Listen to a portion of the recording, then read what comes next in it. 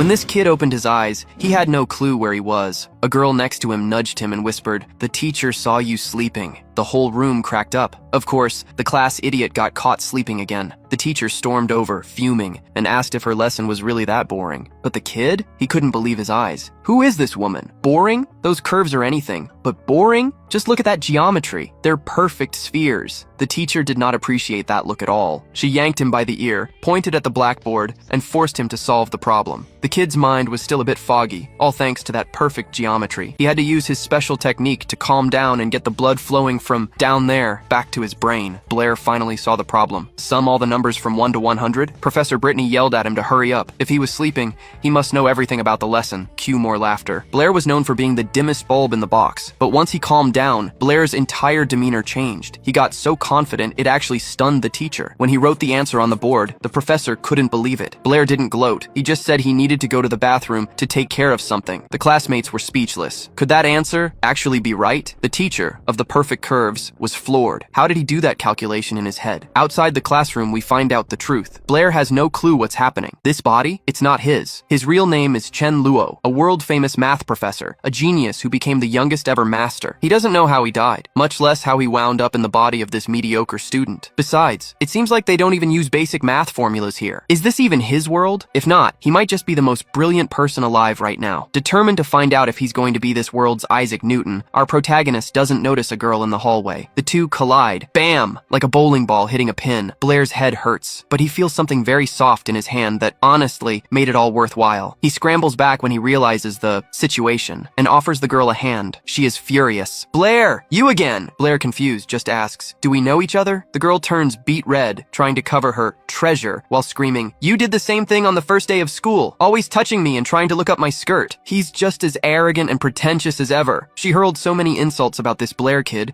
that our protagonist froze in secondhand embarrassment. He tried to explain, but the girl was dead set on erasing his memories, the unfriendly way. She started conjuring fire magic. Blair quickly tried a new tactic. "If I'm really that weak and pathetic, isn't beating me up just cowardice?" The girl wasn't listening. She was ready to barbecue his memories. Out of options, Blair resorted to sincerity. He apologized to the beautiful lady with the incredible geometry. "And I swear I didn't see the color of any white panties." The girl was caught completely off guard. She actually calmed down, but before she could say a word, the culprit had vanished, running away from the blonde as fast as his legs can carry him. As he runs, he starts to process the insanity of this world, where both science and magic exist side by side. Suddenly, a splitting headache hits him, and he collapses to his knees on the grass. His consciousness begins to fade, his body goes limp, and he passes out on the ground. Our protagonist's mind then drifts back to his childhood memories, where he's seen calling out for his dad. The scene shifts to a reflection in a puddle, showing some people in front of a palace. A man hands a beautiful box to a woman, calling her his love and trying to comfort her. Right after, the woman grabs a child by the arm and rushes inside a big 2-story house. Inside, while she's tending to her things, she overhears two women gossiping. They're saying that the lady and the child were nobles, but the man who supported them had died. The memory flashes forward,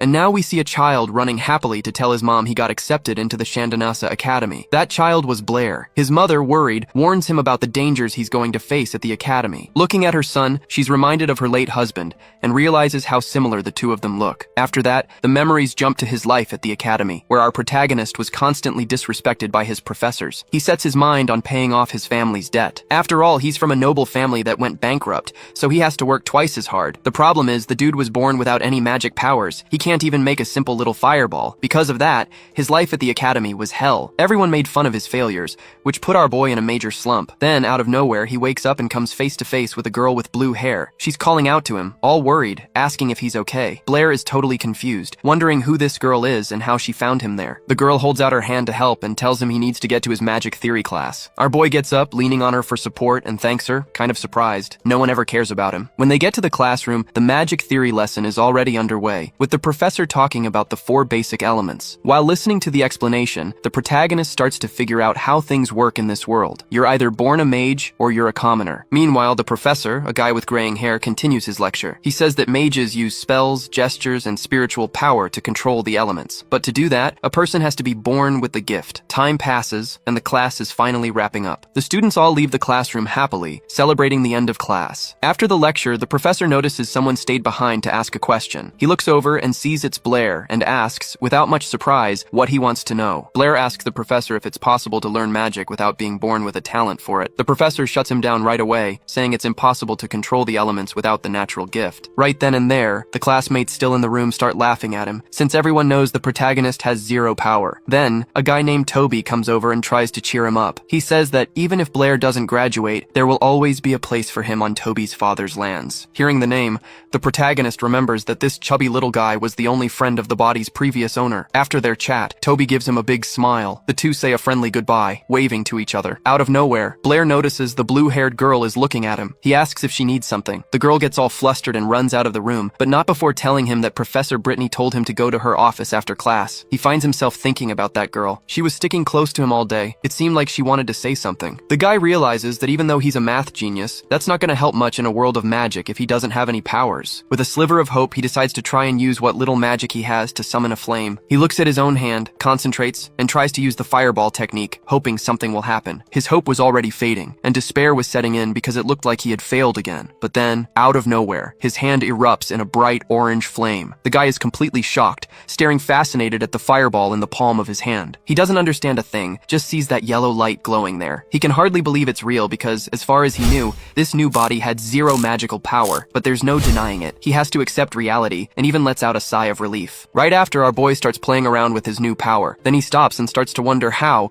out of nowhere, this ability appeared. He figures this happened because the worlds crossed over somehow. And out of nowhere, he remembers he needed to talk to the teacher. He goes to her office, knocks on the door, and hears a voice from inside telling him to come in. Apologizing for bothering her, our boy enters the math teacher's office. But when he looks inside, his eyes go wide, and he turns bright red. He finds the teacher, who's pretty hot, in a really weird pose and just stands there staring. But she doesn't even seem to notice his reaction and greets him cheerfully. At this point, the protagonist is still frozen, just staring at her. The teacher, totally chill, tells him not to mind the scene because she always does her calculations in that position. Blair, still a little flustered, asks why she called for him. The blonde then asks him to sit in the chair next to her desk. She backs away for a moment, then comes back and puts a pen and paper in front of him. The boy looks down at the paper and sees it's a new math problem he has to solve. As he's getting ready to start, the teacher says she's gonna step out of the office for a second. But without missing a beat, he spits out the answer right then and there. The teacher looks at him in shock, asking what he just said. He repeats the same number, confirming that it's the right answer. Suddenly, the blonde rushes over to him, grabs him by the shoulder and starts asking, all worked up, how he solved it. Because for her, that problem takes forever. Looking a little angry, she asks if he'd solved that problem before, even though she chose the number 79 at random. The protagonist asks if she really wants to know the answer. She, half-jokingly,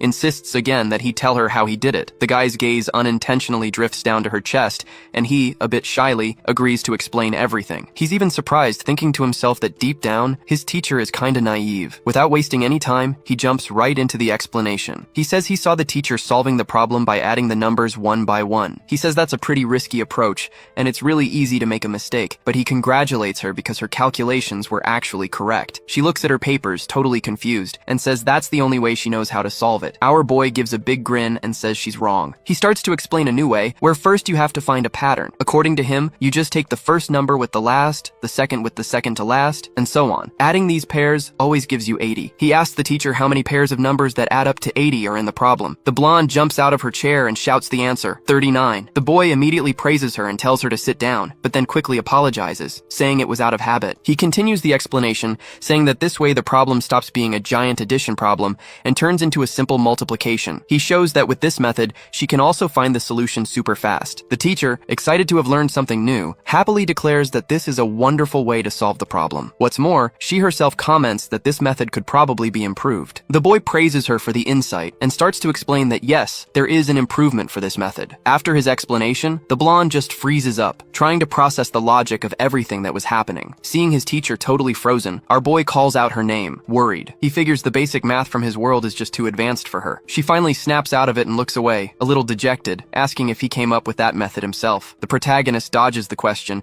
and just says he created the method to make calculations easier. In his head, he thinks that she'd never understand if he mentioned Gauss's name. Suddenly, the teacher grabs his hand and calls him a genius. To our protagonist, the scene feels pretty romantic. She says a bright future is waiting for him him if they keep studying together. The guy turns bright red, says her name, and tries to say something. The teacher senses the mood, gets embarrassed, and backs away from him, scurrying off in another direction. But then, out of nowhere, her expression changes as an idea pops into her head. All excited, she suggests that Blair become an amazing mathematician. His answer is a real quick no. With a look full of ambition, he shouts that he wants to become an incredible mage. She looks at him with a confused face and asks why. So, the teacher slams him down on the table and says he should be studying math, not wasting his talent. She tells him that as a mathematician, he could have a good position in society and that he should choose that path, not magic. Ignoring her, he forcefully shoves her hand away. Our protagonist says that what he cares about is magic and that he wants to be a mage, not a mathematician. In his opinion, being a great mathematician in this world is way too easy. He'd just have to spout off a few already existing mathematical theories. He feels like doing that would just be stealing other people's ideas, and that magic is way more interesting. After thinking for a moment, the teacher suggests they make a bet. She tells Blair that there's a magic exam coming up at the academy, which will decide whether or not he can stay. Our boy gets thoughtful and notes that if he fails, he'll be kicked out. The teacher confirms this and says that if he really wants to be a mage, he needs to pass this exam no matter what. A silence falls, and the boy just stares at her with an unreadable expression, thinking about something. Then the teacher grabs a calendar from the desk and continues explaining the bet. She says that if Blair passes the exam, she'll stop getting on his case about becoming a mathematician. But if he fails, she'll help him get a spot as a teaching assistant so he can stay at the academy and study math. After explaining everything, she asks if he accepts the bet. In her mind, she's sure the guy won't be able to pass because he has zero magical ability. Without showing any emotion, but with a super confident look in his eyes, the student accepts the bet. Out in the hallway, the guy thinks about how stubborn the teacher is and complains that she's always on his case. He starts replaying the earlier scene in his head,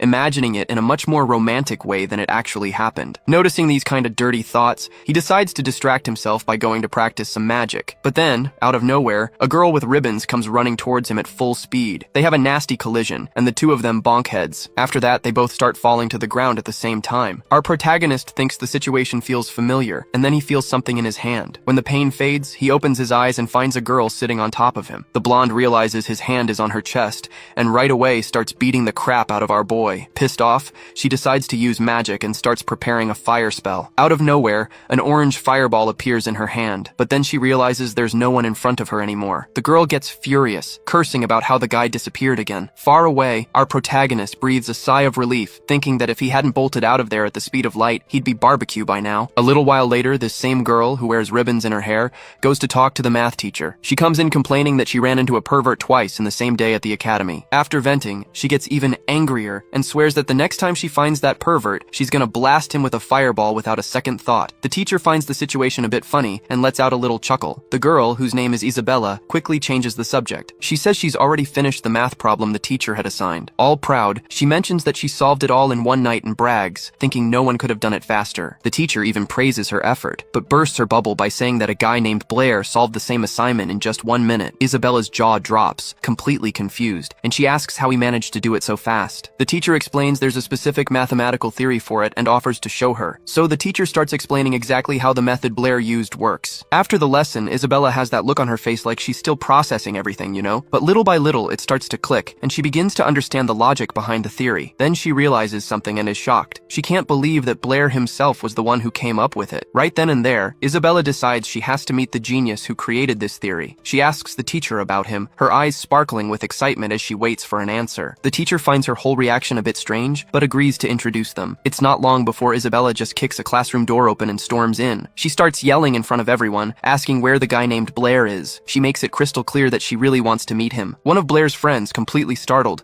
is just about to open his mouth to answer, but out of nowhere, he gets a hard pinch on the thigh to shut him up. And who was it that pinched him? None other than Blair himself, who was hiding under the table. The chubby friend gets the hint right away and makes up a story for Isabella, telling her that Blair had just left for work. She gives the guy a confused, "Are you serious?" kind of look, and asks a rhetorical question. Seeing it's no use, she gives up on waiting and asks the guys to let Blair know when he gets back. His friend gives her a little wave, super relieved, and promises he'll pass on the message. As soon as Isabella leaves, the classroom door slams shut. Only then does Blair decide to crawl out from under the table, making sure the blonde girl was really gone. After that whole scene, a super awkward silence falls over the room, and the entire class just stares at Blair with a "what the hell was that" look on their faces. Not understanding why he's suddenly the center of attention, he asks his friend why everyone is staring at him. In response, his friend, who has a bandage on his face, just grabs his shoulder tightly. His friend, with a desperate look on his face, asks Blair to spill what went down between him and this Isabella girl. Blair is totally lost, completely confused confused by the guy's reaction. Seeing this, his friend gives him an "Are you insane?" look and asks if the protagonist has any idea who this girl even is. Our boy gets a little wary and carefully asks who the girl that just walked into the room is. His friend starts to explain that she has a lot of connections that could stir up some serious trouble, but Blair just brushes it off, replying that inside the academy, nobody can touch him. Then his friend, looking like he's already seeing this go south, asks for the academy's name. Blair answers nonchalantly. The next question is about the campus location, and our boy, totally chill, says it's on Baker Avenue. And that's when the bomb drops. His friend tells him that campus is in the city of Yabo, and the mayor there is none other than Isabella's father. That's when it finally clicks for Blair. He understands the deep crap he's in and starts freaking out, wondering what to do. He realizes he's screwed and asks his friend if he can just apologize to the girl. But out of nowhere, a shout from the back of the room calls out Isabella's name, and the two of them whip around, startled. It's a blonde guy with his crew glaring at our boy. He says that a nobody like Blair won't even last 2 days there. This blonde guy's name is Badr, a dude who always bullied our protagonist in the past. Blair's friend tries to defend him,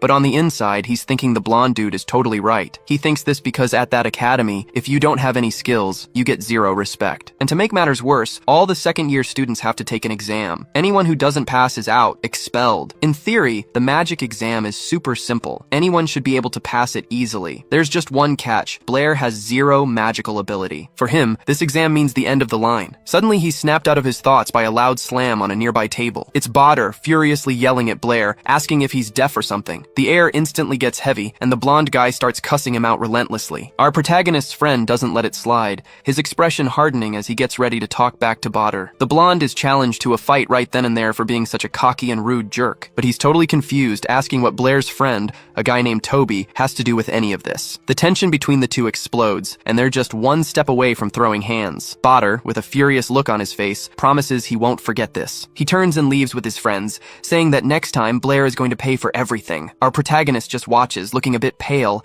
as the bullies leave the room. He's even surprised to see that Toby, his chubby friend, defended him like that, proving he's a true friend. Straight up, Blair asks Toby to help him out with Isabella if any trouble starts. Toby agrees, but warns him that by that point, he'll have already beaten Blair up himself. After that, Blair just stares at his friend with a "what?" look on his face, totally confused. A few days later, the magic exam finally begins. The professor announces the rules and warns that anyone who fails is out of the academy. The task is simple. Students have to stand behind a line and hit a target with a fireball. The exam kicks off with Badr, who struts in all cocky, making it clear he's the best one there. He whips up a fireball in no time and nails the target dead on. The instructor praises the guy and tells him he passed the exam. The test keeps rolling, with everyone taking their turn. Suddenly, in the middle of the crowd, the blonde bully spots our protagonist and his friend and lets out a smug laugh. He walks over to Blair and tells him with a smirk to enjoy his last few minutes at the academy. Pissed off by the taunt, Blair's chubby friend tells the blonde kid to shut up. And what a coincidence, the next one to be called is none other than Toby. Without wasting a second,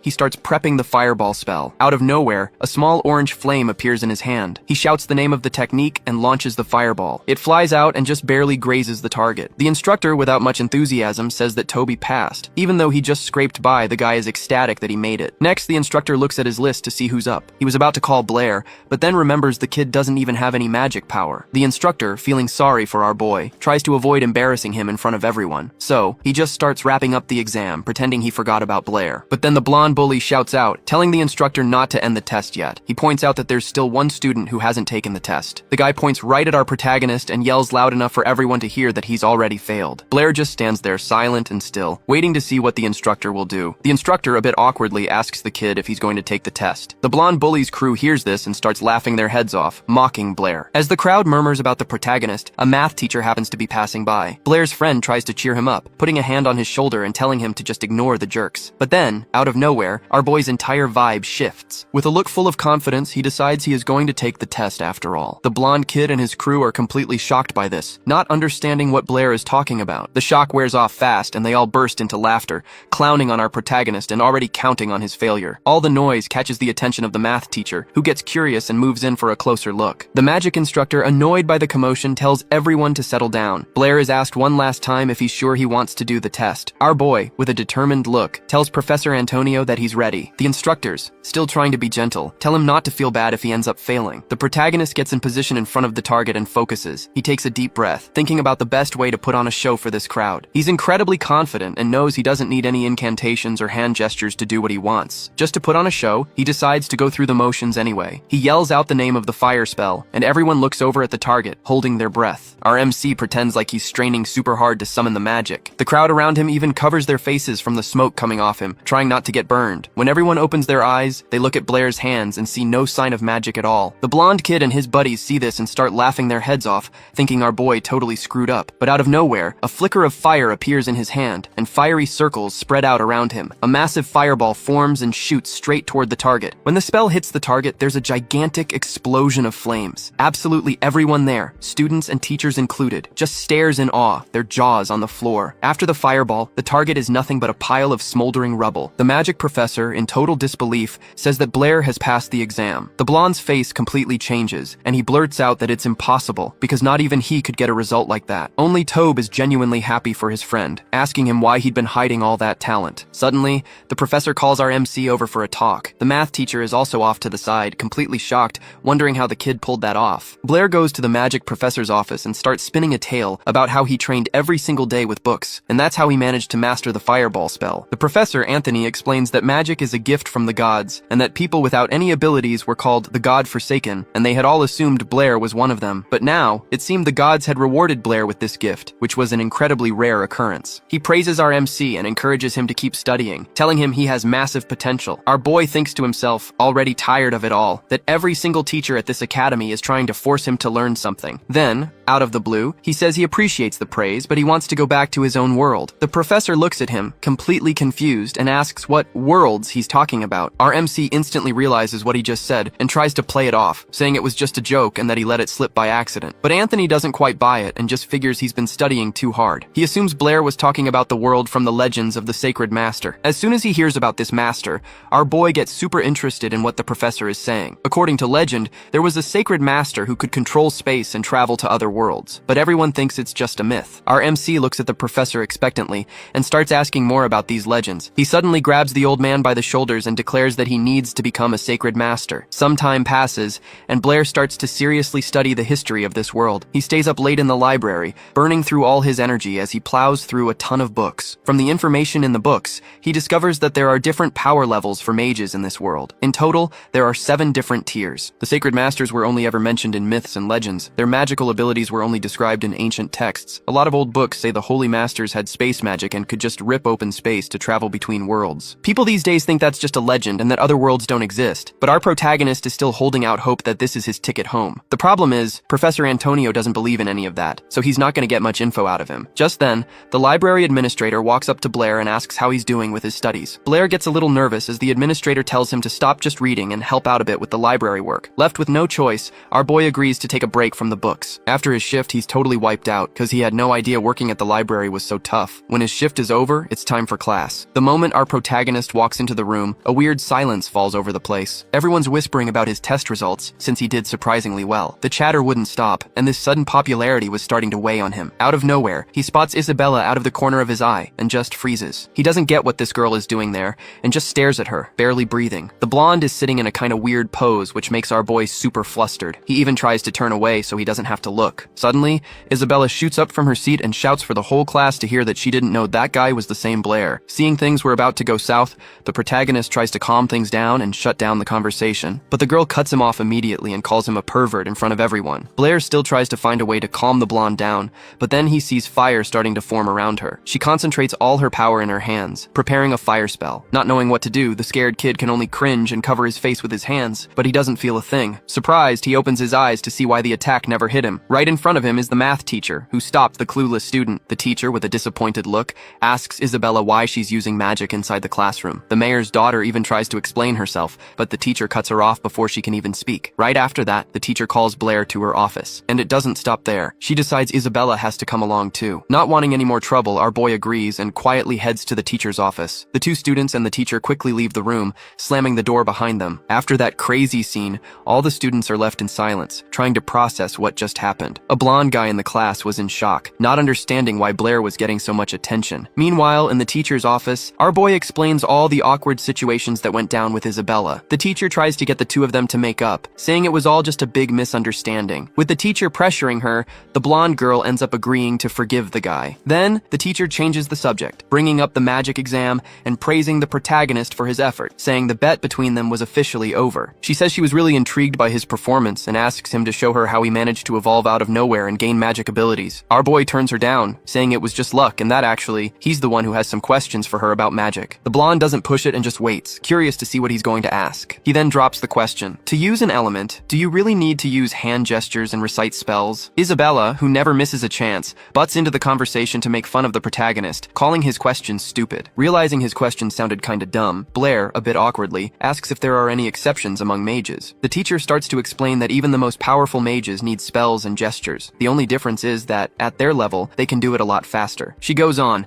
saying that magic is a gift from the gods. They were the ones who taught people to use gestures and spells to summon the elements. To do it without anything, a person would need what they call divine enlightenment. The student finds the question so absurd that she asks why the teacher is even answering it so seriously. The protagonist starts wondering if, because he's from another world, the gods here simply overlooked him. All of this was basic magic knowledge, and if he wanted to be a mage, he'd need to study the theory first. But the teacher called him over for another reason, one the girl had already mentioned. She hands him a folded paper and explains it's a scientific journal where the most important works are published. Isabella, who was nearby, sneaks a peek at the journal and is shocked. She notices the math teacher's name alongside our boys and has a totally over-the-top reaction. The teacher explains that she figured out the summation method the boy demonstrated and even wrote a paper on it. But the black-haired guy can only think about one thing: if he's going to make any money from this publication, since his library salary was a total joke. And as if reading his mind, the teacher suddenly calls his name. She hands him a small pouch of money and says it's his reward for his work. This was a ton of cash, covering more than 2 years of the salary he was making at the library. With a joy he can barely hide, he pretends to be embarrassed to accept it and offers half the money to the teacher. Naively, she agrees to the proposal on the spot and takes half the cash for herself. Blair's face falls instantly. He never expected her to actually take his money. The pain is immense because he only offered it out of politeness. With a single sentence, he got rid of half of all the money he had earned. Because of this, he started having some dark thoughts about how he needed to get out of this world as soon as possible. But suddenly, something catches his full attention, and he stares intently at the teacher with a newfound interest. He wants to know if every article published in that scientific journal pays the same amount of money. In response, he hears that yes, the payment is for each published article. And out of nowhere, a brilliant idea pops into his head, one he just has to share. He suddenly starts explaining a new theory, one he brought from his old world. The teacher realizes what he's talking about and calls it Hughes's Enigma. Our boy, who's not really up on this world's science, gives the girl a confused look. She explains that Ralph's riddle is a math problem created by some ancient sages. The story goes like this. Ralph has 7 sons, each son has 7 bags, each bag has 7 cats, and each cat has 7 kittens. The problem itself doesn't involve huge numbers. If you just add everything up, you'll get the answer. But the thing is, if the numbers were bigger, it'd be really good to have another way to solve it. So the blonde, with genuine interest, asks if he can solve Ralph's riddle using a different method. With a confident look, he replies that he has a few ideas about it. The girl gets super inspired by his answer and asks to work with him on this new method. Time passes as they work, and after a few hours, the student, who'd been in the office the whole time, ends up falling asleep in her chair. Suddenly, she's woken up by a scream right next to her. The one screaming is the professor. She's jumping for joy, saying our boy finally solved the problem. Isabella, surprised, asks the protagonist if he came up with the idea all by himself. He, in turn, gives her a sly look and asks if she really wants to know the answer. The blonde is incredibly curious, and she insists on knowing. In response, he says he doesn't have any special skills. He just studies like crazy. The girl, jaw-dropped, asks if he's telling the truth. A while later, she's still thinking about what he said. Out of nowhere, something unexpected happens right in front of her, leaving her shocked. She spots the protagonist in the 3rd-year building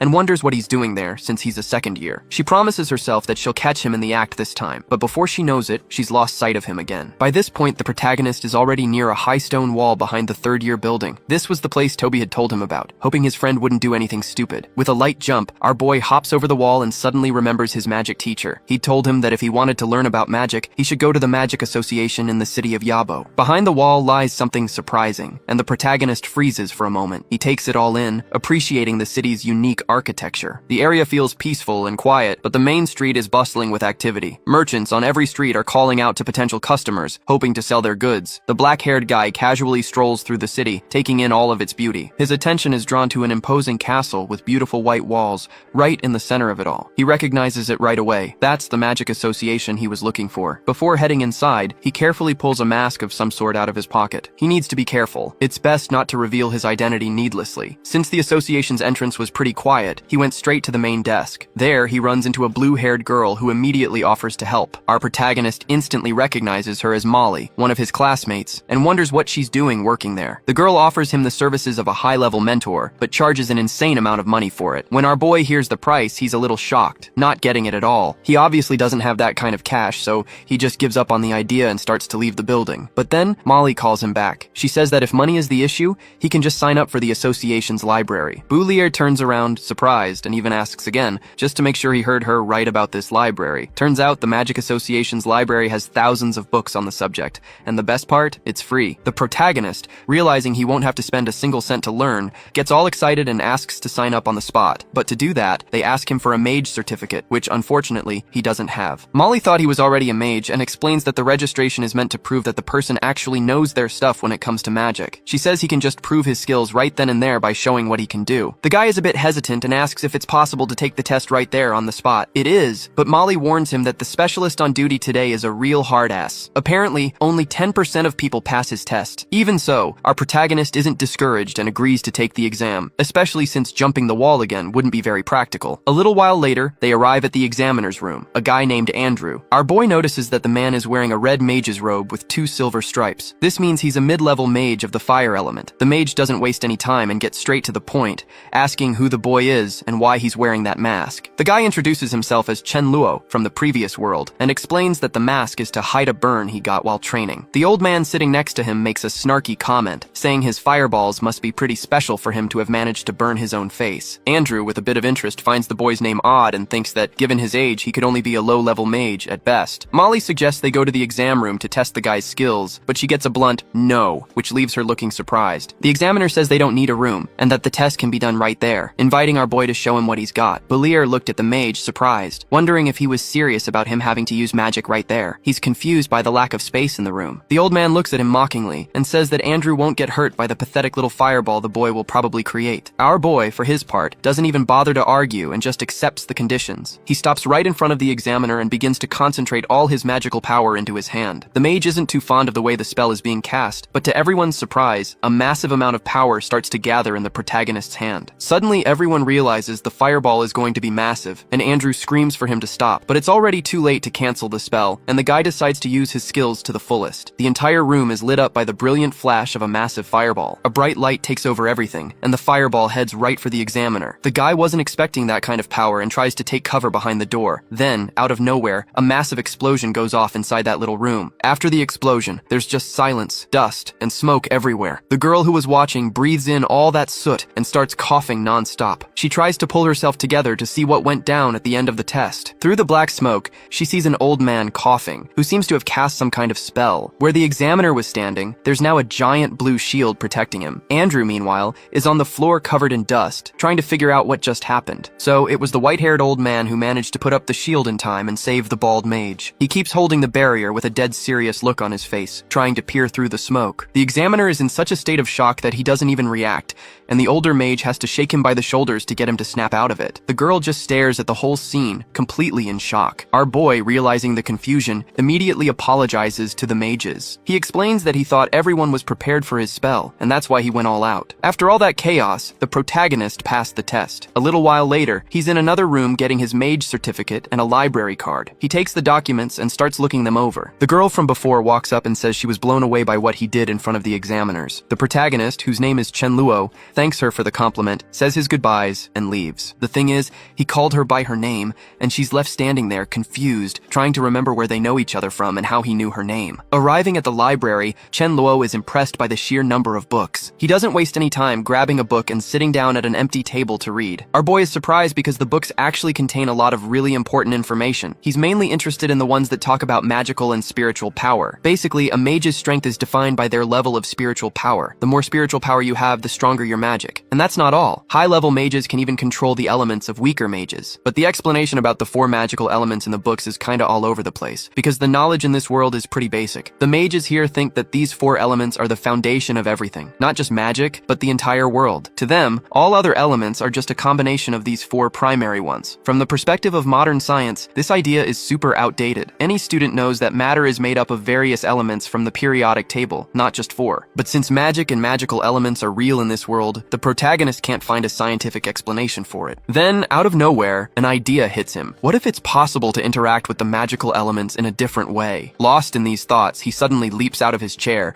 startling everyone in the library. If his theory is right, he might just be able to create a completely new kind of magic. Out of nowhere, he gathers the papers that were on the table. Without a second thought, our boy gets his stuff and bolts from the library. He needed to test this crazy idea and went straight to the Magic Association. When he gets to the association, completely out of breath, he runs down a hallway, and the guys who administered his test recognize him. The examiner and an older man were sitting there, still kind of in shock from what they'd seen earlier. To help set the scene, a blue-haired girl was serving them tea. This Andrew guy comments that this Chen Luo has extremely low spiritual power, but even so, he managed to create a huge and super powerful fireball. And the weirdest part is that the old man couldn't even control the element the kid summoned. The gray-robed mage thinks maybe the kid has some secret they're not getting. It was already getting dark, so the protagonist decides to get out of the city and head back to the academy. On the way, he just hops over a high stone wall like it was nothing, and he lands smoothly on the other side, on his feet, without kicking up a single speck of dust. Our boy doesn't want to waste time and decides to try creating that new magic right then and there. A bunch of ideas start popping into his head, and he struggles to focus and create something different. The protagonist takes a deep breath and, out of nowhere, feels a strange energy. A whitish flow, one he doesn't recognize, starts swirling around him. He figures out that this energy is coming from his own body and that he can control it. He tries to direct this flow of chi to create a second element. A ball of magic forms in his hand, and it transforms into oxygen. But then he's not sure if it's actually pure oxygen. There was no way to tell just by looking. So Blair gathers the oxygen he created in his hand, making it denser and more concentrated. He figures if it's really oxygen, all he has to do is set it on fire to be sure. But the first attempt is a bust. He adds fire and only a little puff of smoke comes from his hand. Without losing hope, he tries the crazy experiment again. He creates the oxygen in his hand one more time, compresses it tight, and lights that thing on fire. Suddenly, a giant explosion goes off all around him. The shockwave is so strong it shatters the windows of the nearby buildings. To give you an idea, even a glass that was just chilling on the math teacher's desk started to crack all over. The teacher hears that huge noise coming from the street and drops what she's doing to see what happened. Through the window, now completely cracked by the shockwave, she sees the explosion that went off near the building. In the middle of a patch of grass, a ton of sparks and clouds of smoke are rising up. Our boy is right in the middle of the whole mess, trying to breathe in the thick smoke that's formed around him. The wind starts whipping everything through the air in a weird way. Then the protagonist thinks he got really lucky for reacting so fast. Out of nowhere, our boy's face is covered in sweat, and he's got a look of genuine fear. He looks to the side, trying to figure out just how much damage the explosion caused. Apparently, that oxygen was way more powerful than our protagonist had imagined. Suddenly, he hears a voice yelling from a distance, asking what happened. Our boy turns around and sees some guy running towards him. He didn't expect it to be that loud. The protagonist decides it's best to bail before he gets into trouble, so he bolts into the woods to hide. Despite the chaos, it seems Blair managed to create something worthwhile. A while later, we see him in the classroom, thinking about everything that went down. He's exhausted from pulling an all-nighter studying, so he decides to take a quick nap right there at his desk. But peace is not an option for him, and out of nowhere, someone starts slapping him hard on the back. It was Toby, who frantically starts telling him about the drama from last night. To avoid suspicion, our black-haired boy says he slept like a rock. The word is there was an explosion near the third-year building that shattered all the windows. Everyone thinks some super powerful mage did it, but nobody knows why. Our protagonist comments that he's never seen a mage like that,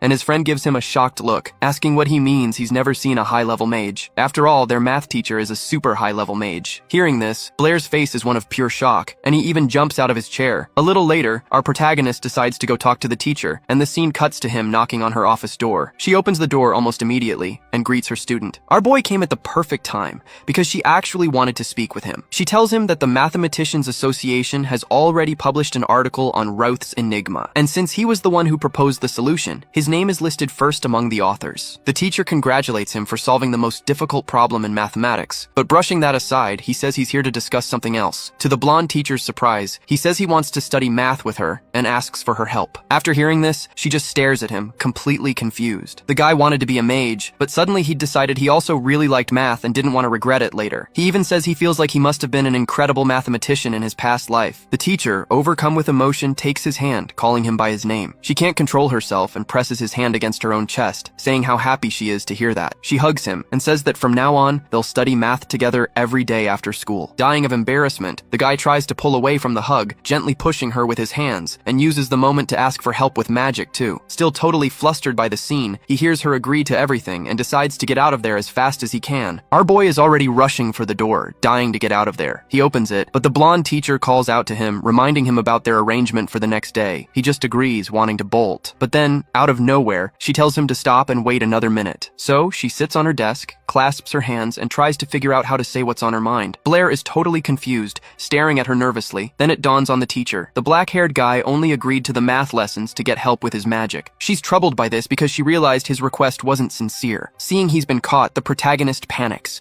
trying to come up with a quick excuse, and suddenly, he gets a brilliant idea to get himself out of this. He blurts out that since they're going to be spending so much time together, it'll be easier for him to ask about magic. But before he can even finish his sentence, the teacher's hand comes down hard on his shoulder. She grips him tightly, and the boy gets super confused, scared of what she's going to say now. But the teacher says he has a talent for math, and that he can use it as a tool. Apparently, our boy's answer was enough for her. She tells him to go get some rest and not to forget to come back after school. Blair thinks to himself that this girl is both smart and a little silly at the same time. Time passes, and the next evening, Blair shows up for his lesson. He opens the teacher's classroom door without even knocking and just walks right in. Suddenly, he sees two girls up at the front sitting at the desk and chatting. One of them, Isabella, clearly isn't happy to see him there, probably because she wanted to talk to the teacher alone. Without missing a beat, she straight up asks what he's doing there. The teacher then apologizes to Isabella and explains that she forgot to tell her, but from now on, Blair would be having lessons with her too. The teacher asks Isabella to look after the new guy, but from the look on her face, she's not a fan of that idea at all. The blonde then calls the protagonist over to sit next to the other student and says she's prepared a problem for him. The question was this: a stone is dropped into a well. A little while later, another stone, twice as heavy, is also dropped. The question is, when will the second stone catch up to the first one? Isabella starts to answer, saying they need to know the time between the two drops. But before she can finish, Blair cuts her off. Our boy, without hesitating, flat out says the second stone will never catch up to the first. He explains that if you ignore air resistance, a heavy stone won't catch up to a lighter one. His answer leaves the blonde girl sitting next to him really irritated. She accuses him of not even knowing the basics. According to her, everyone knows that an object's falling speed depends on its weight. The heavier it is, the faster it falls. She says that this is what the ancient sages discovered, and that even a child knows it, but our protagonist isn't buying it. The look on his face shows he's getting pretty pissed off too. He shoots back that just because a bunch of ancient sages said something, that doesn't make it true, and asks if she's ever actually seen it happen in real life. The blonde gets pissed that the guy dared to question the wisdom of the ancients. The vibe gets tense between them, because neither one wants to back down. So our protagonist tells them straight up that science has to be precise, and that if a truth can't be proven, then it's not a real truth. Another student suggests a bet, but the guy says no. The teacher tries to calm things down so everyone doesn't start a fight, but then, out of nowhere, the mayor's daughter bets 10 gold coins. He instantly agrees. The teacher just face palms, frustrated that she can't stop the black-haired kid. After a while, they find a spot to do the experiment. She tries one last time, saying that one stone is twice the size of the other, and that they should just drop the whole argument. But he holds his ground. After all, he wasn't about to pass up on some easy money. Nobody there thinks he's gonna win, because everyone believes in the ancient sages. The blonde even comments that being confident is one thing, but being this cocky is another. Right after that, some white platforms of wind appear in the air. The teacher steps on them and starts to float. A bluish wind propels her upwards, higher and higher and faster and faster. Our boy, who had never seen flight magic before, is just gawking at the scene. He and Isabella are down below, just watching the teacher go all the way up to the top of the clock tower. Up there, she raises both hands, each one holding a stone, a bigger one and a smaller one. The mayor's daughter is already calling it a win, saying he's definitely going to lose. To make sure the test is fair, the teacher lines up both stones at the exact same height, and then she lets go. The stones go into freefall, and for a second, it looks like they're at different heights. They get closer and closer to the ground, picking up speed. But suddenly, both stones hit the grass at the exact same time. The blonde's jaw drops, unable to believe what she's seeing. The guy, on the other hand, just gives a little smirk because he already knew the outcome. The teacher, from way up there, also has a look on her face like she has no idea what just happened. She uses the spell again and slowly descends to the ground to get a closer look. The two stones are still there, sitting on the grass, while the trio just stands there thinking about what just happened. Isabella finally seems to get it, and her face is just pure confusion. The two girls can't believe how that was possible. To them, the ancient sages couldn't have lied. The teacher is left wondering how in the world her student knew that the law of falling bodies was wrong. He then explains that he read about it in a book, but when he went to test it with two stones, he saw that reality was different from what was written. Turns out, a truth that adults had taught for over 1,000 years could be debunked simply by dropping two stones from up high. It's pretty crazy to think that so many scholars never even bothered to check if the truths they knew were actually real. The blonde grabs him by the shoulders and says this law was super important for their world, and that pretty soon a new law will show up in the books with Blair's name on it. The guy isn't too happy about all this fame he's getting, especially since he wasn't the only one who did the experiment. The professor tries to smooth things over, saying the credit was all his and that she just played a small part. But if he wants, he can refine this law together with Isabella, and the girl gets all excited about the idea. Our protagonist replies that he'll definitely need her help to finalize the law and invites her to join in. All of a sudden, all the shyness vanishes from her face and she looks at the guy, surprised. Her mind starts racing, thinking hard about his proposal. She even imagines the newspaper headlines, announcing that two geniuses have appeared at the academy and are working together on a new law. Her face turns red again as she thinks about the possibility of working with the guy. The girl decides not to show what she's feeling, and trying to play it cool, she timidly agrees. The blonde is lost in thought for a while, realizing they'll have to work alone together. She starts imagining possible names for the new law, thinking about how their names would be side by side in the title, which makes her blush again. Then out of nowhere, she offers to help our protagonist if anyone messes with him at the academy, all while thinking about how smart and handsome he is. Suddenly, the guy holds out his hand to her, and the girl immediately thinks he wants to shake hands. This gesture made Isabella all flustered and even a little upset, without even understanding why. She decides to ask what he wants with his hand out, and in response, he asks for 10 gold coins. Our protagonist clearly meant something else by that gesture, and his eyes start to sparkle at the thought of the cash he was about to get. The girl was super disappointed for getting it wrong and backed away from him, a bit sulky. In the end, our protagonist gets the promised payment from the bet and starts counting the coins. He's thrilled for winning 10 gold coins in a challenge and getting rich in a single day. Isabella figures out that the guy is more interested in money than fame, but she still feels like that's not the whole story. Our protagonist gets thoughtful after her words and goes silent for a moment. The girl, with genuine curiosity, decides to ask him what he really wants. This question catches the guy by surprise because,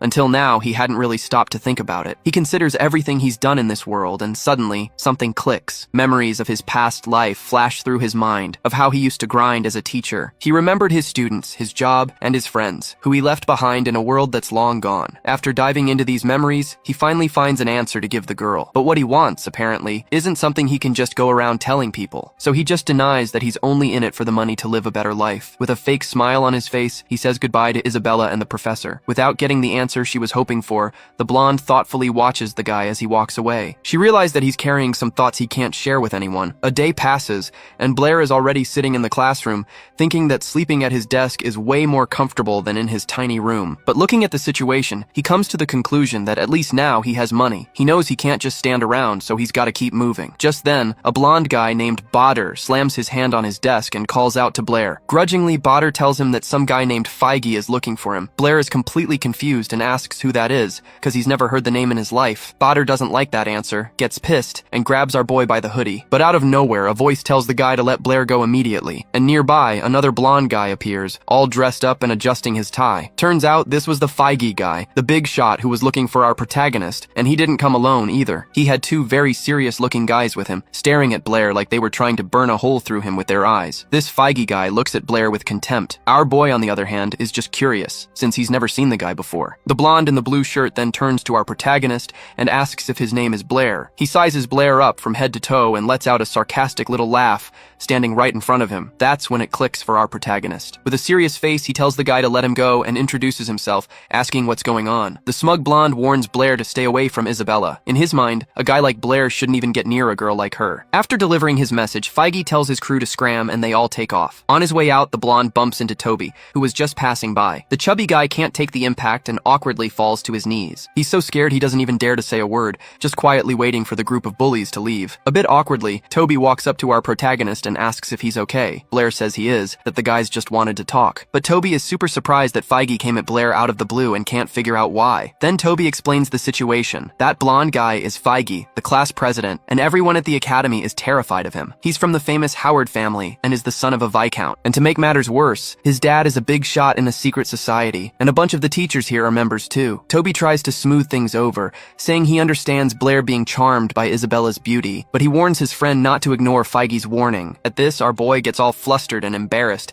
because that wasn't what he was thinking at all. Time passes, and soon it's noon as classes come to an end. Blair is already sitting with Isabella, but he's totally zoned out, thinking about how to properly use his new oxygen technique. The big advantage is that he won't need magic or hand signs, but the problem is, he still doesn't know how to use two elements at once. He's snapped out of his thoughts by Isabella, who tells him to stop slacking off. She tells him to solve the problem the math teacher assigned. Our protagonist, yawning with boredom, simply hands her a piece of paper. When Isabella looks at the sheet, she sees a bunch of formulas and realizes he'd already solved everything a long time ago. She's left speechless, since she only managed to solve half the problem in the same amount of time. Our protagonist then says you can't just solve everything the same way. According to him, the secret is to find different ways of thinking. Ignoring his smug attitude, she looks down at the paper, a bit embarrassed. Taking advantage of the silence, our boy remembers he wanted to ask her something. He's curious how she can summon 2 fireballs at once, and she replies that she can actually summon a whole bunch of them. This information leaves the protagonist shocked, and he just stares at her, confused. The blonde realizes the black-haired guy can only make 1 fireball at a time and starts making fun of him. He explains that he's read a ton of books about magic but never found anything about summoning multiple spells at once. The girl, in turn, says the books only teach the basics and don't cover these more advanced techniques. To learn that stuff, you'd have to hire a really expensive magic consultant. But, she adds, if someone called her sister, she'd help them learn herself. Without skipping a beat and with a completely straight face, our protagonist calls her sister right on the spot. The girl wasn't expecting such a quick, direct response and is completely caught off guard. The deadpan expression on his face when he said the magic word left her all flustered. But since a promise is a promise, she agrees to teach the guy. After this, they leave the academy and find a more secluded spot to train. The girl focuses and casts the spell. Suddenly, a bunch of yellow fireballs appear, floating all around her. Our boy is completely amazed by the sight, since he can barely even create two. What really catches his eye is how stable her spells are. The girl explains that the main secret to summoning multiple fireballs is the distribution of spiritual power. Most people believe that spiritual power can only be focused on a single point, but once someone masters this technique, they can distribute their power to different points. Each of these portions of power is capable of summoning a spell, and that's how you summon multiple fireballs. The protagonist then asks if it would be possible to summon different spells using each portion of power, and she excitedly confirms. As they're talking, a golden-haired guy watches them from a distance. His name is Badr, and he thinks the two of them have a thing going on. Next to him, someone else is gripping a part of the wall with so much rage that it starts to crack. The boss, who is nearby, also saw the scene and looks on nervously. He vows to himself that the protagonist will pay dearly for this. At that very moment, our boy is training hard, trying to split his spiritual power into 9 parts. The blonde explains that he needs to follow her instructions and split his spiritual power step by step. With a smile, she tells him not to feel bad if he can't get it, because it took even her 6 months of training to learn. Suddenly, just as she finishes speaking, a bunch of fireballs appear all around the young man. The girl stares in confusion at the scene before her and asks how he managed to do that. Totally nonchalantly, he replies that he just split his spiritual power into 9 parts and summoned the fireballs. But the girl isn't buying that excuse and asks how he managed to pull that off so quickly. Blair looks over at her, a little surprised, and just says he simply understood the technique and was able to use it. An answer that simple leaves the blonde completely stunned. She just stands there for a moment, staring at the guy. Her face turns bright red, thinking that he wasn't just a math genius, but a magic one too. Then she starts getting really pissed off, because she trained for way longer than he did. To save face, she decides to lie, saying she's done the same thing before. With her pride wounded, the girl just ditches the training session and runs off. Our boy has no clue why she's so mad, and just chalks it up to another one of those I don't understand women moments. He puts his hand in his pocket and suddenly feels something weird. It catches his attention, and he stops to see what it is. Meanwhile, the girl still hasn't cooled off and is stomping angrily toward the academy. Out of nowhere, Blair runs after her and grabs her arm. Isabella is startled by the move and asks if he needs something else. That's when she notices his hand is held out, offering her something. It was a bracelet of sorts with a really pretty golden cat charm on a red string. The protagonist offers her the gift,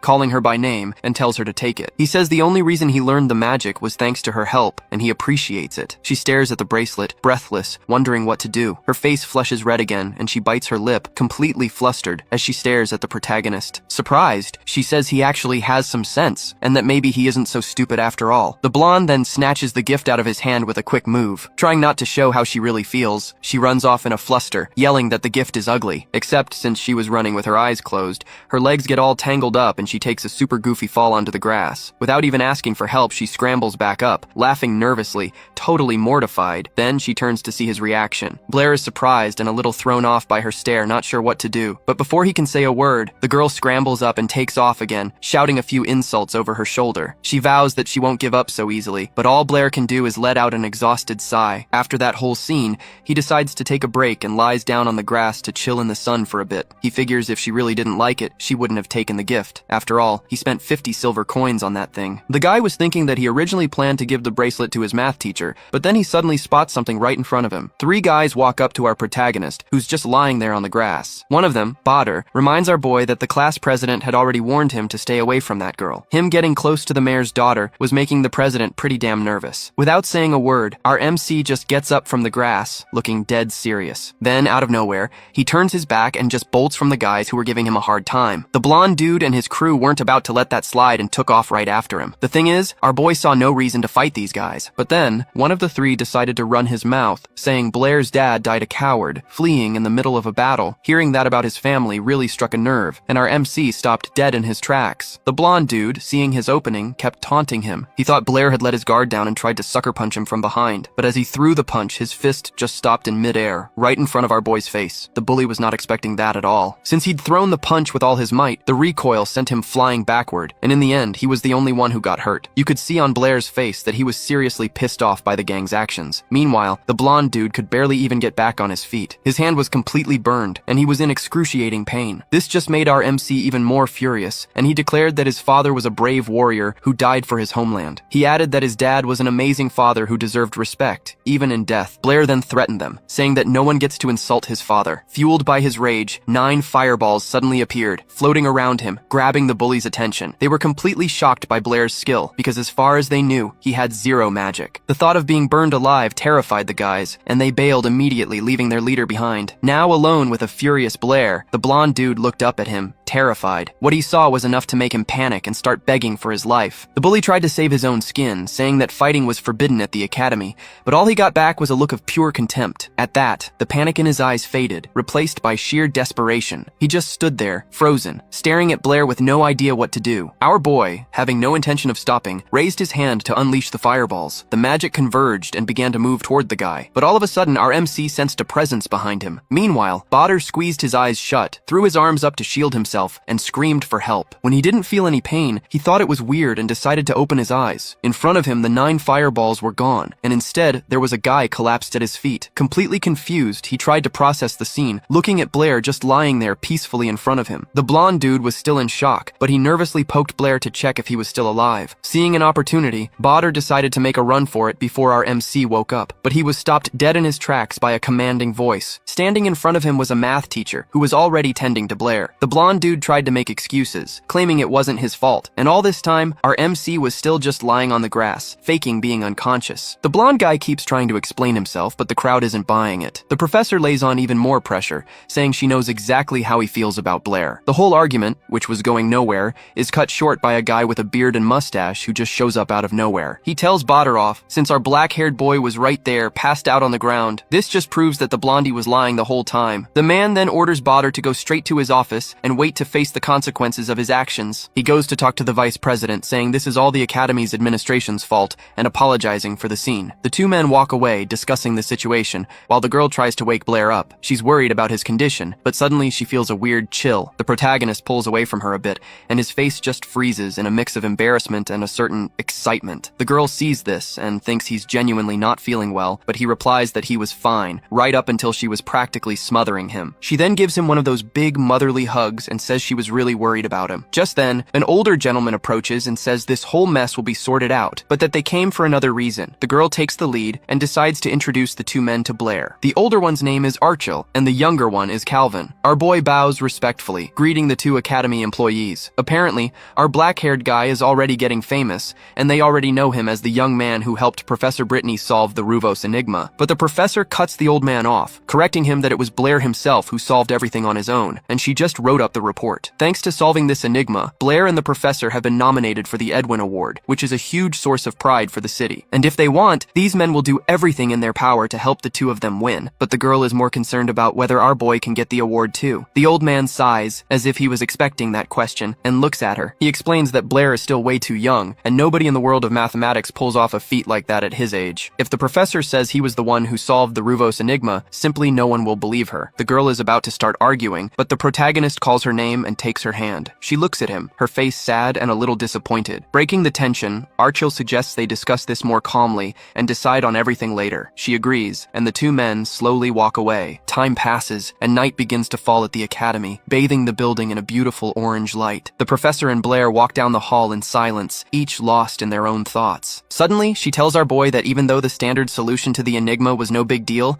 the method he used was a giant leap forward in the history of mathematics. The award has to be his. It makes no sense for anyone else to get the credit for it. This leaves Blair a bit stunned, and he quickly scrambles for something to say. After a moment, he says the award shouldn't be his. He then adds that, as far as he's concerned, Professor Brittany stopped being a stranger to him a long time ago. The compliment makes the teacher turn bright red. She's surprised, but in a good way. Embarrassed by her own reaction, she tells the student to just head home, leaving him wondering what he could have said wrong. A little while later, a crowd had already gathered around the bulletin board. Everyone was talking about the paper Professor Brittany published, and of course about the student's name who helped helped out. People were blown away, saying that scientists had spent centuries trying to solve the Rufus enigma and failed. While everyone was talking about him, our protagonist decided to blend into the crowd to go unnoticed. And it worked. Nobody spotted him. But then, not too far away, he suddenly hears a bunch of shouting and cursing coming from a room. He recognizes the old man he'd met before and sees someone else in the back of the room. It was Badr and his father. The dad was seriously chewing his son out over the fight. The guy's parenting style was pretty intense, and to teach him a lesson, he just starts slapping his own son. Our protagonist watches this, furious, but with no intention of getting involved. After slapping the kid around right there in front of everyone, the blondie's father starts begging Artil for forgiveness, pleading with him not to expel his son from the academy. But what Badr did was too serious. He broke the school's rules in a major way. Without even letting the old man finish speaking, the blonde kid's dad just drops to his knees, begging with all his might for the director's mercy. He stays there in that position, desperately pleading for them to let Badr stay, despite the mistake he made. Badr is shocked by his father's actions and tells him to get up, but Blair, despite everything, decides to step in. He walks up to Artil, greets the director, and is greeted in return. Pretending he didn't hear a thing, our boy asks the director what happened with Badr. Instantly, the blonde kid's face fills with rage when he sees the black-haired guy decided to get involved. Artil explains that the student started trouble, broke a major rule, and the academy had already decided to expel him. Swallowing his pride, Badr's father, still on his knees, grabs Blair's sleeve, thinking he can help. He says he'll teach his son a lesson and begs for forgiveness, explaining how hard it was to get his boy into this academy. If he got expelled, his life would be over. After all this drama, the black-haired guy just sighs, getting ready to speak. He turns to Artil and calmly asks him not to punish the blonde kid so severely. The bully, hearing this from the very person he'd been provoking, is just completely shocked. After hearing the request, the director says the academy can suspend the expulsion for a while. Badr and his father are totally surprised and relieved, but Artil warns that if Badr pulls anything like this again, there won't be a second chance. In response, the blonde kid's father forces his son's head down, making him bow in respect. Then, he orders Badr to thank Blair and Artil. Too scared to disobey his dad, the blonde kid bows and thanks the principal and Blair. The old man accepts the apology and tells them both to get to class. They get to the auditorium door, and our boy is just about to open it. But then the blonde kid stops him, asking why he decided to defend him. With his hand on the doorknob, our protagonist stops and thinks for a bit. He explains that he only did it because he didn't want Badr to disappoint his own father. The kid stares at the floor, thinking about what Blair said. After that, he turns around and gives him a genuine thank you. He also tells him to watch out for FaZe because that guy isn't gonna let this go. He adds that FaZe's uncle is the academy's vice principal. Later, after class, Blair heads to the library like always, thinking about the complicated day he's had. Out of nowhere, the librarian shows up at the door with a really serious look on his face, making it clear this wasn't going to be a good talk. Our protagonist wasn't expecting to see him there and asks what he's doing. The librarian gets straight to the point and asks if Blair has gotten into a fight with anyone lately. Our boy is surprised and totally confused, asks if something happened. Then he gets the news. He can't work in the library or live in his room anymore, and to make matters worse, it's a direct order from the vice principal. After this bombshell, our protagonist decides to find Professor Brittany, the one who's wanted to take him and Isabella to a math seminar from the start. Blair explains he can't go, since he got kicked out of his room and now has to find a place to stay. In response, the professor invites him to live at her place, saying she has a spare room. Our boy gets all flustered by the offer, already imagining what it'd be like to live with her. Worried, he asks if it would be a bother for her to have him living there. She calmly replies that it's no problem at all, because that way they can study math anytime. Her answer kinda makes sense to him, but he's still beat red anyway. They seal the deal, and she tells Blair to meet her after the ball. Suddenly, Isabella barges into the room without warning and immediately asks what our boy is doing there. The professor explains that Blair is also going to the seminar with them, and that from now on, he'll be living with her. This last piece of news makes the blonde furious, and she immediately starts complaining. Not understanding her student's reaction, the professor says that Blair isn't a bad person, and there's nothing to worry about. Meanwhile, our protagonist just stands there,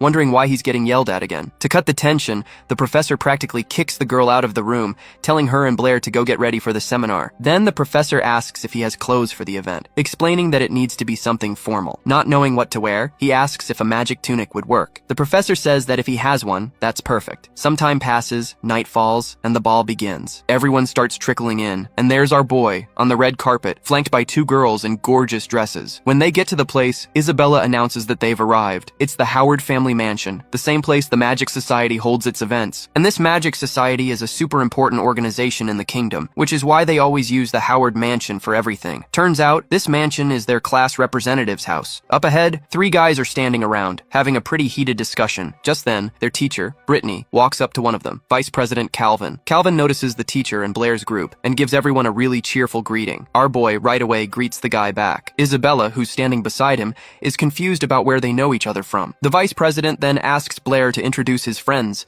mentioning they were just talking about him. Professor Brittany decides not to interrupt their chat and backs away, saying she'll catch up with them later. Blair and Isabella walk into the mansion and their jaws just drop, looking at everything around them. Our protagonist is blown away by how fancy the party is and makes a beeline for the food table. Without a second thought, he starts grabbing a ton of snacks and drinks, scarfing it all down in a flash. But Isabella is not happy about this scene at all, thinking he's embarrassing them. Suddenly, something catches Blair's eye, and he looks over in one direction with a lot of interest. He sees a huge painting on the wall, showing 2 rivers connected by several bridges. The blonde girl explains that this is the Howard family's greatest pride, the painting called The 7 Bridges of the Royal Capital. Blair, kinda confused, asks for the painting's name again, making it obvious he had no clue what it was. Their conversation is overheard by the homeowner's son, a playboy who, making fun of him, starts insulting our protagonist for the way he's acting. Isabella can't stand the guy's attitude and defends Blair, saying he's their guest and deserves respect, but the blonde dude couldn't care less. He keeps insulting Blair for his ignorance, since he didn't even know such a famous painting. Isabella decides not to start any more trouble with this Feige guy and grabs Blair by the hand to get out of there. The class representative sees her holding our boy's hand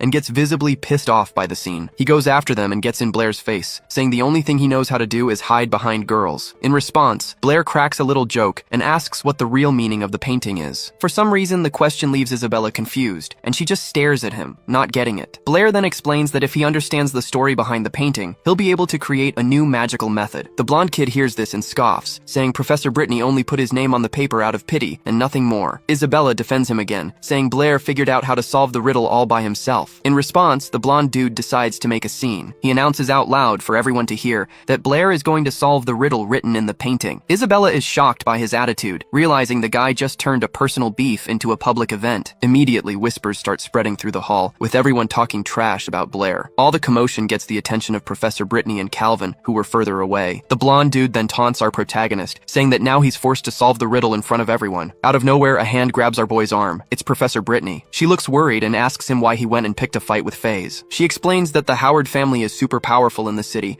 and messing with them is just asking for trouble. If he keeps this up, he'll have problems not just with the Math Society, but with the entire academy. And to make matters worse, this 7 Bridges problem is something mathematicians have been trying to solve for centuries. FaZe just wants him to try and solve it so he can humiliate our boy in front of everyone. So then FaZe, the blonde guy, overhears the conversation and turns to Professor Brittany. He taunts her, saying she herself called Blair a genius, but now it seems like she doesn't trust him anymore. The professor gets flustered and starts raising her voice to explain herself, but she gets cut off. That's when Blair, full of confidence, says that he will indeed take on the challenge. He says it's a way of thanking the family head for getting him kicked out of the library. The girls nearby hear this and are shocked, because they had no idea about the real reason he left the library. They even ask if he's sure, but Blair is already turning to FaZe. He confirms that he'll solve the problem, and that he accepts the bet. So, FaZe starts explaining the story of the so-called 7 Bridges challenge. It was a guy from the first generation of the Howard family who came up with it. Many years ago, the head of the family was an important official, and noticed the capital had a unique geography. Back then, the city was a lot smaller. The city was split by a river with 2 islands in the middle. To connect everything, they built 7 bridges. These bridges helped the people of the city connect and do business. One day, this old family head was looking at the bridges and got a wild idea. Was it possible to cross all 7 bridges, passing over each one only once, and return to the exact same spot where you started? When he posed this question, mathematicians from all over the kingdom went nuts trying to find the answer. A ton of famous scientists traveled to the capital just to try and solve the problem. Time passed. People came up with a bunch of theories, but no one could figure out how to get back to the starting point without having to cross a bridge twice. Until one day, the old man who created the challenge himself announced that he had found the solution. He told everyone to meet him the next day to prove he was right. So mathematicians from all over gathered at the bridges, but they waited all day and the guy never showed up. A few days later, they found his body. The story goes that he got so excited about his discovery that he ended up tripping and drowning in the river. His death was a huge blow to everyone in the math world. The problem was never solved, and not even his own family knows the answer. Even with the solution lost, the family hung an engraving of the bridges in their hall to honor the man. FaZe finishes by saying that this whole story is a source of pride for them. Our boy instantly gets what this is all about, because this puzzle is very similar to one that existed in his world. After telling the whole story, FaZe asks, with a mocking smirk, if Blair thinks he can find the solution. Blair replies that no, he won't find a solution, and then he adds that if he can't, then nobody else can either. FaZe almost bursts out laughing at this answer. He can barely contain contain himself and lets out a scornful laugh. He just can't hold it in anymore and starts laughing right in the blonde guy's face real loud. The crowd is kinda confused and starts to break up, finding their little beef pretty boring. One of the girls there comments that Blair is just another arrogant brat who doesn't know his place. But her friend, who was right next to her, keeps an eye on our boy and realizes he's got a real sharp look in his eyes. To her, the black-haired dude isn't as dumb as everyone thinks. After his laughing fit, the protagonist starts to explain his answer. He says that the Seven Bridges riddle simply has no solution, and that's why he can't solve it. With that answer, everyone in the room goes silent, processing the information. Teacher Brittany and Isabella start whispering to each other about what he said. Faizi gets pissed off and cusses our boy out, asking how the first elder of his clan could have found a solution if one doesn't exist. In response, he gets another question thrown back at him. Is there any proof that this so-called elder actually solved the riddle? The blonde guy is floored by his audacity and asks if he has any idea who that elder was in the kingdom. Out of nowhere, someone in the middle of the crowd bangs a cane on the floor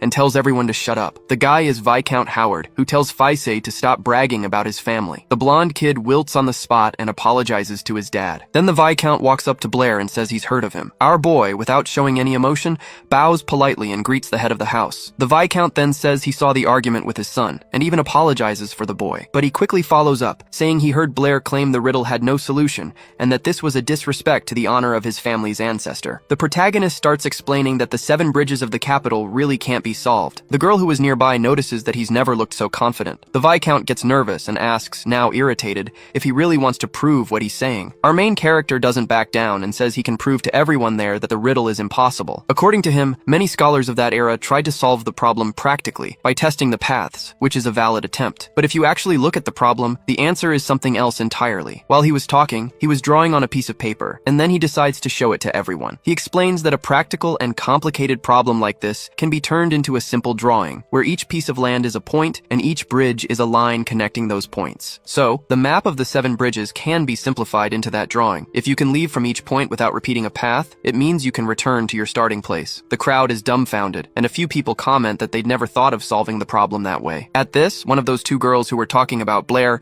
admits he's not so simple after all and that her friend was right. The other girl just gives her an "I told you so" look, totally satisfied with being right. The protagonist continues his explanation. He says that, aside from the starting and ending points, whenever you cross a bridge to get to a place, you need another bridge to leave. So he simplifies the math. Points that have an odd number of lines connected to them are odd points, and points with an even number of lines are even points. Brittany figures out the logic. To leave the starting point and make it back, they have to pass through every single point, and to do that, all the points need to be paired up. Our boy confirms her idea and says that's the key. Just then, some guy with glasses gets what Blair is saying and starts to ask a question out loud, but Blair cuts him off right away. He explains that the 4 points of that puzzle are singular, or in other words, odd. So, no matter what method they use, they'll never be able to get back to the starting point. He drops the bomb. The seven bridges puzzle doesn't have a solution and never did. The whole crowd is in shock, processing what he just said. The guy with the glasses admits there's no flaw in the theory, which means the problem really is impossible. The blonde boy, who's totally embarrassed by the revelation, yells that Blair is wrong. Then it starts dawning on everyone. The Howard family has been lying this whole time.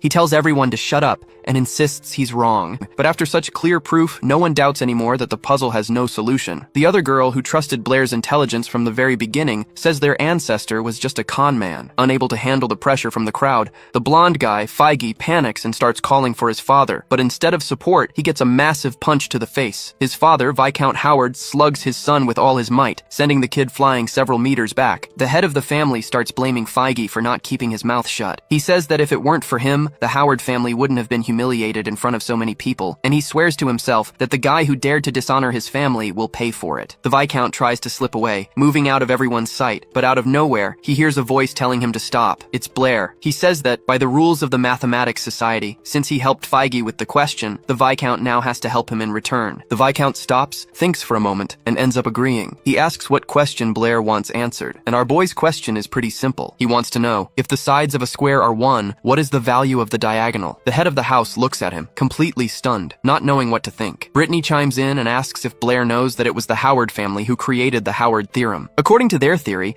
if the sides of a square are equal to 1, then the square of the diagonal's length will be equal to 2. That's correct. But Blair points out that's not what he asked. His question was about the value of the diagonal itself, not the value the Viscount gave. The head of the house turns pale at this detail and starts to panic. The crowd listening in also starts to wonder what the value of the damn diagonal is. They're all waiting for the Viscount to explain. After thinking for a long time, the man breaks into a cold sweat and gets nervous, because he simply doesn't know the answer. Our protagonist then realizes that, just as he suspected, the Viscount knew about the existence of this number the whole time. In Blair's old world, scientists were respected, but nobody really cared about them. In this world, though, science isn't as advanced, but scientists are treated like celebrities. The guys who make big discoveries get famous worldwide and earn the respect of even royalty and nobles. So, the scientists teamed up, gained economic and political power, and became a massive force. The Howard family is kind of like the head honchos of the math community, so what they say goes. And in this mathematical society, there are all sorts of people: scientists, politicians,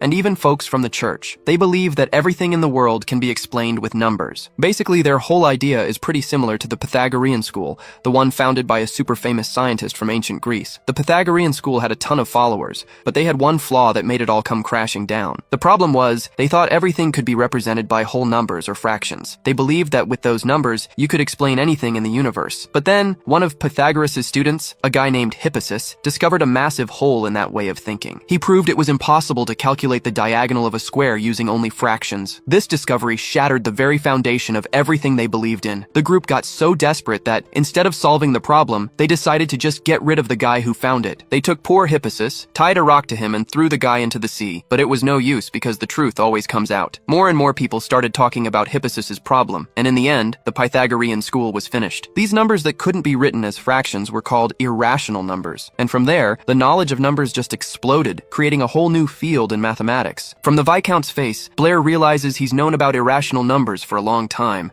and our boy gets curious about how this world dealt with the whole thing. The question put the Viscount in a tight spot, and he started to break out in a cold sweat. The audience got super curious, and people started trying to calculate that diagonal right then and there. Brittany gets intrigued too, and asks what the problem is with this number, since it can't be expressed. Our protagonist explains that it's a completely new type of number, and that there are plenty of others like it. He says someone had already found a number like this before, but the discovery was hushed up because of Feige. At that moment, the Viscount realizes the mess he's gotten himself into, and it was all his own son's fault. He heads toward the boy and shoots him a death glare, but the blondie wasn't in the mood to get beaten up again, so he starts desperately looking for a way out. Feige then decides it's all Blair's fault for dishonoring the Howard family. With hatred in his eyes, he charges at our boy to give him a beating. The blonde lunges forward, blind with rage, his fists ready for a fight. Blair, seeing the trouble coming, braces himself to defend. But out of nowhere, just as Feige's punch is in midair, a hand shoots out and grabs his wrist tight, stopping the attack. The one who stopped the blondie was that girl who'd been keeping an eye on Blair. Feige looks at the red-haired girl, completely confused, and screams at her to let him go. The girl, unfazed by the blonde's freakout, politely apologizes and says she has to stop him. Feige tries to break free, but it's no use, because for some reason this girl is crazy strong. Out of nowhere, he hears his father's voice calling him, and the boy just freezes in fear. The Viscount is not happy at all with his son's behavior, which has stained the family name. Expecting a serious scolding,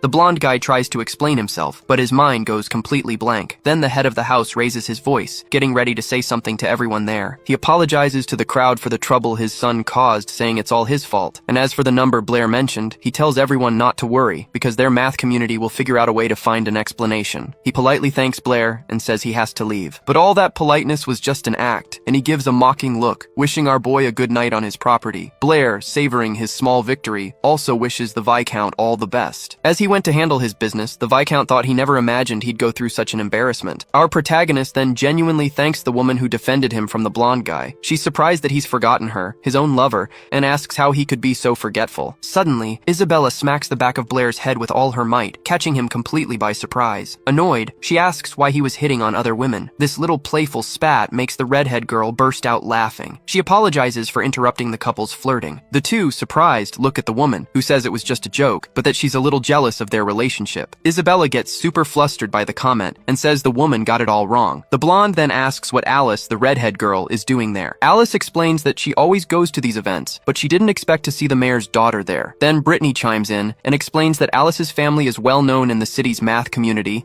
and that she's been attending these seminars representing her family for years. She introduces herself to our boy, stating her name and holding out her hand. The girl says she's a third year at the academy and a classmate of Isabella's. Blair shakes her hand back and says the pleasure is all his. Alice then gets right up close to his face and stares at him with a curious look. With her being so close, our boy can't help himself and ends up checking out her chest, turning bright red with embarrassment. As Alice stares at the protagonist, Isabella gets dejected, realizing she can't hold a candle to the other girl's beauty. The mayor's daughter's classmate says she liked Blair's presentation and suggests suggests he starts studying math more seriously, but out of nowhere, Blair shuts her down, saying he'll have to decline. He suggests she go see Professor Brittany, since he learned a lot from her. Alice realized right away that he wasn't going to fall for cheap tricks, and was impressed by his boldness. Alice says her goodbyes to the group and tells Blair she wants to have a word with him alone later. This makes Isabella a little bit jealous. She was curious about his reaction when she asked him to go with Alice, but Blair just looked at her, completely confused, asking why he should go with the other girl. In Isabella's mind, all guys are the same. They see a pretty girl and immediately start chasing her. Not wanting to drag out the conversation, Blair blurts out that Alice can't even compare to Isabella's beauty. This gets her all flustered, and she asks if he's being serious. Our boy, with a total deadpan expression, replies that yeah, he genuinely thinks she's more beautiful. The protagonist is relieved to have dodged that bullet, while Isabella gets all shy thinking about the compliment. Out of nowhere, a guy in a white suit approaches them. It was President Calvin, and the group asks what he's doing there. The president says they're the stars of the night and that he just had to come and say hello. Not realizing the scale of what he'd done, Blair humbly says he just helped solve the problem and mentioned that number. But Calvin explains that the problem and that number were no small thing. The Howard family took great pride in that Seven Bridges enigma, except today it was proven that the problem has no solution. Because of that, the family's reputation went down the drain, and the number Blair mentioned could turn the entire world of mathematics upside down. So, the president wants to know who this guy really is. He's curious where a talent like this came from out of nowhere, and what the real intentions are of the kid who shook everything up with a simple explanation. Blair decides to play dumb. He says everyone saw Fizey asking him for help. He just had an idea and said it out loud, and as for the number, it was just curiosity. He even adds that the Viscount would surely have found that number eventually with the help of the Mathematics Society. Calvin decides not to press the issue and admits that maybe he overthought it, but he warns Blair to be careful with the Howard family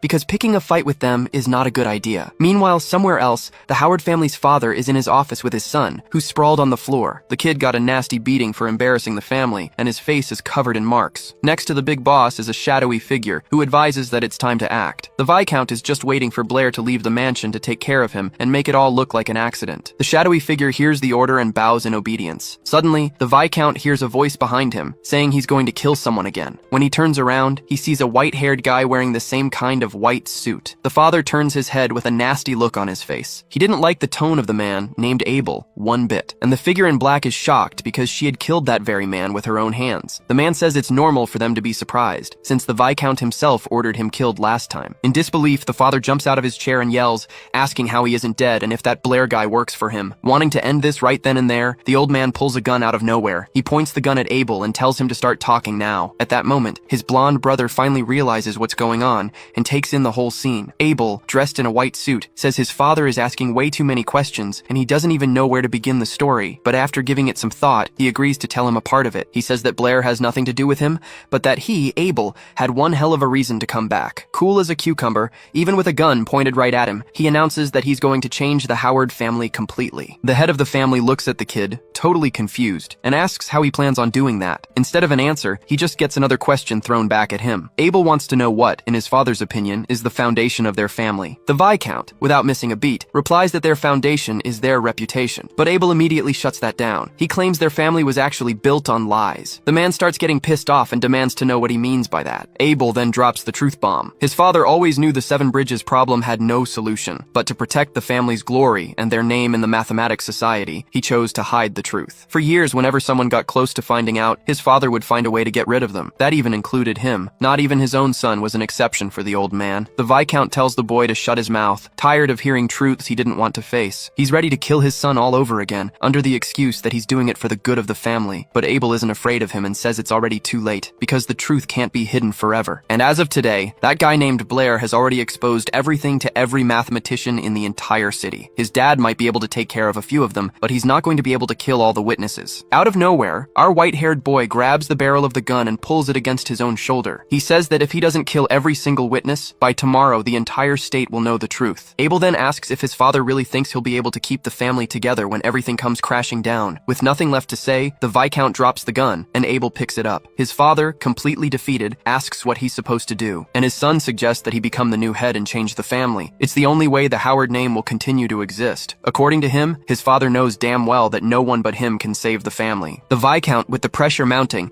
desperately starts to consider the proposal, and those words finally get through to him. Several days pass. Then, our boy wakes up at his teacher Brittany's place. He's really enjoying the room, mostly because it has an actual bed and doesn't have that horrible smell from the closet where he used to sleep. He decides to go say good morning to her, but then, out of nowhere, he stops in his tracks, his jaw wide open. In Brittany's room, he sees a giant pile of papers, all scribbled on. Right away, our protagonist puts two and two together. She must have spent the whole night looking for that number he mentioned at the ball. After the seminar, word about the theory of the so-called unsolvable problem spread across the entire country. With that, the Howard family's reputation started to go down the drain, and that mysterious number that nobody could find now even had a nickname, the Devil's Number. Basically, every mathematician in the country was trying to solve this mystery, but no matter how hard they racked their brains, nothing worked. The truth is, in this world, math is still pretty basic. It hasn't reached the level of explaining things in physics. In fact, physics hasn't even been discovered yet. Even so, scientists are super respected there and are always pulling all-nighters. Our boy is sure that sooner or later, they'll find the answer. They might make a ton of mistakes along the way, but in the end, the truth will come out. While Brittany is still sleeping,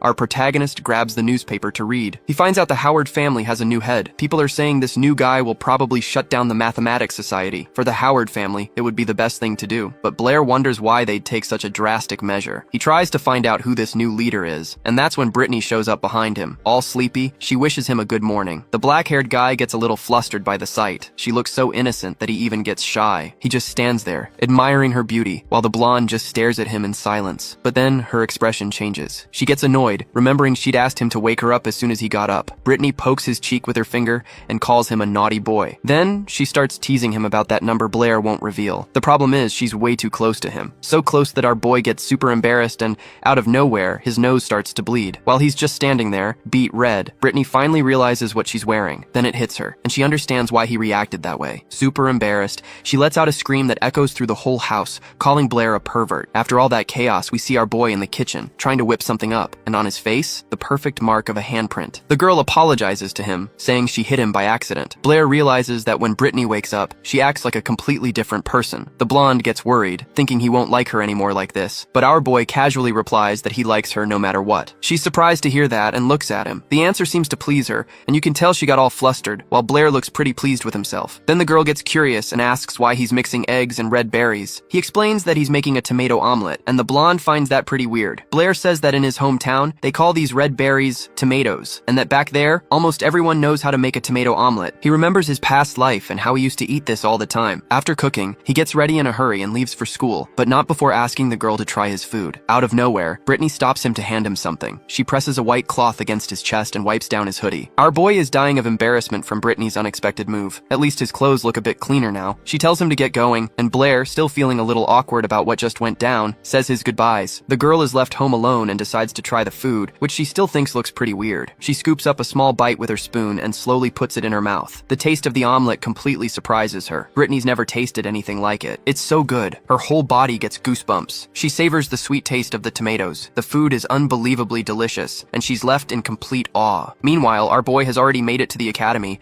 and suddenly realizes his stomach is growling like crazy. While he was busy making food for Brittany, he completely forgot about himself and ended up leaving without eating. In Blair's classroom, the girls are gossiping about the new head of the Howard family, who had the math society shut down. They're talking about how handsome this mystery guy is, how he solved the family's biggest mystery and then just vanished. One of the girls even says that her uncle from the math society told her the guy was around their age. The only thing is, the guy himself asked for his name to be kept a secret. The girl can't understand how that's possible. A guy their age shocking the entire world with that number. Blair is half listening to the conversation when he spots Isabella standing right beside him, asking about the devil's number. But our boy just keeps denying it, saying he doesn't know a thing. The blonde isn't buying it and tells him so to his face. Out of nowhere, another third-year student walks into the room and tells Isabella to leave Blair alone. It's Alice. She greets Blair cheerfully. He returns the greeting, while Isabella just glares at her. The guys in Blair's class watch the scene in shock, totally jealous of him. One of the dudes is just standing there, racking his brain trying to figure out why Blair is so popular with the girls. Just then, Alice gets closer to our protagonist and asks if they were talking about the devil's number. But instead of an answer, the only thing she hears is a super loud growl coming from our boy's stomach. The two of them stare at him, confused,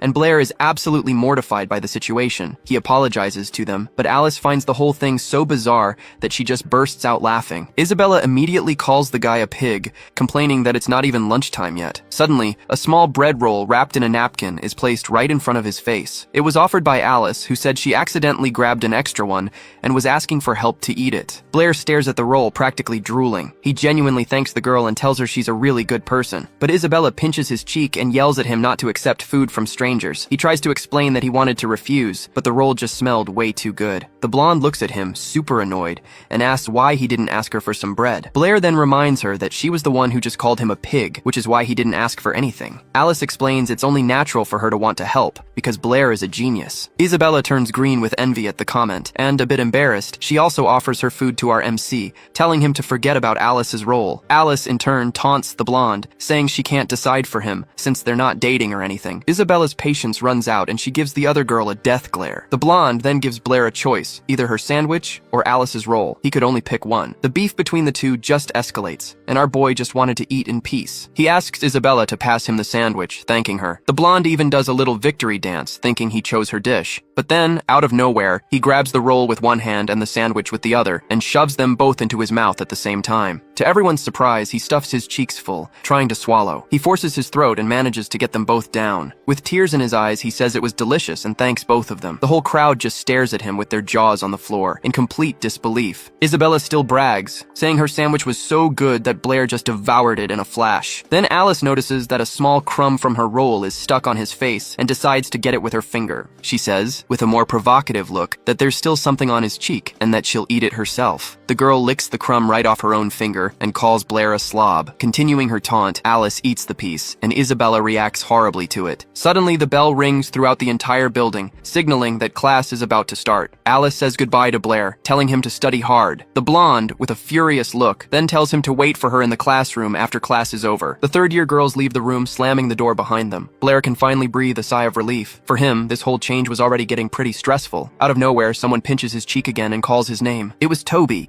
who immediately asks where he had even found Alice. Blair answers that he met her a few days ago at night, and Toby has a really weird reaction. Our boy explains that Professor Brittany had taken him to a math seminar, and that's where they met. Then Toby realizes it was at that same seminar that everyone started talking about the so-called devil's number. But his curiosity has to wait, because the teacher arrives in the classroom, and Blair gets called up to the board. Brittany asks the class to split into groups to try and solve the problem. While no one's looking, the teacher gives Blair a little poke and calls his name. She discreetly hands him a small bread roll, and our protagonist's reaction is kinda strange. The teacher whispers that she noticed he didn't have breakfast and brought something for him to eat. But Blair, who was already full, looks at the bread in pure desperation. He goes back to his desk where everyone's already split into groups. Toby sees the bread in Blair's hand and asks where he got it. Blair, not wanting to get into the details, says he'll tell him later, and that right now they need to solve the problem. The pink-haired girl cuts in out of nowhere and asks Blair about the guy who was at the math seminar. Trying to play dumb, our boy says he thinks he saw the guy there. The girl doesn't quite get his answer, but she gives Blair a look, as if she knows he's hiding something. He makes up an excuse, saying that when the mysterious man showed up, he had stepped out for a second to take care of something, and by the time he got back, the guy had already talked about the devil's number. Toby jumps into the conversation, and both of them can't believe how Blair missed it. Our boy explains himself, saying he'd eaten too much and was having stomach problems. His friend, a little suspicious, says that Blair really dropped the ball by not taking the chance. But the pink-haired girl defends our protagonist, saying that just going to an event like that is lucky enough. She remembers that he's really good at math and asks him to make some time to study with her. Toby teases the girl, saying her request to study had other intentions. The other girl sitting with them in the group starts to get really annoyed with the conversation. Some time passes, and finally the bell rings, signaling that class is over. The protagonist is exhausted because he spent the whole time trying to avoid Isabella without being seen. He just wants some peace and quiet to finally practice magic, since he needs to keep his skills sharp. Out of nowhere, not too far away, he hears a voice asking since when he's been interested in magic. He looks over and just sees a dark silhouette in front of him, unable to make out who it is. Suddenly, a cold blade is pressed against his throat, and our boy is terrified. Blair stares at the person threatening him, filled with fear, but he can't see their face at all. The dark figure is, in fact, a blue-haired girl. It's the protagonist's classmate, who tells him not to move, warning him that the dagger is very sharp. He immediately recognizes her as his friend Molly, and is confused as to why she's doing this. She says it was him who solved the riddle at the seminar, and talked about the devil's number. According to her, the Blair she knew never had this kind of talent, and she demands he tell her why he's impersonating her friend. Our boy, without showing any fear, replies that he is Blair, and decides to keep the whole body-swapping story to himself for now. Molly moves the dagger away from his neck and starts pinching and yanking at his cheeks, convinced he's wearing a mask. She pulls hard, annoyed, trying to to rip off whatever disguise he's got on. But then, out of nowhere, it hits her that it's not a mask, it's his actual skin, and there's no point in forcing it. Getting fed up with her whole intimidation routine, Blair kicks her in the leg, knocking her off balance. Unable to stay on her feet, she goes tumbling backward. But our protagonist is quick on his feet and manages to grab her by the arms, breaking her fall before she can get hurt. All flustered, Molly yells for him to let her go. He says he will, but only on the condition that she never points a knife at his neck again. He glares at her, waiting for an answer, and the girl stares back, terrified. The guy tells her she's already seen for herself that he's not wearing a mask. He's the real Blair. Molly can't handle the pressure, and with her face beat red, she again begs him to let her go. Then she asks him where he got these new skills and why his way of speaking has changed so much. Our protagonist decides to tell her a half-truth. He says he is Blair, but at the same time, he isn't, because one day he just woke up like this. He explains that he comes from a world with no magic, but where science is incredibly advanced. The people there don't even know how to use magic. To them, it's just the stuff of fiction. In that world, science is so advanced, it even surpasses magic. People can do things that not even the mages here could pull off. With all that technology, they've already explored the universe and even traveled to other planets. He tells her that, in this other world, he was just a math teacher. That's why he has knowledge that nobody here could even imagine exists. Molly is just floored, asking if it's true that you can cross the skies and if other planets really exist. The guy confirms that yes, they do. He continues, saying that there are countless other planets out in space. And at the end of the day,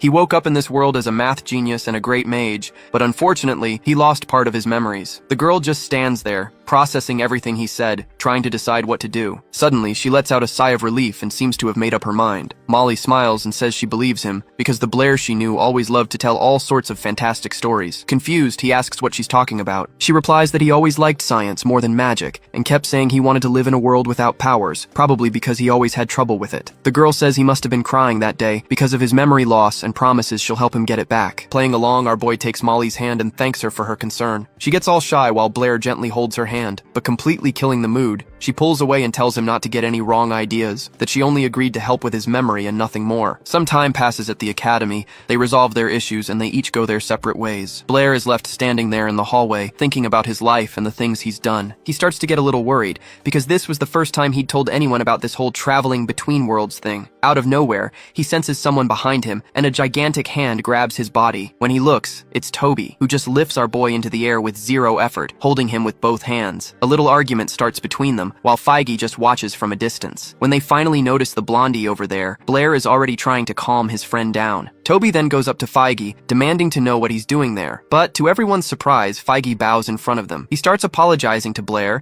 saying he treated him very badly. Feige Howard insists that the apology is sincere and asks for forgiveness again. Blair, who wasn't expecting this at all from the arrogant blonde, just stands there looking at him, completely shocked. The vibe gets weird, and the crowd around them starts to notice their boss's bizarre behavior. But instead of saying anything, our protagonist just stares at Feige with a "what the hell" look on his face. The crowd that had already gathered had no idea what was going on. Why on earth would Feige Howard be apologizing to Blair? Out of nowhere, Feige takes out a fancy-looking paper and hands it to our boy. It was an invitation from his older brother, FaZe, who is now the new head of the Howard family. Turns out there was a conference happening that night with all the mathematicians in the kingdom. FaZe wanted to discuss the Howard family's reputation. Feige, looking like he was being forced to do this, asks Blair to please attend. Toby, sensing a trap, warns Blair that this could be a setup. Our protagonist stands there thinking, deciding whether or not to go to this conference. Time passes, and night falls. The sun has set, and the Howard mansion starts to fill up with important and scholarly people. And of course, Blair couldn't resist his curiosity and showed up too, to see what the deal was with this conference. Suddenly, someone pulls his ear, and he thinks that this scene feels awfully familiar. It was Isabella, super pissed because Blair had ditched her earlier. And right behind them, Professor Brittany shows up, who was also there. She greets them both and says she was also looking for him at the academy. Our protagonist is surprised to learn that the professor was called to the conference. According to her, news of the event had spread throughout the entire kingdom. Basically, almost all the mathematicians in the city were there. Some even came from far away. But here's the kicker. No one else got a formal invitation. Apparently, Blair was the only one to receive an official invitation to the so-called conference. Out of nowhere, someone touches Blair's ear again, and he gets all flustered. It's Alice asking what's up with his ear. Then the whole group surrounds our protagonist and starts talking loudly. It's total chaos. Our boy already knows where this is going. The two girls are going to spend the whole night arguing. Before things could get any worse, Brittany tells everyone to head inside the mansion. And there goes Blair,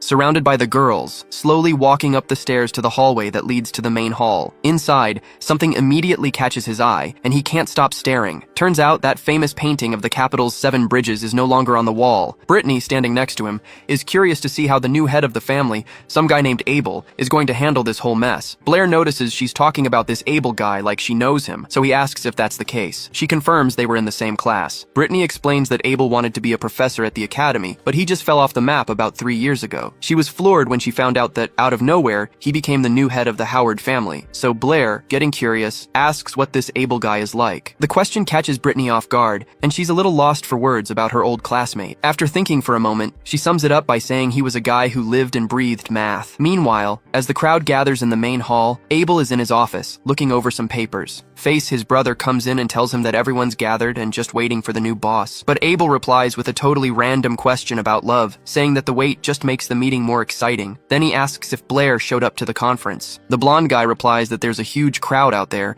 and it's impossible to tell if Blair came, but that he did what he could. Abel notices his brother is tense and tries to calm him down, telling him to relax, that he's not their father and doesn't need to be afraid. Finally, he tells his brother it's time to go meet everyone, saying this is the beginning of a new era for the Howard family. Back in the hall, the crowd has been waiting for a while and had even started to relax a bit. Bader is also in the middle of the crowd when suddenly he sees the back doors swing open, and out walk Abel and his brother. The guy with the scar walks down the red carpet with super confident posture. Some people in the hall are a bit shocked to see how young the new leader is. He walks up to a spot where everyone can see him, greets the crowd, and thanks them all for coming. He introduces himself as Abel Howard, the new representative of the family. Brittany looks at him and realizes the guy has completely changed. He's not the same kid from 3 years ago. The way he dresses, the way he talks, everything is different. Turning to the crowd, he says he knows everyone is anxious to get to the main event. But first, he takes out a book and asks permission to tell a story about the family's past. Our boy Blair looks at the book, super curious, trying to figure out what it is. Abel then explains that it's the diary of the clan's first ancestor. He says this book holds the entire truth that the family has hidden for centuries. The story goes that, just like many other scientists, his ancestor went to the 7 bridges to solve that famous problem. He spent a long time there, racking his brain, but he couldn't find the answer. Even so, the old man had no intention of giving up. And then one day the ancestor finally thought he'd found the right path. He got so excited that he ran off to tell everyone. The very next day, he showed off the path he'd supposedly found. The old guy was so happy he didn't even stop to check if his theory was right. He just went around spreading the news. But later that night, he decided to actually test it. And that's when he realized the huge mistake he'd made. He hadn't found the right solution at all. In fact, he'd just taken a wrong shortcut in his research. The guy realized the gigantic error he'd made and that, come morning, he was going to be completely humiliated in front of a ton of people. In the end, unable to bear the shame, the old man decided to throw himself into the river. He wanted to pay for his guilt with his own life. He left behind a notebook where he explained everything that happened and, in his notes, asked his descendants to tell everyone the truth. But he never imagined his family wouldn't do as he asked. Instead, they hid the book and made up a story, claiming the ancestor had solved the problem, but that the proof sank with him. All that just to protect the family's honor, and that lie held up until now. But you can't hide the truth forever, and now the family has to face the consequences. After that whole heavy speech, Abel took a deep bow in front of everyone at the conference. He said he wanted to apologize to everyone for hiding the truth for so many years. Then, a bunch of people in the audience started yelling at him, asking how his family had the nerve to hide it for so long. Sizing Abel up, Blair realized the guy was pretty determined. Once it became clear that the 7 bridges problem had no solution,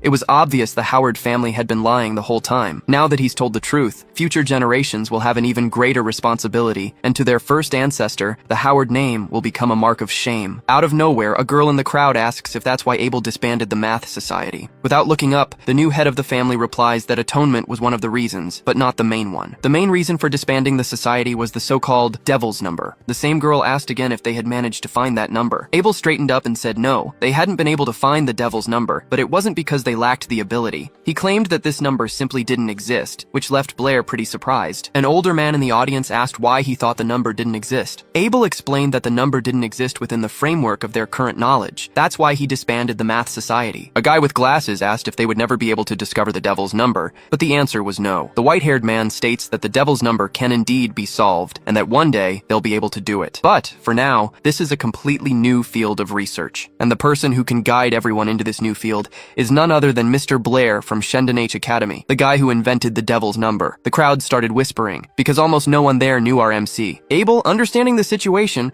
said that probably few people knew Blair because he's a very modest guy. So when he introduced this number, he asked them not to release his name. But now, to overcome this obstacle and enter this new field, he asked for Mr. Blair's help. At that moment, Professor Brittany suddenly turned to ask our boy what they should do. But then, suddenly she and everyone else realized that the guy had simply vanished, without a trace. Yep, he just took off. The blonde guy walks up to his brother and whispers that Blair's not there. Abel comments that he thought his curiosity would get the better of him, but I guess he was wrong. He says that sooner or later the kid will show up, and then they'll be able to ask him everything in person. Some time passes after the conference. The next day, the gossip is already running wild among the second-year class. The rumor is that the person who invented the so-called devil's number was Blair. Abel managed to pin all the blame on him. With that, nobody cares about the Howard family's problems anymore. In our boy's classroom, he's the only topic of conversation. Out of nowhere, Toby walks up, pokes Blair, and calls his name. But before he can even hear what his friend wants, Blair cuts him off. He says he didn't see anything at the conference, that he got out of there just in time, and asks not to be bothered. But Toby ignores him and tells him to look where he's pointing. The protagonist turns around and comes face to face with the person standing right in front of him. It's the history teacher, a guy named Hank, and he's planted right in front of Blair's desk. The teacher says he knows the kid's a math genius, but he's never passed his class. Blair tries to defend himself, saying that his history knowledge is just all jumbled up in his head. But the teacher wasn't having any excuses and slammed his fist on the desk. He says that even if Blair is famous now,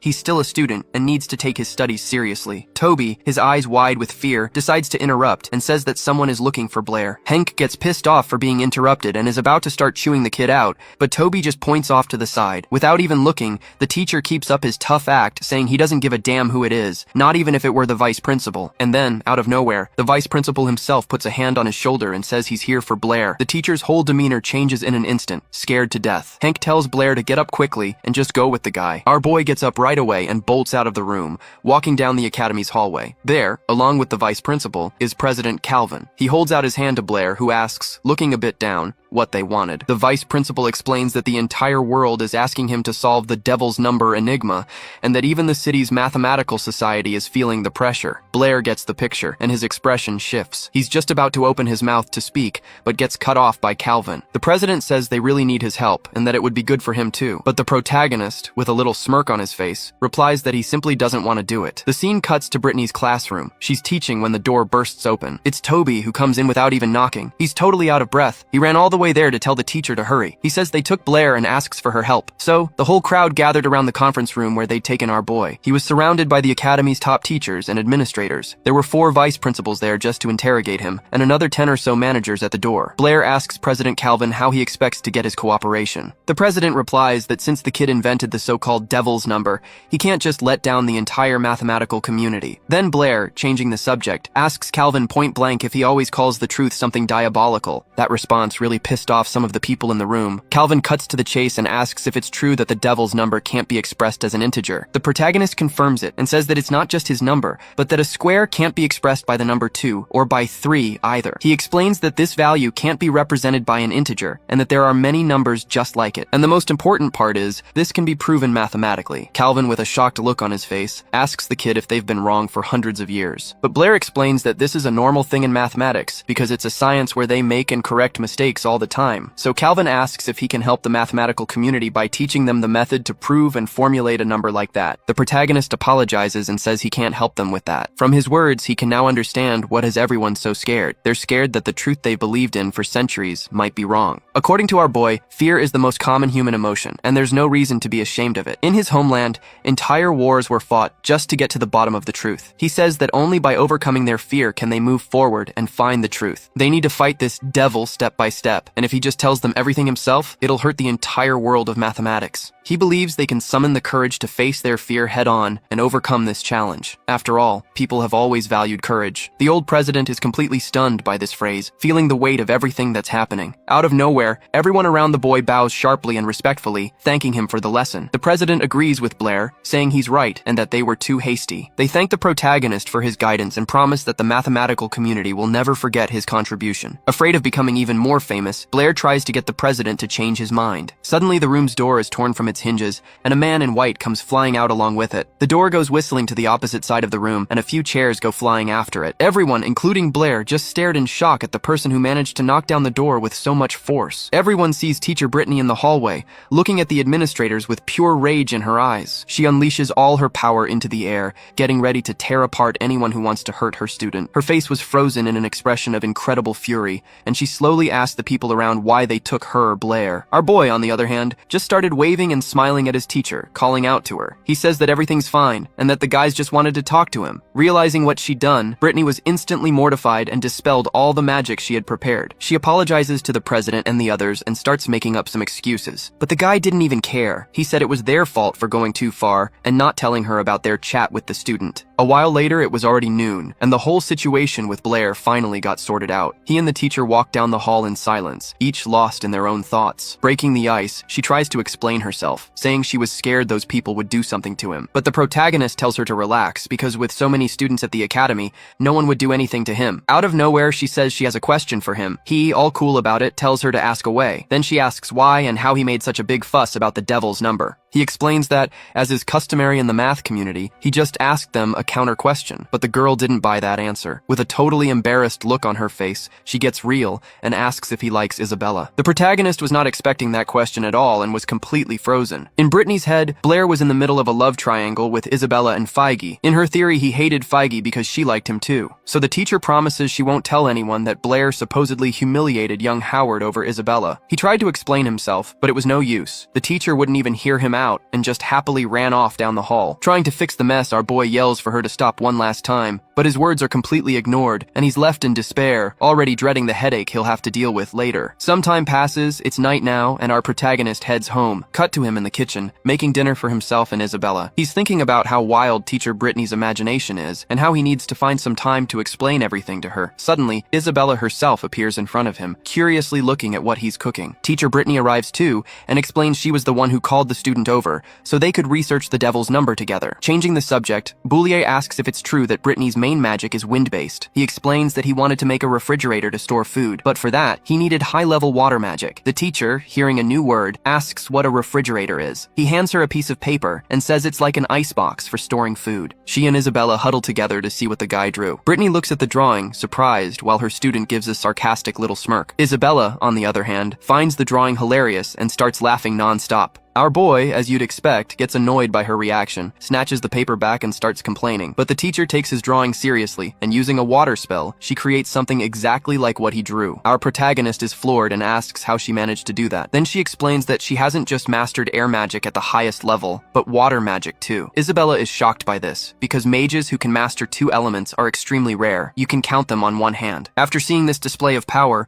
our boy gets curious and asks why the teacher is still at the academy. The question makes her a bit flustered, and she just stands there, lost in thought. While she's over there spacing out, her eyes drift to the pot of food. To avoid answering, she quickly changes the subject and announces that dinner's ready. Turns out the protagonist had prepared a full meal for the three of them and set everything up nicely on the table. Isabella is a bit confused, since she's never seen that kind of dish in her life. The protagonist then explains that they're all recipes from his homeland, which is why they're not familiar with them. Isabella even doubts he can cook that well, but she's dying to try it. A little while later, it's a whole different scene. The plates are clean, with only a few crumbs left. Isabella is licking her lips, savoring the aftertaste from everything she ate. She absolutely loved the food our boy made, and even has a dreamy look on her face. The protagonist is surprised by her reaction, because Isabella almost never shows what she's really feeling. He takes the chance to tease her, reminding her that she'd said she'd rather starve to death than eat his food. Out of nowhere, the blonde turns bright red with embarrassment, grabs his ear, and starts complaining that the food was too good. Seeing the whole scene unfold, the teacher starts to laugh, enjoying the moment. Her laughter catches their attention,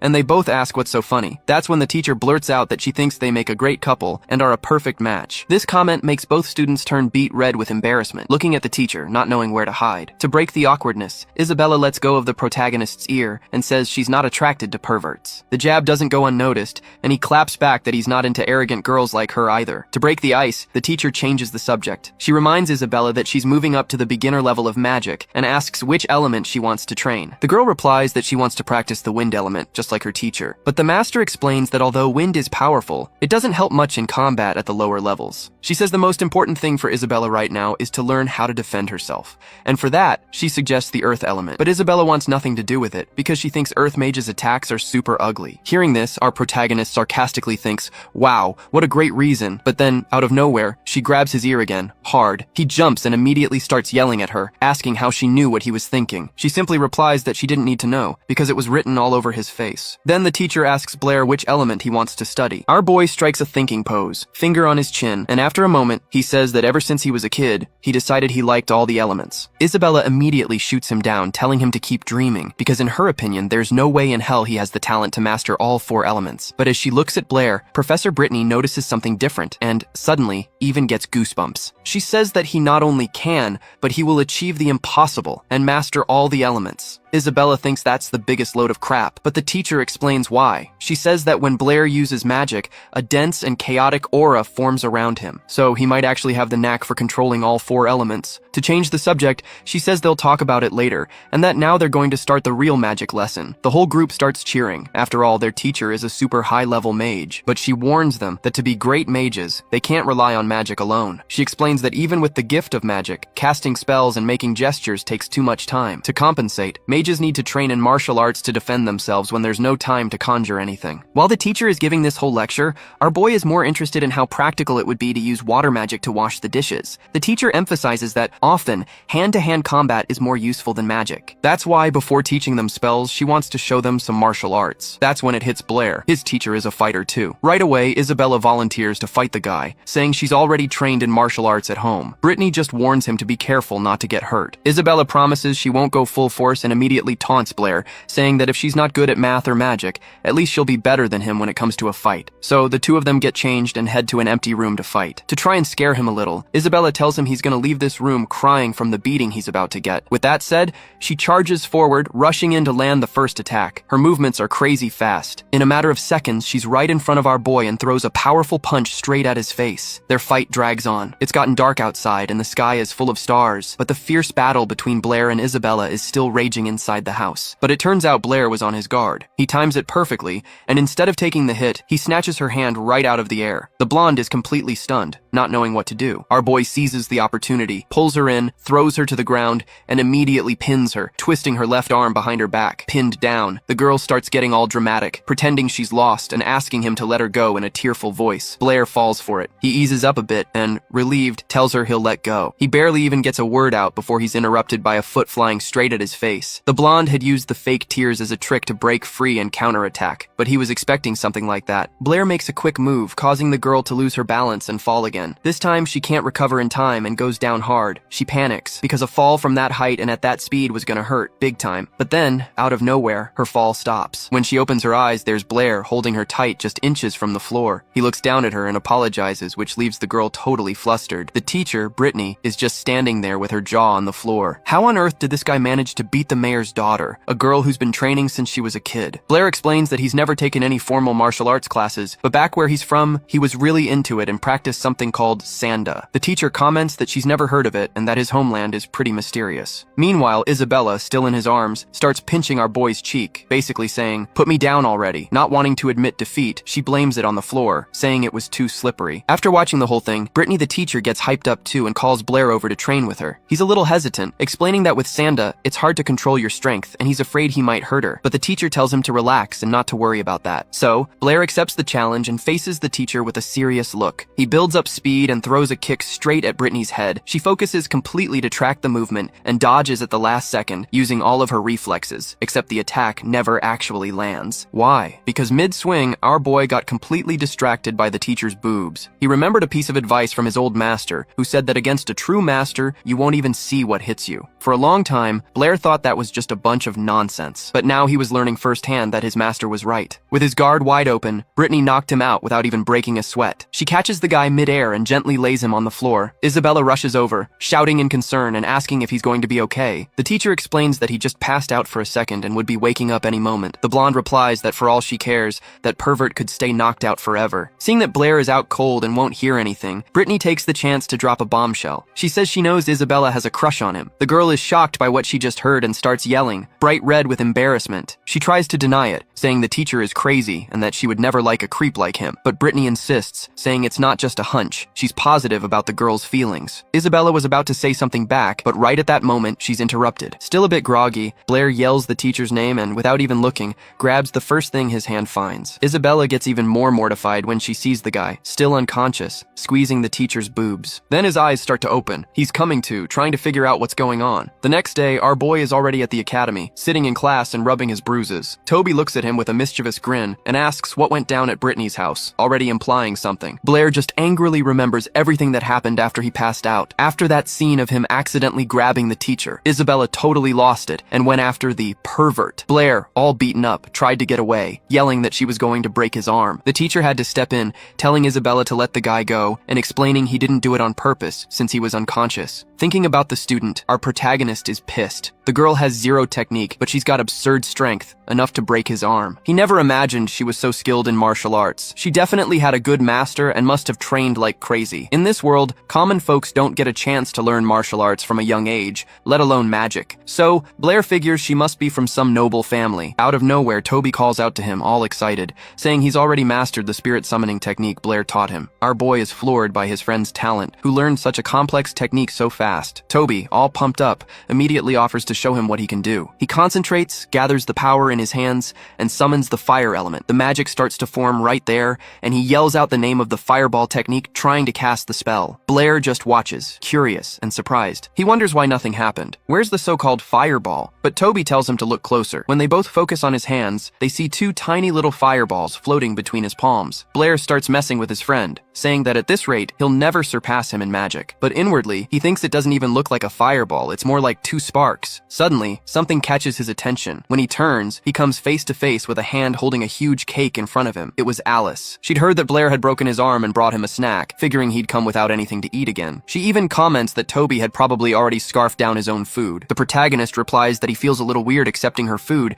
but at the same time he can't stop staring at the cake. With a smile on her face, the girl asks if it's good. As soon as Blair starts eating, he admits her food is the best ever and asks what she's doing there. She says she has a question for him. Blair promises to be honest and tells her to just spit it out. So Alice gets straight to the point. She wants to know if he likes Isabella. The question catches our boy completely off guard. Instead of answering, he asks her back why she wants to know. But the girl ignores him and insists, wanting an answer. Blair, trying to play it cool, says that right now the only thing he's interested in is magic. She finds his answer pretty lame, but in the end she seems satisfied. Before the guy even had time to recover from that question, Alice leans in and gives him a kiss on the cheek. Blair gets even more flustered, and as she's leaving, she tells him she'll be coming to see him more often. At this point, all his classmates who were just watching the scene unfold are shocked at how easily girls seem to get interested in the black-haired guy. Classes finally end, and Blair decides to head to the library, still thinking about what Alice meant by all that, but he decides to just let it go, remembering that he's already read all the magic books on that floor. After finishing the last one, he stretches out in his chair and yawns, completely exhausted. So, the plan was to head to the second floor, which is where the more advanced books are kept. He walks over to the main desk and spots a girl with purple hair, totally absorbed in a pink-covered book. Guess she's a fan of romance novels, huh? Our boy walks up, says hi, and asks how to get upstairs. The girl glances at his ID badge without much interest and sees he's just a student. Then she immediately shuts him down, saying that to go to the second floor,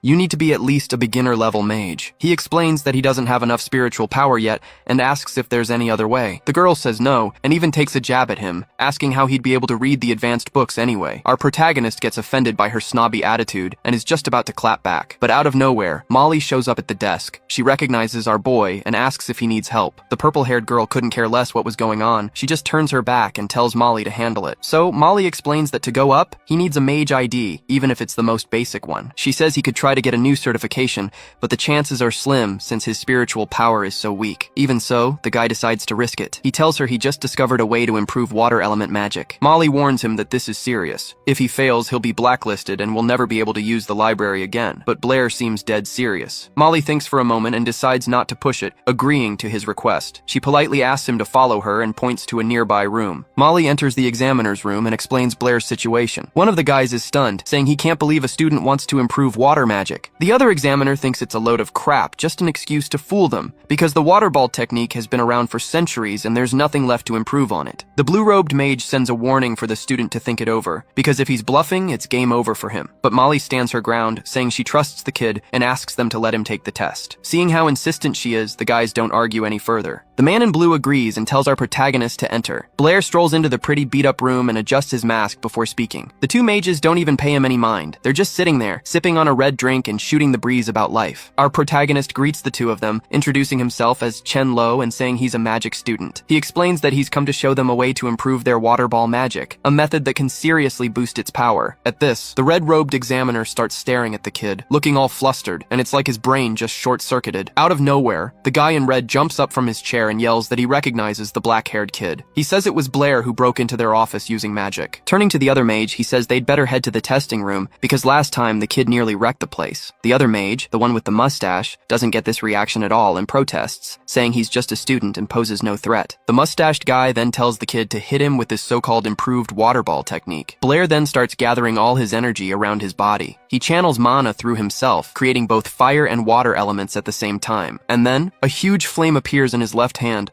and in his right, a water ball quickly starts to form. The water mage sees what our boy just did and is stunned, waiting to see what happens next. He immediately starts complaining to his brother that the kid can use 2 types of magic at once, and already gets ready to cast a spell. Blair, after gathering enough mana in his hands, starts to combine the 2 elements. Under pressure, the fire and water begin to fuse forcefully. Suddenly, as the 2 spells mix, a wave of water spreads everywhere. The fire mage, who had already put up a shield, instantly realizes the same thing as before is about to happen again. A pressure explosion goes off in the room, sending everything flying. Thick steam rises, and as it starts to clear, Blair's silhouette appears in the middle of it all. Brushing the dust off his clothes, the water mage angrily calls out to the kid. He glares at him furiously and asks, all worked up, how the black-haired guy managed to pull that off. For our protagonist, this technique is pretty simple. First, you create a water ball, and then a fire one. After that, you just mix the 2 elements, compressing them with your hands and bringing it all together. And when they merge, they release way more energy than either one does alone. The man in the blue robe catches his breath, thinking about how the kid managed to use 2 elements. He's pleased with the result, and asks him to wait there for a bit. Molly decides to take care of their guest, and prepares a cup of tea for him, and he thanks her in return. He feels a bit awkward with the girl just standing next to him, and invites her to sit down. To keep the conversation going, the young man asks if Molly is also a mage. She replies that her skills aren't as good as his, recalling, impressed, what Blair had just done. But our protagonist is humble, and says he's not all that great either, since he hasn't even reached the initial level yet, and that the power of the energy balls comes from the technique he uses. He can use 2 elements, but that has nothing to do with his skill. According to him, it's easier than it looks. It's like doing 2 different things at once, one with each hand. He even shows this off by drawing on a piece of paper with both hands. Handing the paper to the girl, he shows her that he managed to draw 2 animals at the same time. The girl says the dog and cat are cute, and our boy replies that they're actually a wolf and a tiger. Looking embarrassed, Molly says she can also do 2 different things at once. Meanwhile, the 2 mages who tested him show up at the vice president's office to tell him about the student. He doesn't believe a word they're saying and claims that someone at that guy's level just couldn't create 2 elements at once. The guy in the blue robes, named Brady, insists that he and Andre saw the whole thing with their own eyes. A thought crosses the vice president's mind. Maybe this guy could show a new path for magic. But the question is, how many people could actually use this kind of magic? If the technique can't be widely used, what's the point? On the vice president's orders, all the managers and staff were gathered in one place. A lot of them were annoyed by the sudden order, since some were in the middle of their own business. Out of nowhere, the president shows up with 2 mages. They explain that one of them has come up with a new technique. But there's a catch. You have to create a ball of water and a ball of fire at the same time. The guy Brady says he gathered everyone to see if this technique is something people could use in their daily lives, and tells everyone to give it a shot. Some of the mages immediately start doubting, wondering if it's even possible. The purple-haired girl looks at our protagonist and wonders if he's the one who created this magic, but she quickly dismisses the idea. After all, he's just a student. Then, all the mages in the room focus and start trying to summon both elements at once. One of them looks like he's about to get it. Fire starts glowing and water begins to form in his hands, but then, out of nowhere, the water goes out of control and the spell breaks. No matter how hard he tries, he just can't summon fire and water at the same time. The whole crowd starts saying it's impossible, that no one's ever been able to do it. This Brady guy tells the vice president that no one there could pull off the trick, so he orders them to take him to our protagonist so he can explain how it works. As they're walking to the room where Blair is, Brady tries to ask the president something, but gets cut off mid-sentence. The old man says he thinks only Chen Lu can use this magic. He says, sounding a bit down, that maybe no one else in the world can do it. It was looking like our boy was going to fail the test, but then suddenly, Molly shows up, and she's managed to do the trick. And there she is, with a perfect ball of water in one hand hand and a ball of fire burning in the other. The three older mages instantly fall silent, staring at her with their jaws on the floor. Molly notices the three of them and, surprised, greets Vice President Elton. Our protagonist greets him too and takes the chance to say that Molly is super smart and has already gotten the hang of the technique, asking if he passes the test now. The old man explains that, according to the rules, they need at least 3 people who know how to use the new magic. They gathered everyone from the Magic Society, and no one, besides Molly, was able to summon both elements. Molly asks, sounding a little sad, if it's true that he's not going to pass the test, but the president replies that he's decided to make an exception for Chen Luo because his method could completely change the future of magic. And that's not all. He even invites our protagonist to become an honorary member of the Magic Society. Our boy replies that it's a huge honor, but he has one condition. The president lets him speak, and Blair starts to explain. The condition is for Molly to be promoted to assistant manager. Molly is completely shocked and looks at them wide-eyed, not understanding a thing. A little while later, the purple-haired girl storms into the secretary's room, furious that Molly became an assistant. She starts to really hate the blue-haired girl because she thinks the position should have been hers. She demands one of the secretaries tell her where Molly and the student are. Losing her patience, she shoves the other girl hard and calls her an idiot. But then, out of nowhere, she remembers that the protagonist had asked about the library's second floor. Meanwhile, Blair is over in the president's office, filling out some paperwork. He signs a document to patent his new technique. The old guy confirms it. The copyright for the improved water ball technique is now officially his. Our boy is blown away to find out this world has copyrights. The president of the Magic Society explains how it's gonna work. They'll promote his new technique, and anyone who wants to learn it has to pay. The money is split 50-50, one part for the protagonist as the rights holder and the other for the society. And if someone tries to learn it on the sly without paying, the society finds out right away. The offender goes straight onto a blacklist and, depending on the case, could even be arrested. Blair thinks to himself how crazy it is that their science is so backward, but their intellectual property protection is super advanced. Then the old guy drops the price for the technique, 100 gold coins. The protagonist nearly falls over because to him, that's a fortune. But the president gets it all wrong. He thinks Blair thought it was too little and immediately starts explaining that the technique is for highly skilled mages, and if the price is too high, the people who buy it and can't use it will get pissed off at them. The guy says he's cool with the price, but he has a solution for that problem. He suggests adding a special disclaimer at the end of the instructions. Basically, the disclaimer would state that the technique requires a high level of skill, that people should think twice before buying, and that there are no refunds. He even adds a clause stating that the final interpretation of the rules is up to the Magic Society and him. The old man asks what that means, and our boy explains it's to get them off the hook for any problems. The president is impressed with how thorough Blair was, thinking of every little detail. Blair tosses out a sarcastic comment, saying the old man is no fool either, and that they both think alike. A while later, Molly takes the protagonist to the second floor of the library. He's shocked to see that the place is way bigger than the first floor. She explains that only higher-level mages are allowed in there, which is why it's usually empty. Up there are a ton of books on advanced magic and new techniques that he can study to his heart's content. Molly notices his reaction and asks what he's staring at. Our protagonist, being super direct, tells her he likes her new uniform. The girl gets all flustered by the out-of-the-blue compliment and thanks him. Right after that, he changes the subject and asks if there are any books on how to increase one's spiritual power. Molly says there are only a few books on that, but she has a look around and quickly finds what he was looking for. The book is called Theory and Practice for Increasing Spiritual Power. But as she's climbing down the ladder, Molly trips and just comes tumbling down. She squeezes her eyes shut, bracing for the impact with the floor, but she feels nothing. He opens his eyes to see that the guy managed to catch her mid-air and is now holding the girl in his arms. There's a bit of a moment between them, and Blair asks if she's okay. The girl gets super flustered, and for some reason feels like she's been in this exact situation before. But they weren't alone. A redhead who had just gotten to the second floor was spying on the whole thing from a corner, and of course she completely gets the wrong idea, and her mind starts racing. The redhead assumes Molly seduced the guy to get the promotion, so she walks up to Blair and starts messing with him, calling him Chen Luo, but he just snaps back, clearly annoyed. She congratulates him for passing the exam and, in this super seductive voice, tells him she knew he'd make it all along. The girl strikes a super provocative pose and offers to help, saying she'll do anything for him, but Blair, completely unfazed, just tells her to get out of the library. Her plan totally backfires. She's in shock, realizing a cheap trick like that wasn't going to work on him. Blair realizes he was a bit harsh, so he apologizes. But right after, he takes a jab at her, telling her to leave because he's about to read some books that are way too complicated for her to understand. The redhead apologizes for being rude to him earlier and tells him not to believe anything Molly says, claiming that Molly is always talking trash about people. Our boy realizes Molly hasn't said a word about her, and since she's the one bringing it up, she's probably the real gossip. To shut her down for good, he threatens to call President Elton if she doesn't scram. The girl gets the hint and quickly makes her exit. Finally, with some peace and quiet, Blair can get to his reading. Anyone who messes with magic knows that spiritual power depends on your natural talent. The more talented you are, the faster you level up. Right now, mages know 2 ways to boost this power, either by meditating or by constantly using magic. But the author of the book Blair's Reading discovered a new method. When a mage learns a new technique, it completely drains their spiritual power. However, after they rest up,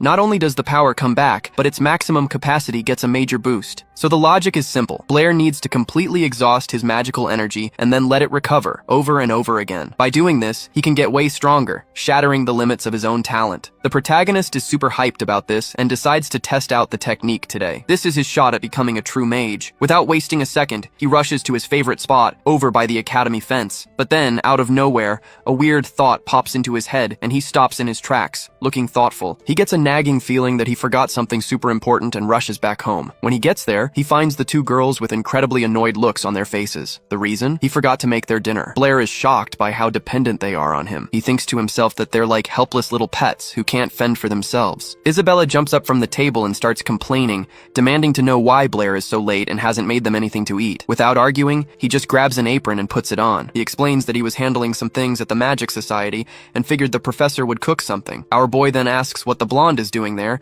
and she, looking super excited, hurries to share the news. She drops the bombshell. Starting today, she's going to be living at the professor's house too. Blair is completely blindsided. The news is so shocking he drops the frying pan on the floor. His awful reaction annoys the girl, who can't understand why he isn't thrilled to be living with someone as awesome as her. So, Brittany, the teacher, explains that Isabella is moving in with them so it's easier to study magic and math together. Our MC doesn't buy that story at all and turns to the stove, grumbling nervously. The blonde, Isabella, notices he's talking to himself and immediately starts threatening him. Blair decides to ignore the chaos for a moment. He figures that one way or another, he needs to get his magic experiments done today. Finally, dinner is ready and everyone sits down to eat. Isabella is the first one to finish her plate. She lets out a sigh, tired but happy, and our guy immediately kills the mood, telling her to go do the dishes afterward. After dinner, the crew goes to wash up. Then, Blair just walks into the bathroom out of nowhere to tell Isabella she forgot to tie up her hair again. The problem is he walked in right as the 2 of them were changing and ended up seeing the girls naked. Our boy turns bright red with embarrassment, and the only response he gets is a slipper flying straight at his face. Some time passes, night falls, and everyone gets ready for bed. Blair is sitting at the desk in his room, reading something and thinking about how he has to babysit these girls like they're kids. But suddenly, he gets tired of just sitting there, jumps out of his chair, and slaps the desk. He was planning to learn a new technique instead of just dealing with house chores, and the time was now. Looking at the book, he decides to learn the Firebird technique, which is described right there in detail. Out of nowhere, there's a knock on the door, and the protagonist, already annoyed, asks who it is. It was Isabella, who decided to come to his room before bed to ask something. Our guy holds back his irritation and tells her to come in. She says she was worried she'd thrown the slipper at his face in the heat of the moment and wanted to know how he was feeling. But Blair figures out this is just an excuse and she wants to talk about something else. So he just asks her straight up what she really wants. The girl, embarrassed, says she couldn't sleep and asks him what he's going to do with his life. The protagonist looks surprised, not understanding the question. She explains that she only has 1 year of school left, and he has 2, and she's curious about his plans after graduation. He answers that he hadn't even thought about it, and that he'll probably just stay at the academy, working as a teaching assistant. Unable to control her emotions, the girl runs over to him and grabs his arm with both hands. The blonde, in an almost begging voice, asks if he doesn't want to go to the capital after graduating from the Magic Institute. Her eyes are sparkling, and she says her father would help our guy get in, and then they could study together. The girl thinks that, in that case, he would cook for her every day, and that she feels really good around him. The protagonist gets flustered with the girl so close,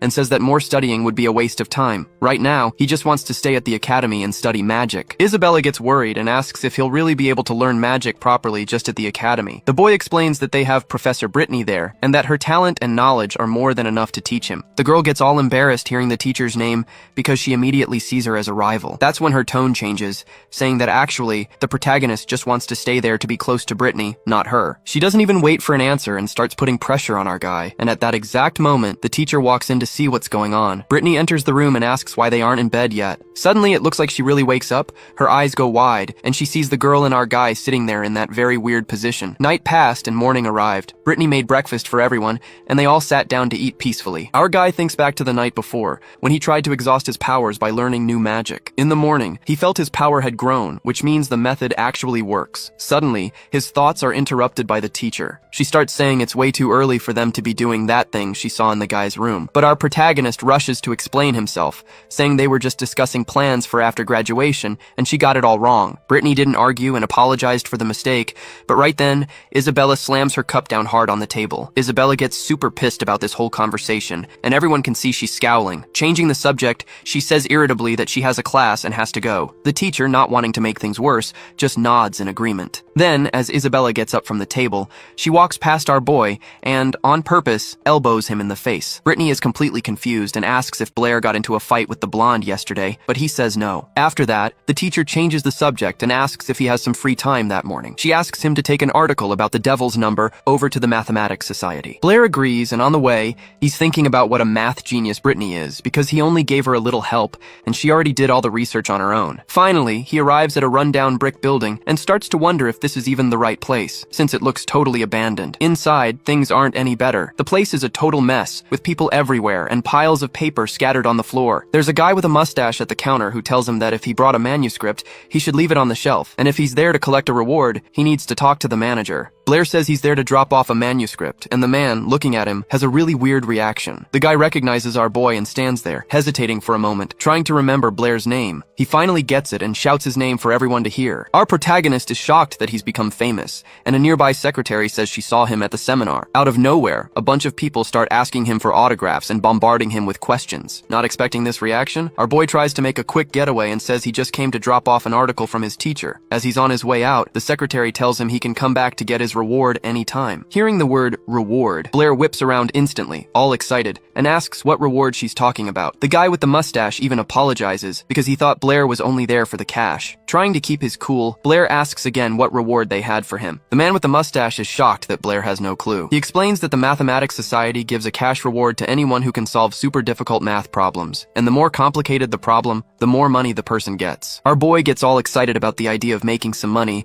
and says he wants to take a look at these problems. The guy invites him to follow, showing him the mysteries that no one has ever solved. They approach a wall that looks like a bulletin board, plastered with papers displaying various figures and equations, like wanted posters. The guy says these problems were already there even before he joined the society, and that he doesn't expect to live long enough to see anyone solve them. Blair decides to take this seriously, and asks the crowd to leave him alone so he can think about a solution. He then strikes a pose, leaning against the brick wall and pretending to gather mana around him. A guy from the society, all surprised, asks Andre's representative what's going on with Blair. The other guy explains that they can't distract him, because inspiration can strike a genius like him at any moment. While the guy's just standing there, anxiously waiting for a miracle, the dude next to him tells him to look ahead. Pointing at the wall, he says it looks like Blair has already bounced. The man starts to panic, looking around all confused and wondering where the genius he'd put so much faith in went. Meanwhile, the black-haired man had already taken off, thinking happily that he could rake in about 500 gold coins just by solving those problems, which were so easy a kid could do them. He was broke and couldn't buy new techniques, and he had no idea there was so much gold just sitting there at the Mathematical Society's building. The truth is, he couldn't care less about advancing mathematics in this world. He just wants the cash. Our protagonist runs off, dancing through the street, even scaring some kids along the way. He figures the best plan is to solve everything in secret and then just show up to collect the reward. A day goes by, and everything is super peaceful over at the Mathematical Society. The brown-haired guy even asks Andre why this Blair dude is considered a genius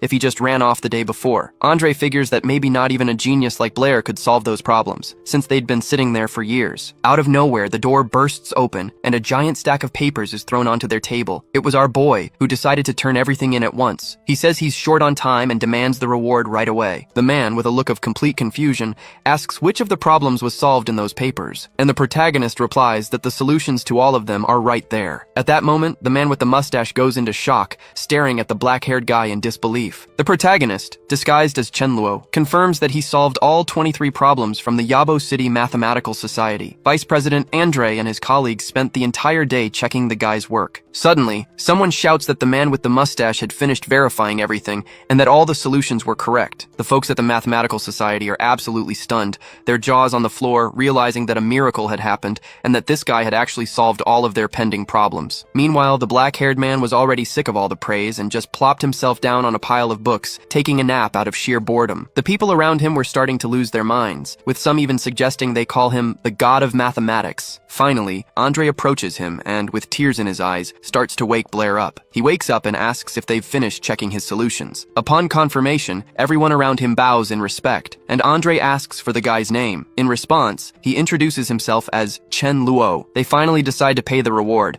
but the guy politely refuses a small portion of the money, just to show that their partnership was only just beginning. Blair, still as Chen Luo, doesn't waste any time and heads straight to the Magicians Association to blow his cash. He slams the money down in front of Mo Li and says he wants to buy new magic. Far away, a knight gallops at full speed on a horse through a rainstorm. He urges the animal on as if he's in a huge hurry to get somewhere, afraid he won't make it in time. Up ahead, he can already see the palace of Yabo City's lord, which sits between several mountains. The knight finally reaches the gate, but the guards stop him. The messenger then announces he has an order from the capital and must deliver it personally to the city's leader. Arriving at the lord's office, the knight hands the letter to a gray-haired gentleman. This man is Ozdem Clavios, the lord of Yabo City. As he reads the letter, he gets a confused look on his face and asks if what's written in it is true. The messenger confirms that some guy named Baird is already in Yabo City. The capital has confirmed it, but nobody knows his exact location. The mayor's wife hears the name Baird and says he's a traitor and a top-tier mage who vanished 3 years ago. Clavios doesn't get why this guy is back in town and says, worried, that if he uses his powers, it's over for Yabo City. While all this is going on, our protagonist is sitting in a classroom and, out of nowhere, drops his pen on the floor. He let it go out of sheer weakness, since he'd used up all his energy the day before learning the new magic he bought. The 500 gold coins weren't enough, and he's already thinking of a way to get more money. Toby, just to mess with him, comments that Blair always seems tired ever since he moved in with Brittany. Meanwhile, most of the girls in the class are all huddled around one of them, who drew a picture of the so-called math god. On the paper, you can see Blair, disguised as Chen Luo, striking a very manly pose. Annoyed by the scene, Toby calls the girls foolish and starts grumbling. Seeing this, the protagonist asks what god they're talking about. Toby explains that recently, a guy named Chen Luo showed up and solved 23 of the hardest problems from the Mathematics Society. He's all anyone in the entire kingdom of Lonan is talking about. Blair is secretly pleased with this popularity, but at the same time, he's annoyed that his fake name has basically been turned into a deity. Toby remarks that a guy that good at math must be some old man, not a young guy. Then he changes the subject and asks Blair who he's going to team up with for the magic training after class. Our protagonist is surprised and asks why Toby isn't going with him. His friend explains that he's not participating because his level is still too low for it. He also warns him that the second and third year students will be there too, and Blair has a strange reaction to this information. Finally, night arrives and it's time for the training to begin. The instructors explain that the goal is to develop the students' magical abilities by giving them a chance to put what they've learned into practice. But they make it very clear that even though practice is important, safety comes first. That's why most of the dangers in the mountains have already been eliminated, but the students need to be careful and not stray too far from the designated area. Now, they need to split up into teams of 3 or 4. The task is to spend a night in the mountains and return by noon the next day. As soon as the explanation is over, Isabella and Alice head right over to Blair. Isabella asks who he plans on teaming up with, so he doesn't have to choose between them and make things awkward. He suggests they all stick together. Alice laughs, finding it cute, and says he has a big heart for wanting to stay with all his friends. She likes the idea. Isabella, on the other hand, gets pretty annoyed because she won't get to be alone with Blair. Seeing the look on her face, the other girl asks if she's down to join the team. Without much of a choice, the blonde ends up agreeing. Our boy is relieved that the situation didn't turn into a fight. Suddenly, the scene cuts to a distant place behind a mountain. A gray-haired man appears, looking out at the horizon. He turns and informs a certain Mr. Baird that the sun has set. Baird is quiet for a moment, thinking about what to say to his men who are waiting for orders. Finally, he announces that they've reached their destination. Looking at the fog-covered mountain peaks, he says that the city of Yabo will not see tomorrow's sunrise. Back in the mountains where the exam is taking place, night has fallen, and the sounds of nature take over. A little white rabbit chilling in the grass suddenly senses someone approaching. Wasting no time, it starts gathering fire magic in its mouth and launches a fireball at the intruders. But out of nowhere, right before it hits its target, the fireball just fizzles out in midair. The one who stopped the magic was Isabella, who snuffed out the attack with a simple gesture. The girl gets super excited that she managed to control the magic released by a wild animal. Blair, who was nearby, starts explaining that if the rabbit were to lose control of the fireball, it wouldn't be able to move. Then, out of the blue, our boy jumps as someone grabs his ear without warning. It was Isabella. She decides to teach Blair a lesson, telling him he shouldn't grab rabbits by their ears. She takes the little critter from him and holds it against her own chest, petting it. Then, someone grabs Blair's ear again, but this time it's a much gentler pull, not meant to hurt. This person was Alice. She excitedly gets close to Blair and asks if it hurts. Picking up the conversation, our boy decides to ask Alice if other animals can use magic too. She confirms it. Alice explains that over on the Divine Grace continent, people and most animals possess magic. However, they usually only control a single element and can't do anything too complex. For example, the rabbits only control fire and, at best, can conjure up some pretty weak little water bubbles. She also mentions that nobody knows the answer to that question Blair asked Professor Anthony. Elsewhere, a man is out in the middle of the forest, near a boulder, just lost in thought. Turns out this man is Professor Anthony, and a shadowy figure is approaching him. Akel walks up to the professor and asks why he isn't patrolling the mountains. Anthony replies that he's still thinking about the question Blair asked. The vice president gets curious and asks what the question was. He explains that our protagonist found out that rabbits can spit fireballs from their mouths, and wanted to know why humans couldn't do the same without using spells and gestures. Akel pauses and starts mulling it over too, getting all worried and racking his brain about it. Now both of them are just standing in the middle of the forest, completely overthinking the whole thing. The gray-haired man, Akel, snaps out of his thoughts and tells Anthony he needs to get going and protect the students. The professor, however, is still totally fixated on the puzzle, pointing out that Akel didn't answer the question. But the vice president gets annoyed, raises his voice, and just orders Anthony to go protect the students already. Meanwhile, Blair's group has decided to take a break and rest by the fire. Isabella, holding her shirt in a pretty suggestive way,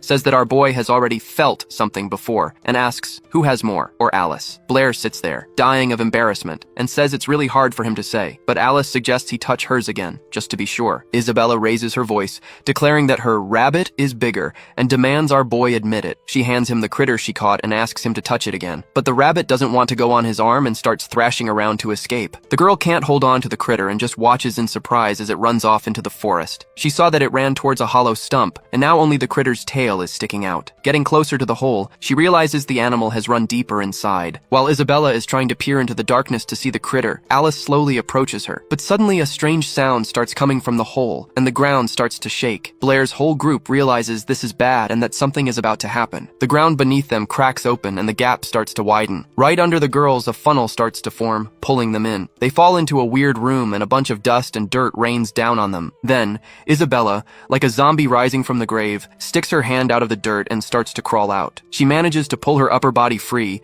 and then her whole body. Right after that, she finds Alice and helps her up, brushing off the dust. The two of them stand there leaning on each other, trying to process what just happened. I mean, they just fell about 26 feet and came out in one piece. Now they're looking up at the hole they came from. Isabella tries to figure out where they are. You can see some wooden planks holding the place up, kind of like a tunnel. But Alice, without a second thought for herself, collapses onto the cold ground, fighting through the pain, and starts to call out for Blair. Isabella sees her friend is in really bad shape, barely conscious, and tries to snap her out of it. She puts a finger near Alice's nose to check if she's breathing and panics, because the redhead's breathing is getting weaker and weaker. Without a second thought, Isabella starts giving her mouth to mouth to try and save her friend. Finally, it works, and Alice suddenly wakes up, bolting upright. She tries to clear her throat and gasps for air. She goes into a huge coughing fit, her face turning bright red, but at least she's back to normal. Isabella is super relieved to have saved her friend and asks if she's okay. Alice asks where they are, and Isabella says she has no idea, that they fell through a hole in the mountain, and maybe it's an old mine. Alice replies that she's never heard of any mines near the academy. Then Isabella points to a door she'd spotted nearby. After a beat, Alice thanks Isabella for saving her life, but Isabella's reaction is super weird. She just stares at her friend with a confused look on her face. Alice asks what's the deal, why she's making that face, and Isabella says she just never expected to hear a thank you from her. Meanwhile, back outside, everyone felt the earthquake and started to freak out. The students were worried they'd fail the exam because the tremor scared off all the rabbits they needed to hunt, but Archie shows up and calms everyone down. Just then, Anthony comes running up and tells them that all the students have been evacuated from the area. He explains that the earthquake caught everyone by surprise,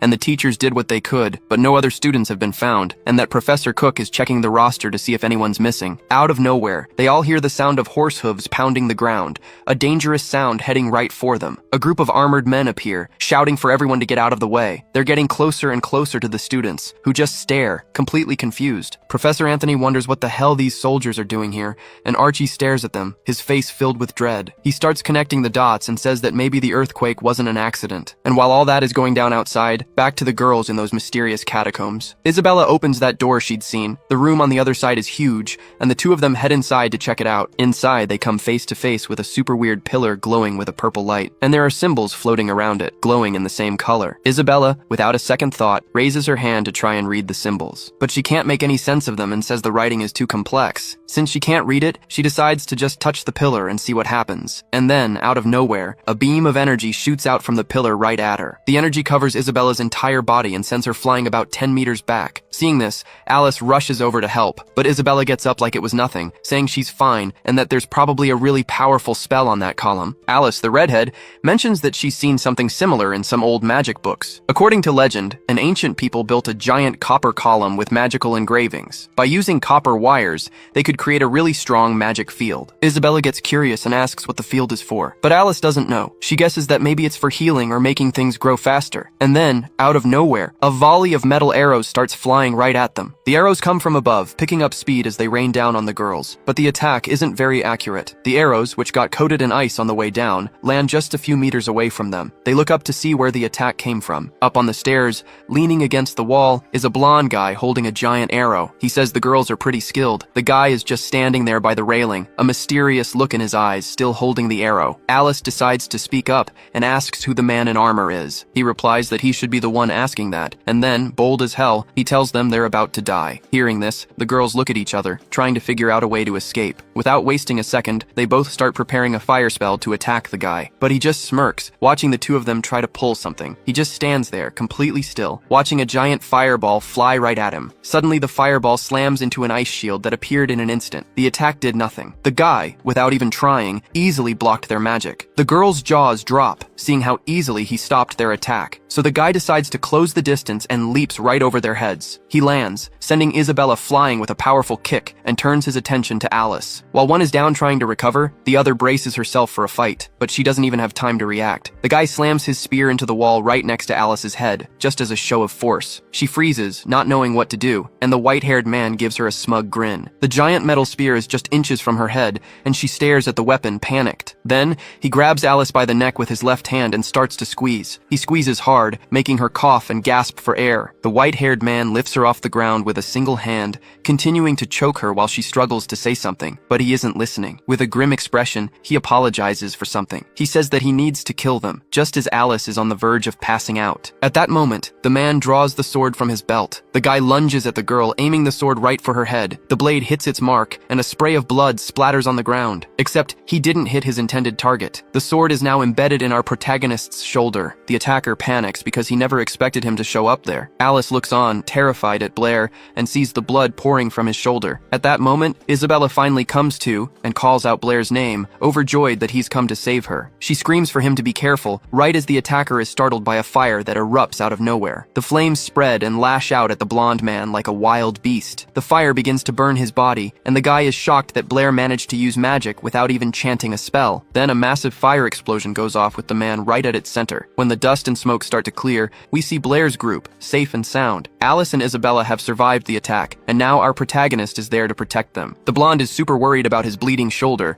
but Blair explains that he came through the same hole and followed the two of them. Without taking his eyes off the enemy, he says they'll deal with the wound later. By now, the villain is already starting to recover from the explosion. We find out he's one of Baird's servants, and he's shocked that Blair can use magic even faster than his boss. The white-haired guy decides he has to kill everyone there, since they saw what was in the basement. His long metal spear is coated in a thick layer of ice. He charges at our boy, ready to strike with all his might. Seeing this, the girls scream for him to be careful, but Blair just stands there, waiting for his enemy to get closer. The man is completely baffled by his reaction, his face a mask of pure shock. That's when he spots a giant mana orb floating right above his head. Taking a closer look, he figures out it's a water ball technique, and he's even more stunned because Blair cast the spell without making a single move. He also notices that the water ball itself has a really weird shape. The orb comes crashing down on him, completely engulfing his body. Suddenly, blood starts gushing from him everywhere, and the blonde guy begins to cough uncontrollably. His eyes fill with rage, and the exposed parts of his body look severely burned. The metal spear, now wet, slips from his blood-soaked hand. He tries to get back on his feet, but can only let out a scream. Overwhelmed by the sheer power of the attack that hit him, he collapses to the ground, unconscious. At the same time, up on the surface, we see Baird sitting on a massive boulder. He seems to be deep in thought, with an extremely serious look on his face. One of his men notices and asks him what's wrong. Getting up from the boulder, Baird averts his gaze and says that some rats have managed to infiltrate their ranks. The squadron of knights that had passed the students was now far away, racing toward the forest. Their commander orders everyone to halt their horses announcing there's an underground passage just up ahead. He commands the men to dismount and prepare to enter. Turns out, the leader of the bandit group is a highly trained warrior named Baird, a top-tier mage and an extremely dangerous guy. One of his subordinates then taps the captain on the shoulder and points ahead. There, a short distance away, a lone mage with a staff stood in the middle of the road, blocking their path. It was Baird himself. He turns to the knights like they're old friends and simply informs them that the passage is closed. Without a second thought, the knights decide to go all out, launching a full frontal assault. They fall into formation, one behind the other, just waiting for their commander's signal. One of the knights even turns to the guy behind him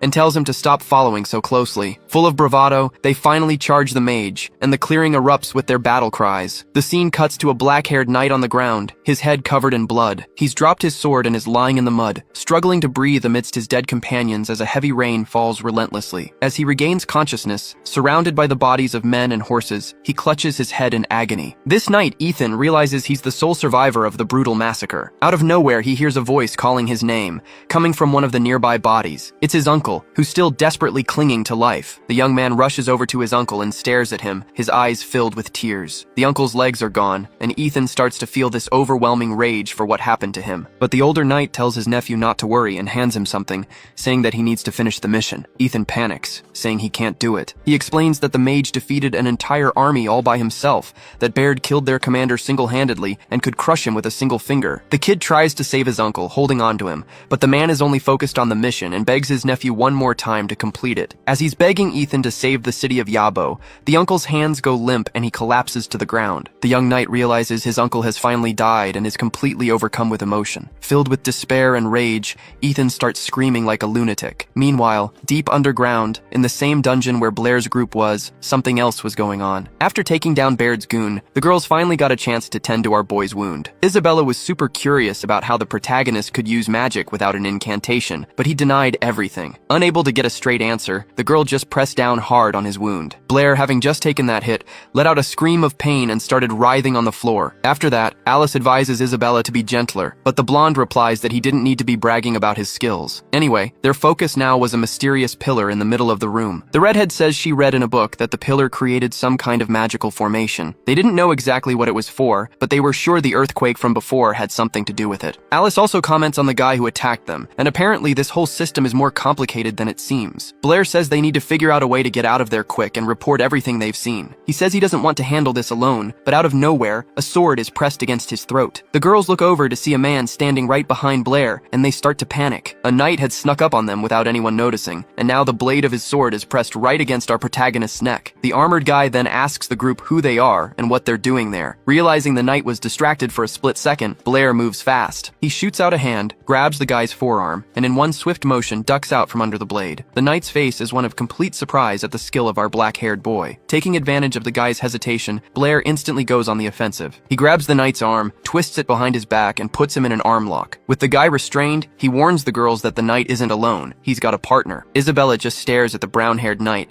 a look of surprise on her face and an interest she's not even trying to hide. The knight, whose name is Ethan, demands that Blair let him go, yelling that if he doesn't, the entire city of Yabo will be destroyed. Hearing this, Blair just freezes up, staring at the armored guy, completely clueless. Our protagonist's whole group gets curious about this and asks what he meant. After finally letting Ethan go, he starts explaining, and Isabella presses for more details. The knight reveals that the capital had known for a few days that a guy named Bird had invaded the city, but no one had been able to find him. The problem is, they had no idea just how strong this Bird guy was. Blair, hearing all this, innocently asks who this Bird is that everyone's so afraid of. Then the whole group starts chuckling, because it's unbelievable that our boy doesn't know a thing. Alice then starts to explain. She says that Bird is, simply put, the most famous and dangerous criminal in the kingdom of Lonan. Like, even little kids know his name. And to make matters worse, he used to be a general in the royal army. The guy isn't just good in a fight, he's also a top-notch mage with massive magical power. He was like the biggest name in the kingdom, but nobody ever imagined that in the middle of a battle, he and his army would just switch sides and betray everyone. Ever since that day, he's been completely off the map. The king even offered a huge bounty for his head, but to this day, no one has even gotten close. Then Isabella turns to the knight and asks for more details about this Bird. She wants to know if it's true he came to Yabo City just for that structure, and what that thing actually does. Ethan, with a terrified look on his face, replies that the magical system can destroy the entire city. Blair's group can't believe it, and asks again if he's serious that the whole city could be wiped off the map. The knight then explains that the formation is made of 118 pillars scattered throughout the inside of the mountain,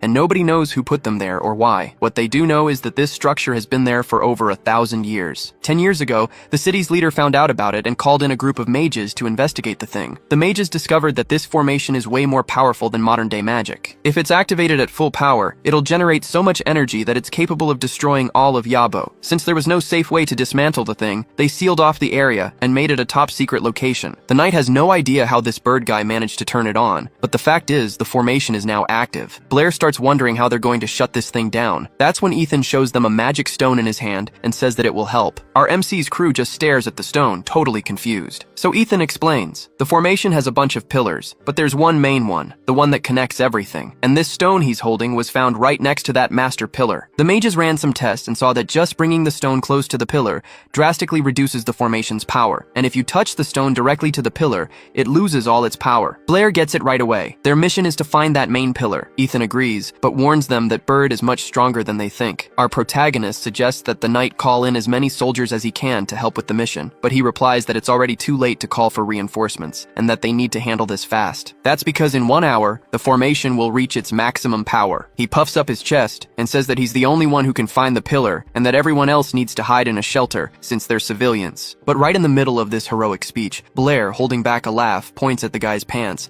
and says he didn't want to interrupt his moment of bravery. Ethan, who was feeling all high and mighty, looks down and is completely shocked. There was a huge wet spot right on his crotch. The guy's face turns beet red, and he starts stammering, making up an excuse that it was the rain that got his pants wet like that. Suddenly, Isabella stands up from her chair with an annoyed look, like she wants to say something. She declares that her family, the Clavos, has protected the city of Yabo for generations, and that it's her duty to help. Then, she announces she's coming along to deactivate the system. Just then, Blair overhears that the bounty on Bird's head is 100 million gold coins, and his jaw drops at the amount of cash. That's when it finally clicks for Ethan, and he realizes the girl in front of them is Isabella, the mayor's daughter. Hearing about the reward, our protagonist gets all fired up, puts a hand on the knight's shoulder, and declares that protecting Yabo is also his duty as a good citizen. Seeing her friend's attitude, Alice also decides she's not going to run away and agrees to go with them. The knight gets pretty emotional seeing their courage, realizing they genuinely want to help the city. To totally ruin the mood, one of them suggests that the knight should probably change his pants first. Ethan, of course, gets super pissed at the teasing. Meanwhile,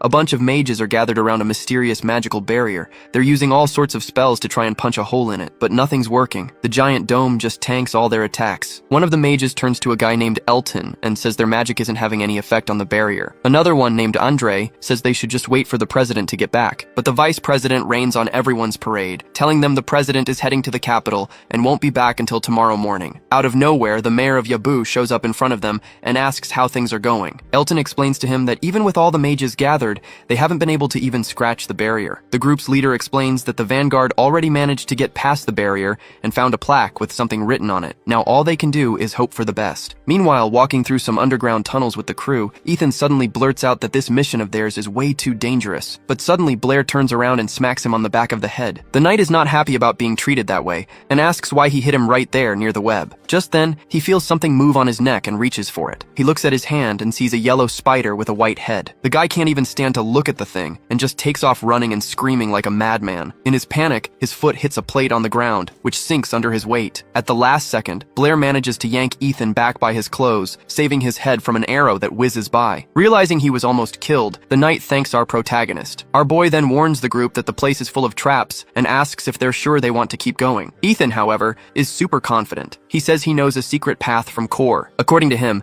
there are several routes to the main pillar room, but they all go through the main gate, where that Baird guy is definitely standing guard. He knows they don't stand a chance if they have to fight Baird head on. So he's going to lead the group through a shortcut that bypasses the main gate. The plan is to sneak into the room, place the piece on the pillar, and get the hell out. Blair gets curious and asks how he knows about this secret passage. Ethan explains that he has a degree in history and can read ancient texts. One day, he found a map in the palace, and now he knows all the dungeon's passageways. The black-haired guy asks why a historian ended up in the army. The knight explains that it's tough to find a job for a history major, and that his uncle, who served in the Royal Army, got him this position, and this is his very first mission. Blair thinks, frustrated, that even in this world, landing a job is a total pain, just like in the world he came from. Finally, Ethan finds a different-looking section on the corridor wall. He presses on a panel, and it sinks inward. The walls beside it slide open, revealing a new passage for Blair's team. Ethan says that from here they can go straight to the main room and finish the mission. Meanwhile, Baird is already in that room. One of his men reports that the barrier outside is working perfectly, and the enemy enemies still haven't broken through. Baird remarks that the defense system is pretty good, and, out of nowhere, asks about a guy named Sid. His servant replies that he went to patrol the west sector and never came back. Baird stares thoughtfully at the main pillar and the scriptures around it, thinking that another rat has managed to get in. At that exact moment, Blair and his team start making their way through the secret passage. They reach a staircase that leads right into the main room, and the black-haired guy decides to take a peek to see what the situation is like inside. After making sure the coast was clear, he opens the hatch to the secret passage, which was disguised as part of the floor. Finally,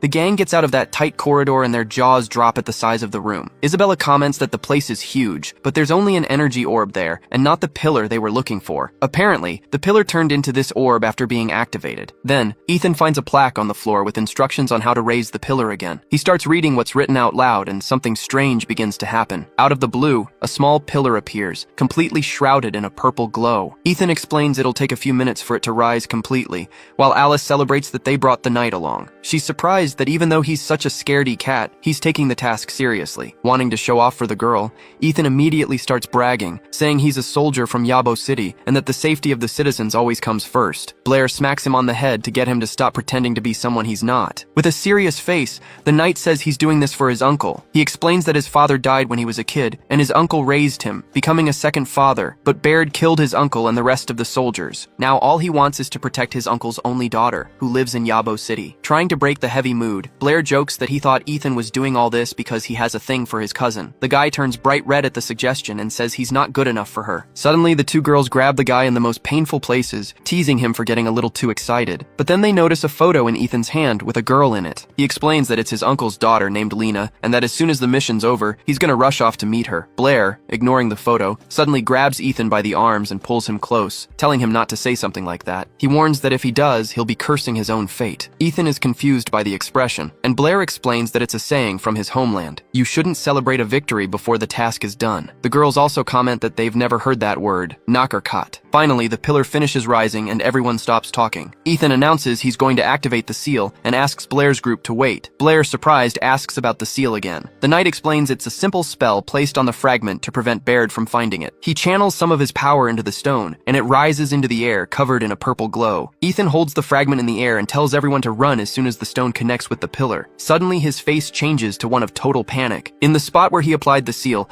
a giant fireball appears out of nowhere. His entire body is engulfed in orange flames, and he desperately tries to protect himself. The magic vanishes after a moment, but by then, the knight had already passed out. The seal he was about to use falls from his hand, landing near his head. Turns out Baird wasn't as dumb as Blair's group thought. He had noticed the rats who attacked him, and even though he was injured, Ethan managed to recover quickly from that magic attack. The girls look at each other and instantly know what they have to do. Seeing Baird and his crew up ahead, they start secretly preparing a spell. As soon as they're done, they launch a fireball at each of the gang's bosses. The white-haired guy doesn't even move to react. The fire magic simply vanishes into thin air before it even gets close to him. The two girls are left with their jaws on the floor because the guy's spiritual power is so absurd that he can nullify their magic without even breaking a sweat. But then, out of nowhere, something makes Baird tense up and focus all his attention. A shower of fireballs comes flying his way, and this time, he can't stop it. The magic hits the mage's body, and the attack came from Blair, who's surprised to see he finally managed to hit the guy. Since the big boss never even gets a scratch, his henchman starts to panic, worried about Baird. Baird, on the other hand, is impressed. He realizes that our boy didn't use any incantations or gestures to attack, and that his spiritual power is really strange. Seeing his chance, Blair tells the girls to grab the fragment and get the hell out of there, while he holds off the mage. So, he unleashes several fireballs at once towards Baird, who's still just standing there. At the last second, the white-haired guy throws up a magic shield. He's shocked that the black-haired protagonist can use magic like that, with no preparation, but the girls can't complete the task. The room is packed with other strong guys besides them and Baird. Still, Isabella isn't planning on giving up. Even after being caught, she tries to sense where the seal is. Seeing this, Blair figures that the only way out of this is to take down the gang leader. Baird, meanwhile, is watching our boy's technique, wondering why he summoned two different elements. Our protagonist has created both water and fire magic and starts to merge them. The two elements fuse right in Baird's face,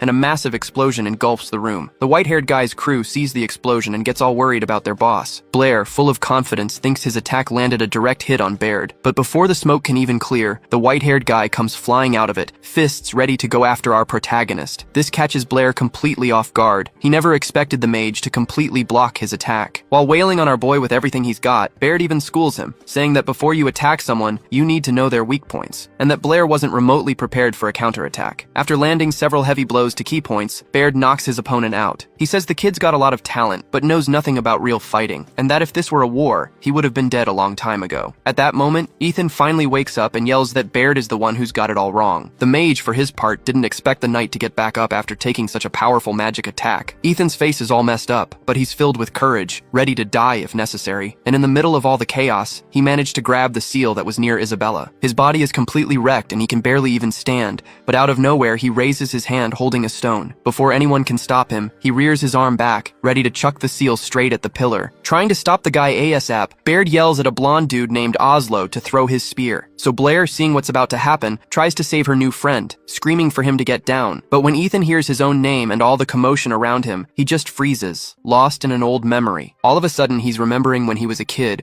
standing by his uncle's grave with his other uncle and his cousin. Back then, he was super curious to know if his uncle Jason, who had died, was a hero because he was strong. The other uncle replied that no, Jason wasn't strong in either body or spirit. In fact, he was a coward. The kid was confused why everyone called the guy a hero then. The answer was pretty simple. He sacrificed himself to save other people. Back in the present, the unfolding scene makes Blair and her crew burst into tears. Isabella desperately screams the knight's name. Ethan, not even trying to dodge, takes a spear right to the chest, but he still accomplished his goal. The scene shows that even a regular person can do something incredible and become a legend for it. The stone he threw hits its target dead on and starts getting sucked into the strange pillar. One of Baird's goons asks, already losing hope, if the formation stopped working. The blonde guy who threw the spear, Oslo, just remarks that Ethan didn't even bother to dodge. Meanwhile, Baird walks up to Ethan, who's kneeling on the ground, and puts a finger under his nose to check for breath. After a moment, he calmly announces that the guy's dead. When Blair hears this, she gets furious because Ethan had just become her friend. Baird's crew started asking what they should do, since the whole plan had fallen apart. Baird, meanwhile, was looking kinda tense at a drawing Ethan was carrying, a picture of the girl he was going back to. The squad of knights got worried about their boss, but he simply said that they had lost. He explained that the young soldier didn't run away on purpose and had accepted his own death. He chose to sacrifice himself to shut down the device. Looking a bit down, Baird stated that this time, the loss was theirs, and they had to leave. The blonde guy, surprised, asked why they couldn't just try another plan. Baird explained they didn't understand the method properly and would probably just die for nothing. Instantly, all his henchmen dropped to their knees,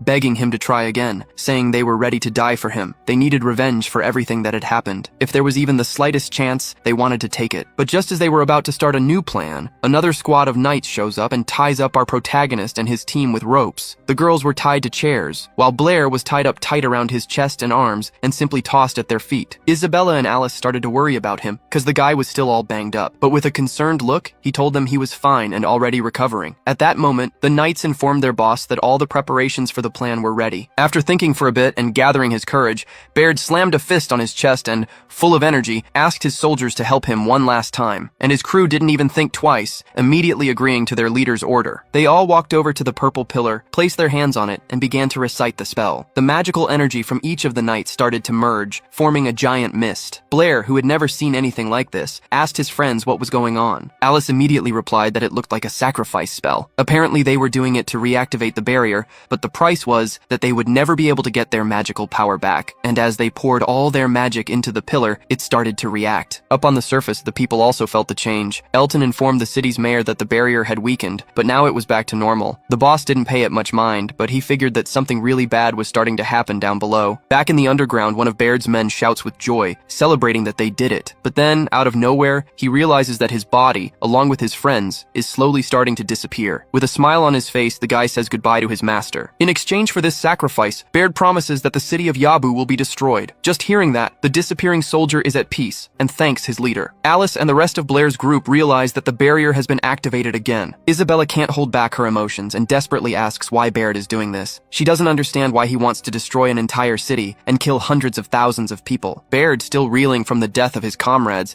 says he knows he's not okay, and that he and his men are just a bunch of lunatics. Without a clear answer, Isabella presses him, asking again why he was going to destroy the city right now. This time, Baird actually thinks about the question for a bit. Since there was still half an hour before the city went up in smoke, he decides to tell her his story. He starts to remember the past, and we cut to a scene of him and his comrades trapped on top of a tower. One of his friends, Oslo, said they were out of arrows and only had enough food for half a day. Suddenly, the commander said they had to break through the siege no matter what, because they couldn't die there. They needed to deliver intel on the enemy. But Oslo was ashamed, saying the kingdom had already branded them as traitors. hours. They'd fought the enemy for 10 days, but reinforcements never arrived, and the rumor going around was that help was never even sent. To keep the soldiers' morale from dropping, the commander stands up and slams his staff against the bricks. He tells Oslo to shut up, because this whole treason idea was just a trick from the enemy. Oslo was about to protest but was cut off immediately. Commander Baird decides to put an end to the doubt once and for all and tells him to stop it. He says they're fighting for the safety of their homeland and that he doesn't care if any of them want to give up. One of the guys sitting next to him yells out that he believes in Baird and will follow him to the end. Oslo does the same, entrusting his life to the commander. The mage managed to boost everyone's morale, and everyone started shouting that they would follow him to the end. Looking triumphant, he tells them not to worry about the kingdom abandoning them and orders everyone to attack. 3 days pass. On the walls of Yabo City, one of the guards spots a group approaching on the road. It was none other than Baird and the surviving members of his squad. The white-haired guy, Baird, still has the strength to celebrate that they've finally made it home, but he immediately collapses from exhaustion. But when he wakes up, the situation is completely different. He's in a prison cell. He tries to explain himself, saying he's a commander in the Royal Army and needs to give an urgent report to the king. Then the prison warden shows up and hits him with the hard truth. Baird has been branded a traitor. To make matters worse, he reveals that our guy's wife and son have already been punished by the law, and that the next day it'll be his turn to be executed. Baird is in complete shock. He desperately grabs the man by the collar, screaming that he never betrayed his country and demanding they release him and his family. The warden breaks free and tells him straight up that everyone knows he's not a traitor. The problem is that someone powerful, way up top, wants his head, and because of that, he and his family had to die. After dropping that bombshell, he just turns his back and walks away, saying there's nothing more to talk about. Baird is completely shattered. He defended his homeland with everything he had, and in return, he was betrayed. A short time later, another guard doing his rounds hears a strange noise. Out of nowhere,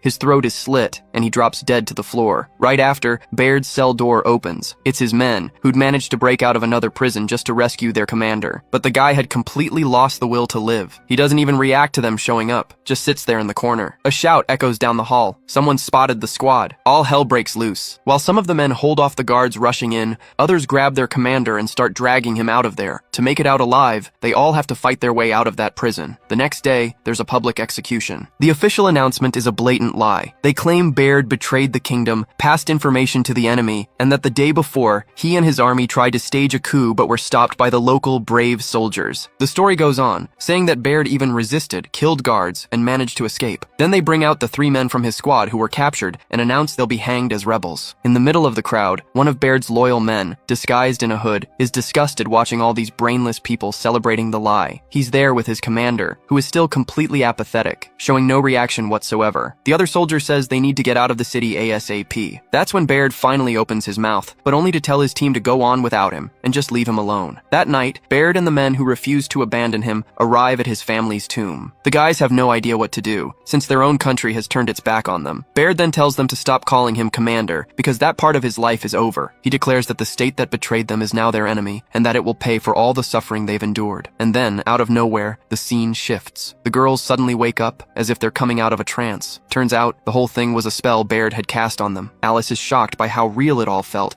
and asks if it was all just an illusion. The white-haired guy, Baird, explains that those were fragments of his memory, and that he used a synchronization magic so everyone would see the same thing. The redhead is shocked, asking where he learned such an ancient magic. Just then, Blair starts to stir and make some noises, and the girls notice right away. Isabella, all worried, starts calling his name. Finally, our boy wakes up. She breathes a sigh of relief and says he scared her, because he was stuck in the dream way longer than everyone else. Not understanding a thing, Blair, with that single tear in his eye, just stares at the white-haired guy. It seems like our protagonist was the one who managed to go the deepest into Baird's memories. Then Baird stands up and says he didn't mean to invade their space, but that it was all going to be over soon anyway. He explains that before joining the Royal Army, he worked for a while defending the city of Yabo. That's where he discovered this so-called system, and that's when he made up his mind. After getting his revenge on the kingdom, he was going to take his crew to that place. They found a bunch of old records in a basement and spent a long time studying them all. In those records, they found ancient magic, history, and even a manual on how to use the system. Turns out, a long time ago,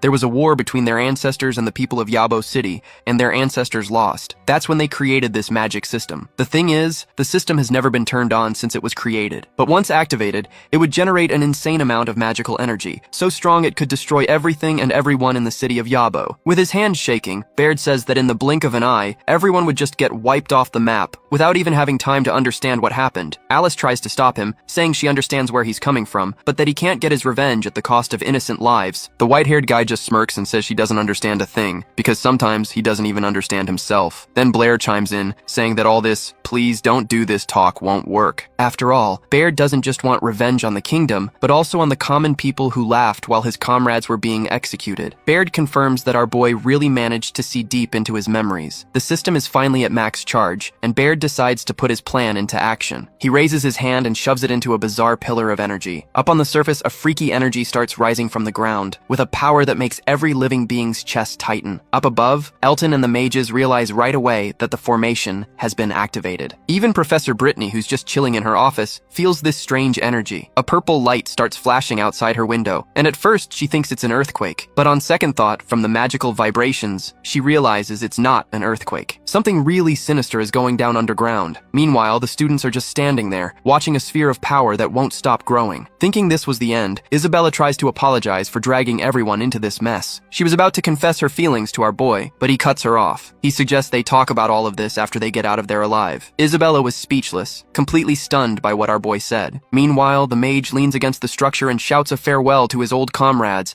promising that the entire kingdom would pay for this. With a sinister look, he orders the system to activate, but out of nowhere, Blair's fist flies right into his face. Our protagonist decided to stop Baird by force. The punch was so hard that the mage was sent flying for several meters before crashing to the ground. Blair knew he had to stop that white-haired guy. Back on the surface, almost all the knights and mages suddenly drop to the ground. Andre instantly figures out that the activation of the magic system must have stopped. One of the knights, relieved, says that he thought it was all over for them. As the mayor gets up and stares at the barrier, Elton notices a movement right behind him. It was Brittany, who showed up wanting to know what was going on. They tell her that all the students have already gone home and that she shouldn't be here, but she's not buying it and says that Blair and Isabella haven't come back. She tells them that at least 2 students are still down there. That's when it finally dawns on Elton who the professor was talking about, the daughter of the city's chief. Osden overhears the conversation and realizes his daughter is right in the middle of the chaos. His mind flashes back to when she was little and said she wanted to work in the city's defense. At the time, he was super surprised and asked her why. Her answer was pretty simple. The little girl said she was from the Clavos family and wanted to protect the city and her father. Osden, touched by his daughter's wish, gave her a tight hug and started to laugh. Now he realizes his daughter has grown up and is truly fighting for the city. Back to the fight, Baird, still on the ground, asks how the hell Blair managed to break free from the ropes. Blair tells him straight up that he should ask the soldier they killed. Our boy then remembers Ethan handing him a knife in the hallway, explaining that it was a tradition of the city guard. Blair was surprised and asked what the guard would do without his knife. But Ethan just replied that our protagonist would need it more. Baird laughs and says he'd forgotten about that tradition, calling Ethan a respectable soldier. He then faces Blair and asks if he's really going to fight, even after seeing his memories. The protagonist confirms right away,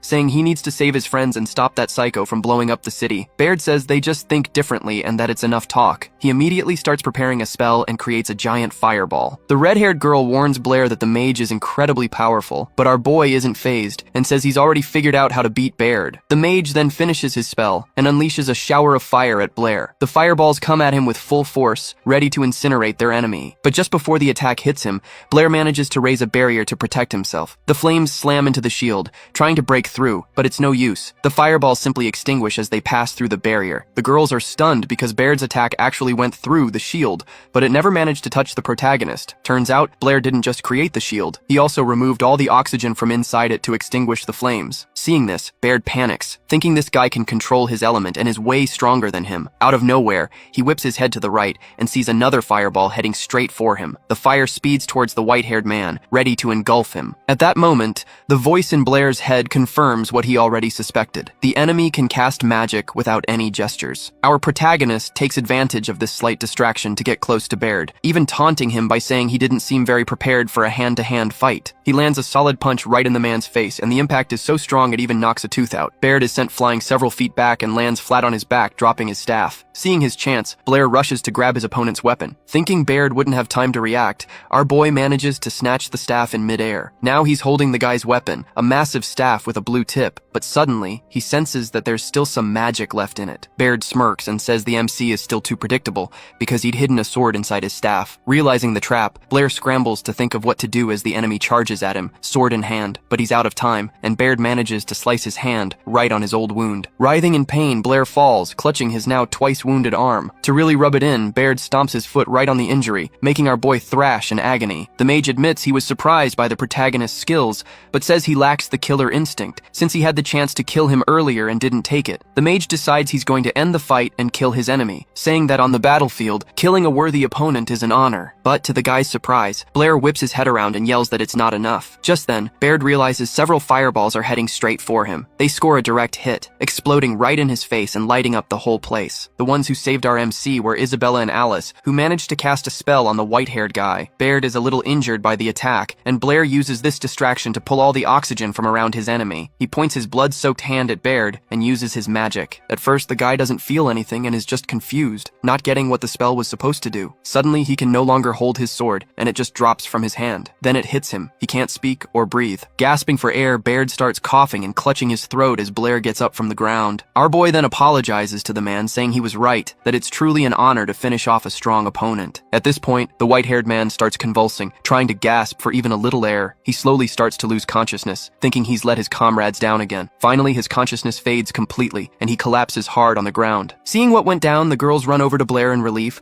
asking if he's okay. Meanwhile, the energy built up in the pillar starts to fade away. Apparently, this trap deactivates on its own if no one triggers it after a while. Isabella, all excited, asks if they really managed to defend the city. Realizing they did, she runs over and gives Blair a huge hug, even though he's still all beaten up. Then, out of nowhere, chunks of earth and debris start falling from the ceiling. Alice explains that many of these ancient ruins self-destruct after being used, to stop enemies from using the place. Isabella doesn't quite get it and asks her friend again, so Alice just spells it out. The entire system is starting to fall apart. Suddenly, a giant block of stone breaks loose from the ceiling and comes flying right at them. Blair acts fast, grabbing both of them by the hand and making a run for it so they don't get crushed. In the middle of the escape, he chews out Alice for not warning them sooner that they needed to get out of there. The main pillar starts to crumble, threatening to fall on top of them. On the way, our boy sees his dead friend, sitting right in front of one of the collapsing pillars. He decides he'll honor his memory and Baird's, so he turns for a sec to say goodbye to the two of them. Outside, the knights and mages standing near the magic barrier watch it vanish. The whole crowd starts cheering, cause the barrier's finally gone, but Professor Brittany doesn't even hesitate. She takes off flying right away to find her students. She casts a flight spell and zips over to the dungeon entrance. Watching this, Elton smirks and comments that she's pretty impatient. At this point, the head of the city orders his knights to the fallen barrier to handle the situation. With a worried look on his face,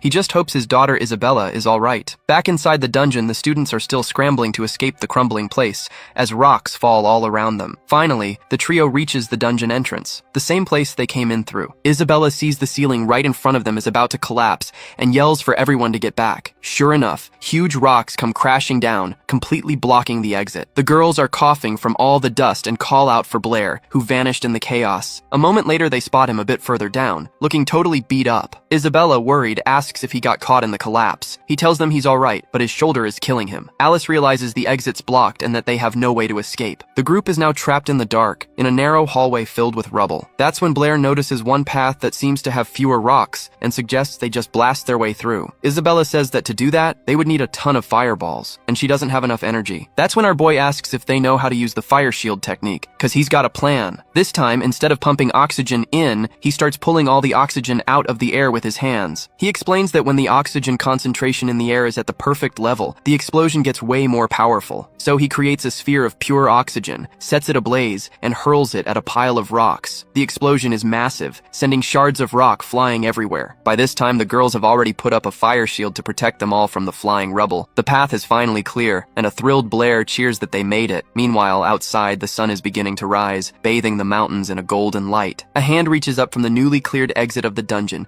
trying to find a grip. It's Alice, the first one out, struggling to pull herself up. Isabella reaches down and helps her friend to her feet. Blair is the last one out, and he's completely wiped. Both girls offer him a hand, and Isabella asks how he's feeling. He tells them he's fine, but internally, he's thinking that he can't go on, that he's hit his absolute limit. Out of nowhere, his legs give out, and he stumbles on his way up. The girls can't grab him in time, and he starts to plummet back down. In what he thinks are his final moments, he's certain the fall is going to kill him. Suddenly, someone manages to grab his hand, saving him from death. It's Brittany's teacher, who came flying in with magic just in the nick of time. Some time passes, and our boy wakes up in a hospital room with all the girls gathered around him. He finally opens his eyes, trying to make sense of what happened. He's a bit lost, trying to figure out where he is, and in a lot of pain. Isabella, who was dozing nearby, wakes up at the sound and tells him not to move. All the girls are super happy that the protagonist has finally woken up, especially Isabella. She gets so excited that she grabs him by the shoulders and starts shaking him with joy. Brittany explains that the wound wasn't fatal, he just lost a lot of blood. Changing the subject, our boy tries to tell them something about Baird, but she cuts him off immediately, saying that Isabella and Alice already told her everything and that it doesn't need to go in the report. He agrees, since there's nothing more they can do anyway. Suddenly, the door to the room opens and someone else walks in. The girls and Blair turn around, surprised to see who it is. It's the chief of Yabo City, who has decided to pay our boy a visit. Blair, completely curious, immediately asks why such an important man would be there. The man bows before Blair and thanks him for saving his daughter. Our boy wasn't expecting that at all and gets super embarrassed. Without even looking up, the man continues, inviting him to dinner at the Clavius family home. Hearing the invitation, Blair is just completely shocked. Isabella, who also heard the invitation, immediately assumes the dinner is for him to meet her parents. Getting the complete wrong idea, her face turns beet red with embarrassment. The next evening, Blair is all dressed up for the event, ready to go to dinner with Isabella. She lets him know there will be other families and a bunch of important people at the dinner, which is why our boy is already getting a little nervous about the crowd. Isabella explains that their family dinners are always like this. That's when Blair realizes that the title of city chief is passed down through her family. So it makes sense that their family dinners are actually high society parties. Out of nowhere, Blair thinks that one day Isabella is going to be the next city chief, and if he married her, he could do whatever he wanted in Yabo. Their son would also become the city chief, but to do that, he'd have to take her last name, Clavius. He continues getting lost in this fantasy of having kids with Isabella, but suddenly, she grabs his left ear and gives it a hard tug, saying he was thinking about something dirty again. She asks him what he was thinking about. Not having the guts to tell the truth, he makes something up on the spot and says it'd be possible to have 2 kids. Then he quickly changes the subject, saying a friend's wife is having twins, and they asked for help picking out names. Isabella actually thought he was thinking about their future kids, but she didn't have the guts to say anything either. Instead, she just asked if he'd thought of any names. Our boy says no, and explains that the couple wanted one kid to have the mom's last name, and the other to have the dad's. She gets curious and asks if he'd be cool with that, if his kid took the mother's last name. He replies that if he had 2 kids, he'd be totally fine with it. After a bit more small talk, they start approaching the spot where everyone's gathered. On the way, Isabella spots her mom, who Blair was finally about to meet. The blonde's mom, who has the same light hair, greets both her and Blair. Our boy gives a polite bow and greets Mrs. Clavius. Getting straight to the point, the woman thanks him for saving her daughter and says Isabella has told her a lot about him. Instantly, all the girls standing near Isabella's mom start eyeing Blair with interest. All this attention spooks the blonde, who grabs his hand out of nowhere and tells her mom she's taking him to see her father. One of the girls even asks why Isabella is so freaked out, but she doesn't even answer, just bolts from there with our guy in tow. With everyone watching, they quickly make their way over to the head of the family. Meanwhile, something interesting was going down over at the chief's office. A guy named Abel Howard had arrived in Osdown. The white-haired man says the finance minister, some guy named Walter, is up to something. But the old man just replies that a measly official like him wouldn't be able to challenge their power. Abel retorts that it used to be that way, but in recent years the capital has started to strip power from the city leaders. Now, the money and the army of each city are no longer controlled by the mayors. The king himself sends his own people to manage everything. And to make matters worse, the finance minister is the queen's younger brother. Every year around this time, auditors from the capital show up. These guys have a ton of power, and if they find even the smallest thing wrong, they can arrest even the head of the city. Abel already knows that this Marcus Walter is going to show up in the city of Iabo. He mentioned that the two of them talked a few days ago, and it's almost certain they're going to pull something against Osdown. The mayor thanked him for the heads up and promised to keep an eye out. After dropping all that intel, Abel says his goodbyes and gets ready to leave. But the mayor gets suspicious and asks why Howard decided to tell him all this. Abel explains it's for his family's safety, since the Howards will need some time to get back on their feet. The city leader instantly gets what he's implying and gives him a suspicious look. Right at that moment, Blair and Isabella arrive at the family office looking for Abel. He sees the black-haired boy and thinks that wherever there's trouble, the protagonist always shows up and mentally wishes him good luck. The students finally make it to Isabella's father's office. After greeting the old man, they take a seat. Isabella, a little surprised, asks why her dad had been so quiet for so long. He then asks her to leave the office so he can talk to Blair alone. Without questioning it, she heads right for the door, and our boy tells her he'll catch up with her once he's done. The girl replies that she'll be waiting outside. As soon as the door closes, the old man stands up with a grim look on his face and thanks Blair for saving his daughter. Blair plays it cool, saying a man always has to protect a woman. woman. Grabbing a sword, Osdown mentions that Isabella also said the guy took care of her at the academy. As he's saying this, the old man starts to unsheath the sword. Starting to get a little desperate, Blair says they both studied under Professor Brittany and just looked out for each other. The head of the family then presses the partially drawn blade against the boy's face and asks if what Isabella said is true. Blair confirms. And at that very moment, the old man yanks the sword out completely, saying his daughter mentioned in her sleep that he kissed her, hugged her, and even got handsy with her. Our protagonist is confused and asks when he ever kissed her. Getting no answer, the old man insists, saying that he must have hugged her and then gotten handsy. Not figuring out what the old man was up to, Blair decides to cut to the chase and asks if that's why he was called in. Osdown is actually surprised by the kid's attitude. He says Blair is the first person to ever speak to him like that, and that the whole thing was just a test. Extending his hand, the old man asks him to continue looking after Isabella. Our protagonist extends his hand too, and they share a firm handshake. Afterward, at the old man's suggestion, they agree not to say anything about their conversation. A little time passes, and the whole family finally gathers for a meal at a table near the mansion. Isabella, curious, keeps wondering what her dad and Blair talked about so much in the office. While picking out his silverware, our boy seriously said that he couldn't tell her as it was their man's secret. The girl, who can't stand being left out, pouts in anger that he's hiding something from her. She even decided to playfully punch Blair a bit as revenge for not telling her the secret. Out of nowhere, a subordinate calls for old man Osdom. The guy informs him that the finance minister and the tax collector have arrived. The minister, dressed in blue, went straight to the head of the city and asked why he wasn't invited to such a fancy dinner. In response, Osdom said he didn't want to bother him, since it was a family dinner. The minister said it was all good because the tax collector had already told him about the problem. And speak of the devil, the collector walks right up to the table. He says that he suspects the Clavios family of tax fraud and that he wants to launch an investigation. Osdom's expression soured. He politely asked if they could at least finish their dinner first, but the tax collector wasn't having any of it. He said this wasn't up for debate and that he was there representing the capital's interests. All the guests at the dinner started whispering about the situation, everyone clearly worried. Isabella started shaking all over. She placed her hand on Blair's knee, looking for support. You could see on her face and in her posture just how worried she was about her dad. The minister then spoke up. He said it wouldn't be good for Osdom to make a scene in front of so many people, and that it would be better for him to just cooperate with the investigation peacefully. The old man got pissed that they were trying to boss him around and started raising his voice. His wife decided to calm the situation. She announced to everyone that dinner was over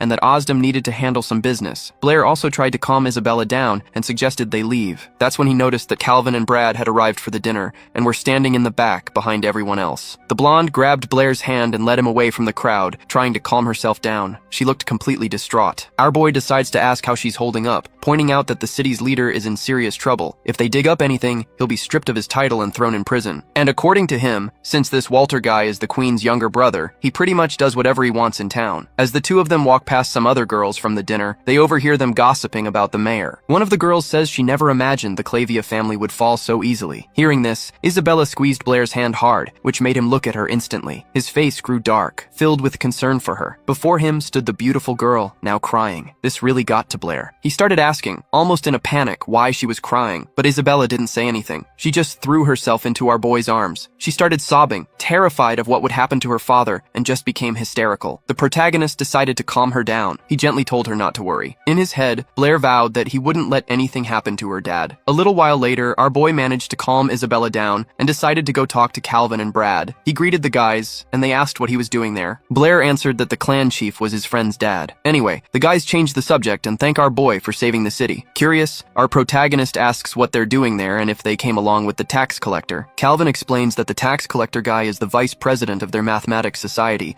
which is why they had to tag along, and Brad's job was to be the collector's bodyguard. Our boy then asks why the collector went after the city chief for money problems, since the finance minister should be the one handling that. Calvin explains that the minister works for the city chief, so at the end of the day, it's all his responsibility. Our protagonist then calls him out on it and asks if Calvin really believes what he's saying. The guy gets a little awkward and replies that they're just scientists. They don't work for the government collecting taxes. He says they can't get involved in this. So, our boy changes the subject again. He asks if they remember that guy who solved all the problems for the Mathematics Society and even created a new technique in the Magic Society. They say they remember him very well. Out of nowhere, it hits Brad, and he says they never told anyone about what went down in the magic community. That's when our protagonist drops the bomb. He is that guy, the one named Chen Luo. The two presidents are in complete shock, unable to believe that such a genius was just a student. They think he's joking, and politely ask our boy to stop messing with them. To prove it was really him, the protagonist tells them how much money he made from the riddles and reveals the secret of the new magic technique. It finally clicks for the presidents. They apologize profusely to the guy. Brad immediately starts sucking up, saying that now it makes sense how he managed to defeat Baird. Calvin kneels and says he's willing to do anything, even give his own life if our boy asks, and the only thing he asks for is help with the tax collector. With dead serious expressions,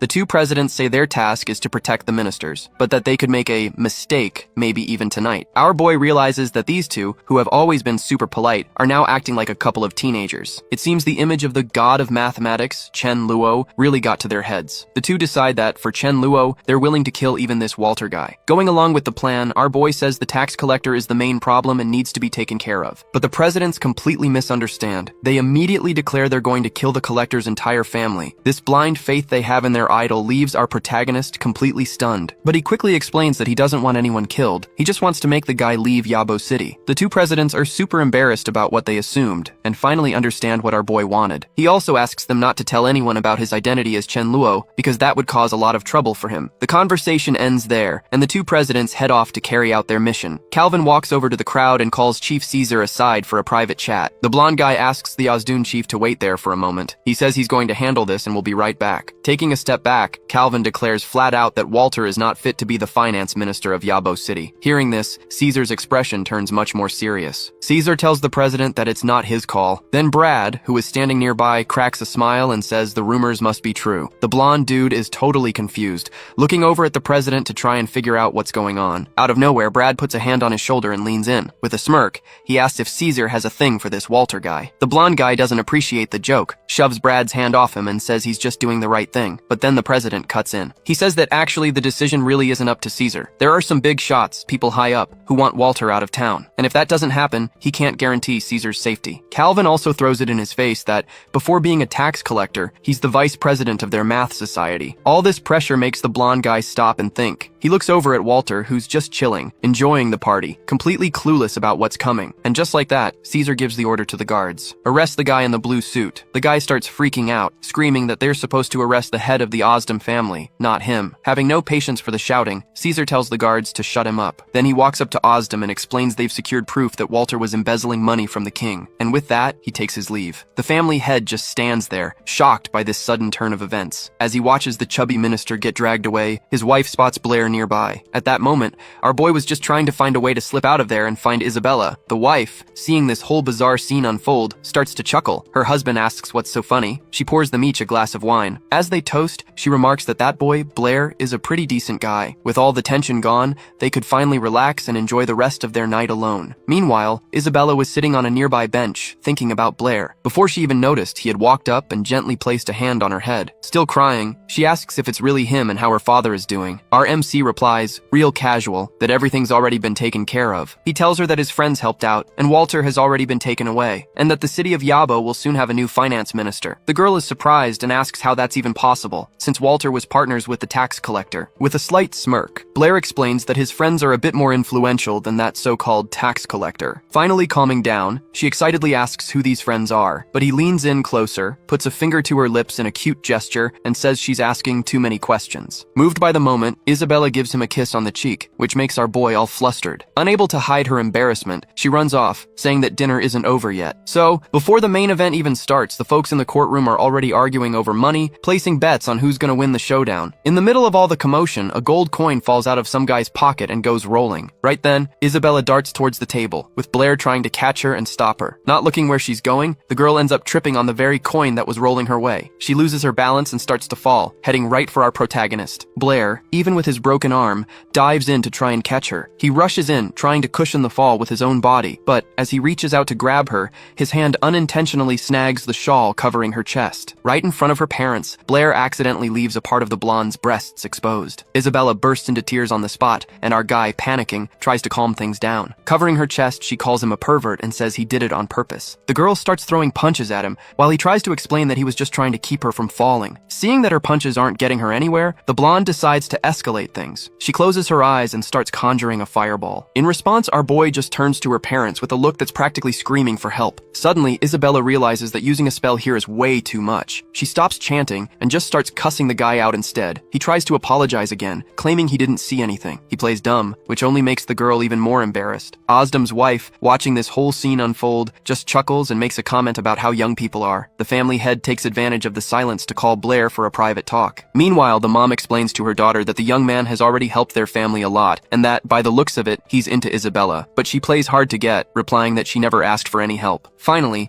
Blair and the old man head to the office and start their conversation. Ozdem kicks things off by saying that our boy isn't as simple as he looks. He says that our protagonist seems to have a grasp on everything, but the situation is complicated. The truth is, a couple of guys named Calvin and Brad owed the old man money, and today with this victory, that debt has been paid. Our protagonist replies that it was an honor to defend Isabella, but then uses the chance to bring up another point. The finance minister has been doing whatever he wants with taxes for 3 months, and the price of pork has already shot up 4 times. The old man asks if these are all the reasons he helped him. Blair explains that if the price of pork has risen so much, then the price of everything else in the city is going to rise too. The taxes affect the economy and the lives of the people, and if they let the minister do as he pleases, the people are going to struggle, and if the people have nothing to eat, the entire city will lose hope. The old man agrees that he's spot on and that the responsibility is his, but our guy tells him not to blame himself. While the men are having this serious talk, the women decide to peek through the crack in the door to see what's going on. Inside, Ozdem and Blair are smiling and talking about the need to choose a responsible person for the new minister's post. But out of nowhere, someone puts a hand on Isabella's back and pushes her toward the door. Unable to stop herself, she ends up stumbling right into the room. She ends up tripping and goes flying right at Blair, who is holding a glass of wine. Trying to stop herself, she throws her hands out and slams right into him. From the impact, the glass flies out of his hand. The wine soaks both of their clothes before the glass even shatters on the floor. Isabella's mom shows up right on cue and tells her daughter to be more careful. She tells the girl to get some clean clothes for Blair and, while she's at it, to help him get his room set up. The two of them try to say something, but the woman just cuts them off. She just thanks the young man for his help from earlier and wishes them a good night. A little later, now in dry clothes, Isabella and Blair are in the hallway. He tries to ask if he's sleeping over at her house, but she doesn't even answer, just grabs his hand and tells him to follow her. And who was spying on their conversation from behind the door? None other than Ozdem and his wife. As soon as the kids leave, she asks her husband what's going on. Ozdem replies that the tax collector only changed his mind because of Blair. He thinks Calvin pulled some strings, but he feels like there's more to the story. His wife says that everyone has their secrets, and the important thing is that Isabella continues to be treated well. Then Ozdem asks how she's so sure their daughter likes the guy. The mom replies that it's obvious. Isabella always wanted to go to the capital, but out of nowhere, she didn't apply this year. Her theory is that the girl wants to wait a year so she can enter the academy with Blair. The dad still tries to argue, saying that maybe she just doesn't want to leave home. Meanwhile, our boy is already lying in bed in the guest room, trying to relax after the crazy night. He's thinking about how he used to pretend to be someone else just to avoid trouble, but now he's seeing that being Chen Luo has its perks. As Walter, the queen's younger brother,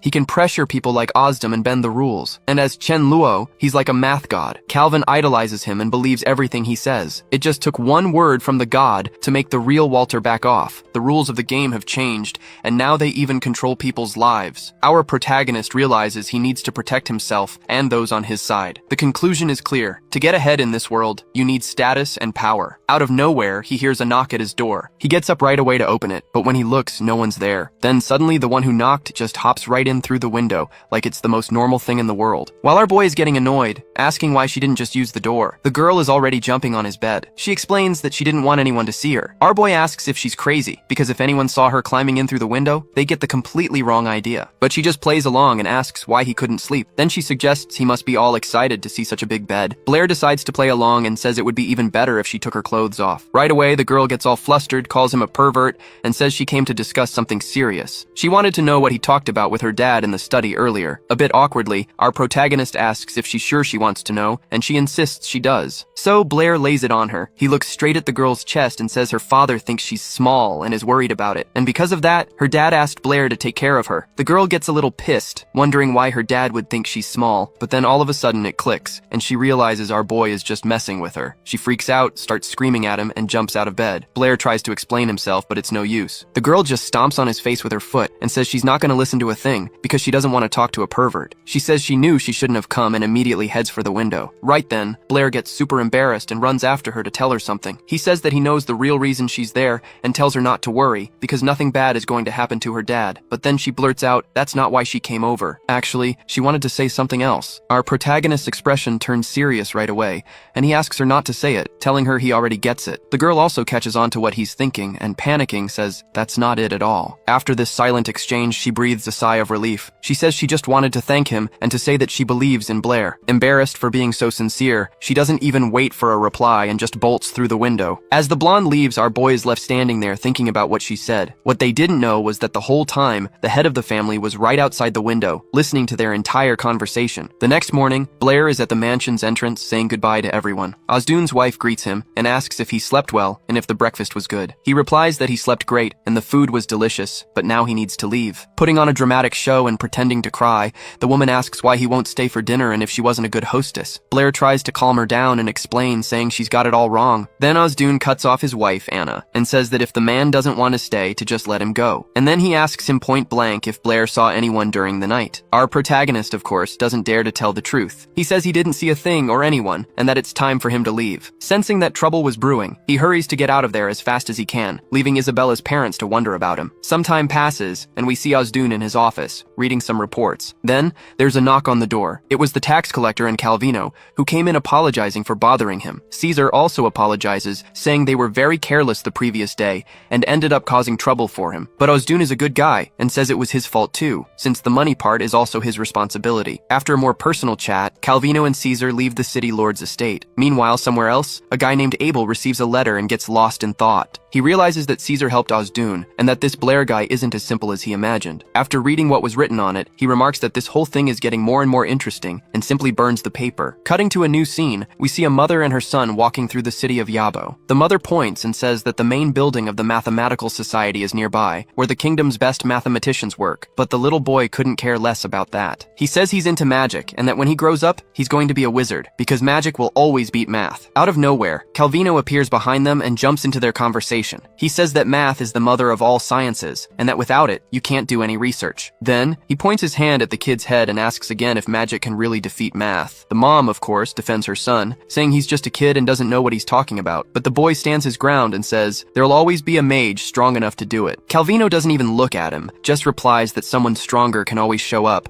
but it's impossible to defeat math because it's always evolving and improving. After schooling him like that, Calvino goes on his way to take care of his business at the Mathematical Society building. As soon as he turns his back, the brat takes the chance to make faces at him. Once he gets there, the guard at the entrance politely greets Vice President Calvino. Right after, his assistants come rushing over to warn him that everyone inside is panicking. People are thinking it's the end of the world because of the so-called devil's number Calvino had mentioned. Another assistant corrects him, saying the proper name is irrational number. Apparently, everyone has already accepted this as fact and is holding out a sliver of hope of finding some sequence in these numbers. But Calvino, reading a paper, tells everyone to calm down. He says that discovering this number only shows that science is advancing and that they need to seek the truth. He recalls that when Blair came up with this irrational number, the other scientists didn't even need to fight over the Edwin Award anymore. The scene changes and we see two mathematicians arguing over which theory deserved the award. Calvino was at this award ceremony with the whole cream of the crop of mathematics gathered. In the middle of the event, he decides to get up and sneak out, but the crowd immediately surrounds him, asking him to vote for their theories. Everyone, with a big smile on their face, ends up voting for the vice president. Meanwhile, the judges are over there talking, commenting on how that year's award ceremony was much calmer, without so much tension. Then, one of the elders announces on behalf of the society that Brittany and her student Blair from the city of Yabo were the winners of the award. At this point, Calvino was already sitting down again, with tears in his eyes, emotional because his society had finally achieved success. Next, they call him up to the stage to present the award. One of the judges hands him a golden statuette. The judge, all smiles, congratulates Calvino wholeheartedly on his mathematical society's victory. Without much ceremony, the guy takes the award, his eyes still full of tears, super emotional. He thought that with the so-called God Chen, his mathematical society would finally move forward. Then, one of the older judges explained to the crowd that that year Blair discovered an irrational number, and God Chen solved 23 problems. Another judge added that if Chen Luo had shown up, the award would have definitely been his. But Calvin couldn't care less if the guy would get on stage next time, because right then, he was just too happy. Meanwhile, a huge crowd was protesting in front of the Magic Society's building. Our boy decided to go check out what the deal was,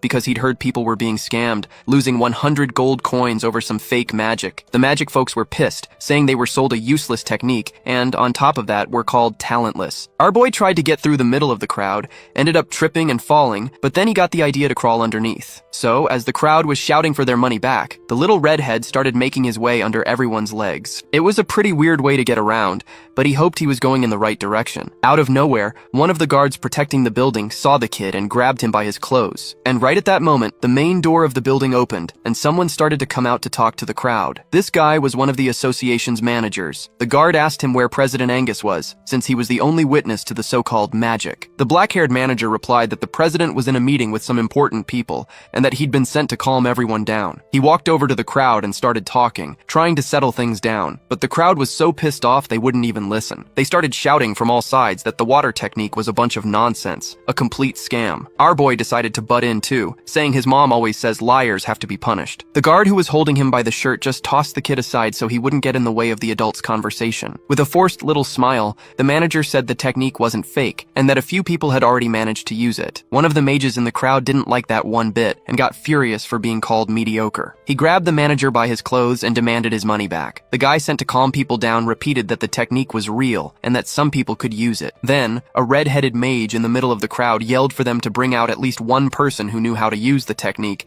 and then everyone would shut up. Out of nowhere, everyone turned around when they heard a woman's voice asking what was going on. It was a noblewoman. As soon as she showed up, all the protesting mages instantly bowed. She asked why everyone was crowded in front of the Magic Society. The red-headed mage explained that the association was breaking the law, selling a fake technique for a ridiculous price. The blonde noblewoman said she couldn't believe the Magic Society would do something like that. The black-haired manager then defended himself, saying it was a new technique that required a lot of skill. But the crowd didn't buy the excuse and kept yelling that it was all bullshit and that Chen Luo was a big fat liar. The noblewoman decided to take charge and said they'd settle this in a simple way. The Magic Society would have to demonstrate the technique. The manager took out a scroll with the spell's description and assured them they'd show the technique, no problem. He even added that the magic required mixing the fire and water elements. The woman reached for the scroll and asked if there was anyone in the Magic Society who could control two elements at the same time. The black-haired manager replied that yes, there was such a person, and that President Angus himself had even tried to use the technique. The red-headed mage butted in again, telling the noblewoman not to pay any attention to all that nonsense. Then the blonde took a quick look at the technique, and just like that, she was already creating fire and water magic at the same time. The crowd's jaws dropped at how easily she did it. The other mages started whispering, shocked that someone could actually control two elements. The girl herself was surprised she'd never thought of using magic that way. The black-haired guy explained that some guy named Chen Luo calls this combination magic, and that the Magic Society is debating the theory. That's when the blonde remembered she'd heard that famous name somewhere before. Meanwhile, the annoying kid wouldn't stop taunting the red-headed mage, reminding him that he'd promised to apologize if someone managed to do the magic. The boy insisted that the blonde had already shown the technique, and still no apology. The red-headed mage lost his patience, and instead of apologizing, he raised his hand to slap the kid. The boy flinched, trying to shield himself from the slap, but the blonde was faster. She didn't let the guy do a thing and just lifted him into the air with magic. The mage started begging for her to put him down, and she obliged. On the ground, he started apologizing to the girl. She just told him to think hard about what he'd done, since he caused a scene all because of his weak skills. With a little smirk, she warned him that she doesn't usually give second chances. Just then, the boy's mom showed up, furious because he'd run away from her. The woman grabbed him by the ear and started dragging him home. On the way,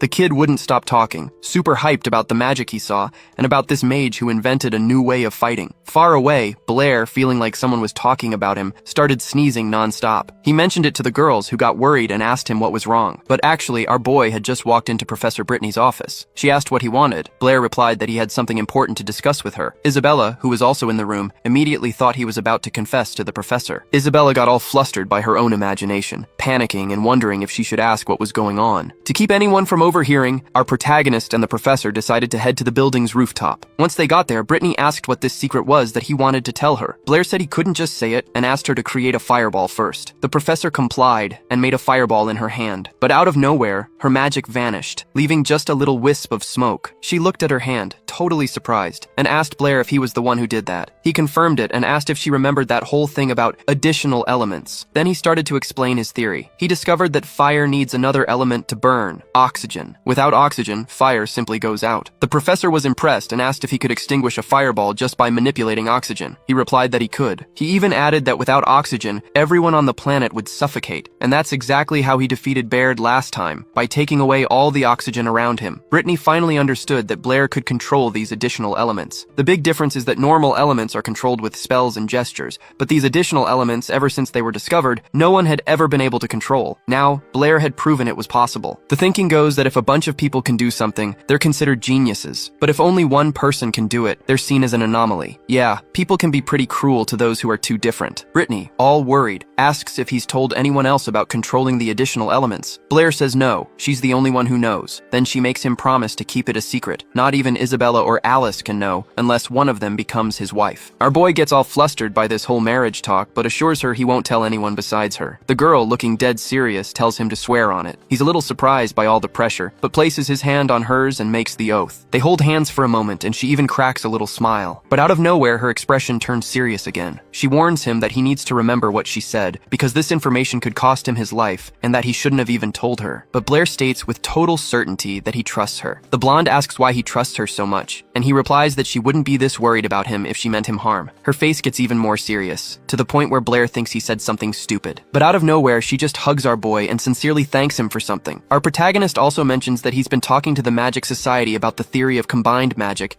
and has been trying some things to boost his spiritual power. The girl gets worried, thinking it's too soon for him to be messing with those guys, since he's still weak. But he shows her his cards and explains that he used a fake name, Shen Luo, so no one knows who he really is. Brittany breathes a sigh of relief, but some strange thoughts start running through her head. Suddenly, it clicks. She lets out a scream and lunges at him, pinning the guy against the wall. She asks if he's the Shen Luo who managed to solve 23 problems all at once. Blair confirms that yeah, it's him, and he just wanted to make some cash solving the riddles. The girl is in total shock. She starts listing off all the achievements of the guy named Shen Luo, and comes to the obvious conclusion that this guy is Blair. Brittany's face makes a super weird expression, and she backs away from him. She admits that there's no way she can teach him math or magic anymore. Even though her own teacher was one of the best in the kingdom, she can't even compare to Blair's level. But she says she can still help him with the magic side of things, because her teacher is also an archmage. Brittany promises she'll ask her to accept our boy as a student. Blair is super surprised by her sincere reaction, and, a bit shyly, accepts the offer. Then he realizes something. If Brittany's teacher takes him on, they'll become classmates. He asks her why on earth she decided to stay at the academy if she was already the student of an archmage. But the blonde dodges the question, and just like last time, promises to tell him her story later. The guy finally gets off the roof and decides to head back to the office where Brittany was. But before he can go inside, Isabella shows up out of nowhere, grabs his hand and starts dragging him off somewhere. He tries to pull away and ask what's going on, but she just ignores him, looking all flustered. All curious, she asks him what he and the teacher were talking about in private. Our boy looks at the door thoughtfully, remembering their conversation. And of course, he remembers his promise not to tell anyone his secret, not even her friends. And as you'd expect, instead of telling Isabella anything, he just says they didn't talk about anything important. The blonde gets furious with his secrets and says she doesn't believe him,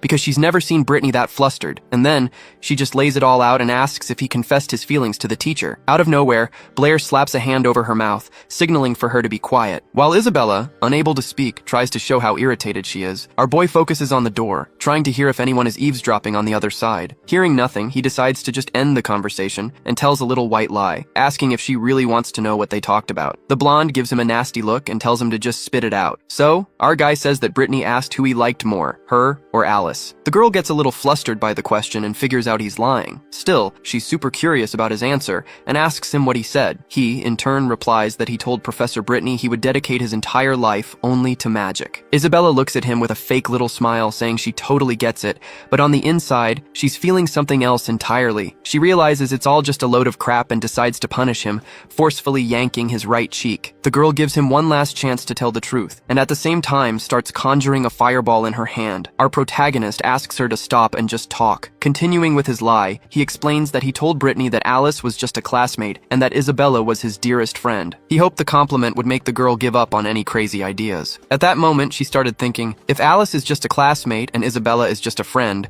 then Blair must like someone else. She huffed in anger and started to leave the room, deep in thought. Connecting the dots, she came to the conclusion that the guy was actually into his teacher, Brittany. Although he didn't understand why the girl was so angry, Blair was relieved that she'd bought his story. A little later, he got to the classroom and noticed a crowd by the windows whispering about him. The guy really didn't like that, feeling like an animal in a zoo being watched by everyone. Suddenly, the hallway went silent, and Alice appeared at the door looking for Blair. He doesn't notice her at first, but he finds the complete silence strange and decides to go see what happened. The guy starts to get up from his chair, ready to leave the room, and turns toward the door. But out of nowhere, his face smashes into something very soft and comfortable, and he even thinks that this situation feels familiar. Alice gets super embarrassed by the sudden closeness, and asks if he's this friendly with everyone. Blair's face turns red, and he starts apologizing, saying it was an accident. The girl finds the situation funny and even apologizes too, saying she was the one who got in his way. She calls him silly and says she has a few questions for him. Alice asks for help with some problems she couldn't solve on her own. A bit confused and slightly annoyed,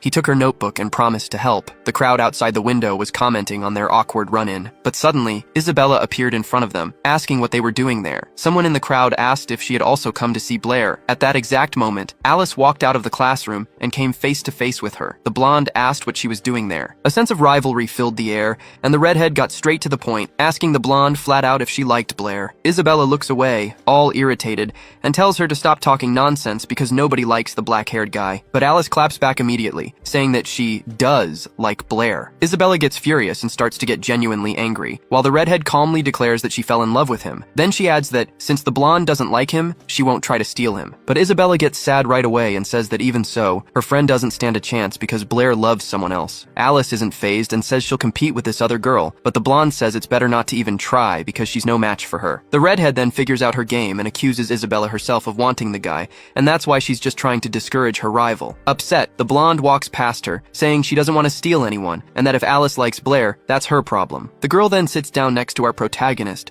still thinking about that conversation, and Blair, seeing the sour look on her face, decides not to mess with her today. Out of nowhere, the blonde asks the guy who he would choose between her and Alice. This question totally catches Blair by surprise, and while he's thinking, the girl glares at him angrily. He even tries to be reasonable, asking why the hell he'd have to choose between the two of them. But the blonde stands firm and tells him to just choose, no more questions. The guy's brain just shorts out from the pressure, and the first thing that pops into his head is that, between the two, he'd choose magic. Isabella shuts him down, saying there are only two options. Our boy's face lights up with a smile, and he asks if he can add another option. The blonde is surprised and asks if he wants to add Brittany as a third option. He replies that it would be disrespectful to her. Then the guy drops this gem and asks if he can choose both of them. Isabella gets even angrier and says absolutely not. Blair keeps messing with her and asks if she'd lend him some gold if he chose her. The girl's face turns red with rage, her eyes too, and she tells him to take this seriously. Finally, our MC decides to answer and asks if he's supposed to choose one of them as a wife. The blonde tells him to choose however he wants, and the guy answers without even hesitating that he'd choose Isabella. This response leaves the girl completely flustered. Her anger now gone, she asks why he decided that. The guy casually replies that Alice is older, more delicate, and has bigger breasts, but in every other aspect, the blonde was superior to her. Blair's sentence sounded more like an insult than a compliment to the girl, and that's why, a moment later, the guy gets smacked across the face. Our poor MC panics for a second again, because he realized he screwed up. After that, the blonde runs out of the room, and our boy decides to pick up a book to read. His friend Toby finally shows up at the door and asks if it's true that he saved Alice and Isabella from Baird. Blair casually replies that's what happened and keeps reading his book. Toby is completely thrown off by this reaction because the guy just defeated a super strong mage and is acting like it's no big deal. Not wanting to get into details, Blair just says he doesn't remember anything when his friend asks how he beat Baird. Seeing this, his friend throws himself on the floor and starts begging him to tell at least a little piece of the story. So, our boy explains that he remembers Baird trying to kill him with a fireball, and at that moment, he thought maybe he could suck out all his magic to win. That's when he gathered all the strength he had and absorbed the guy's magic. In the end, the protagonist said that Baird's magic just vanished,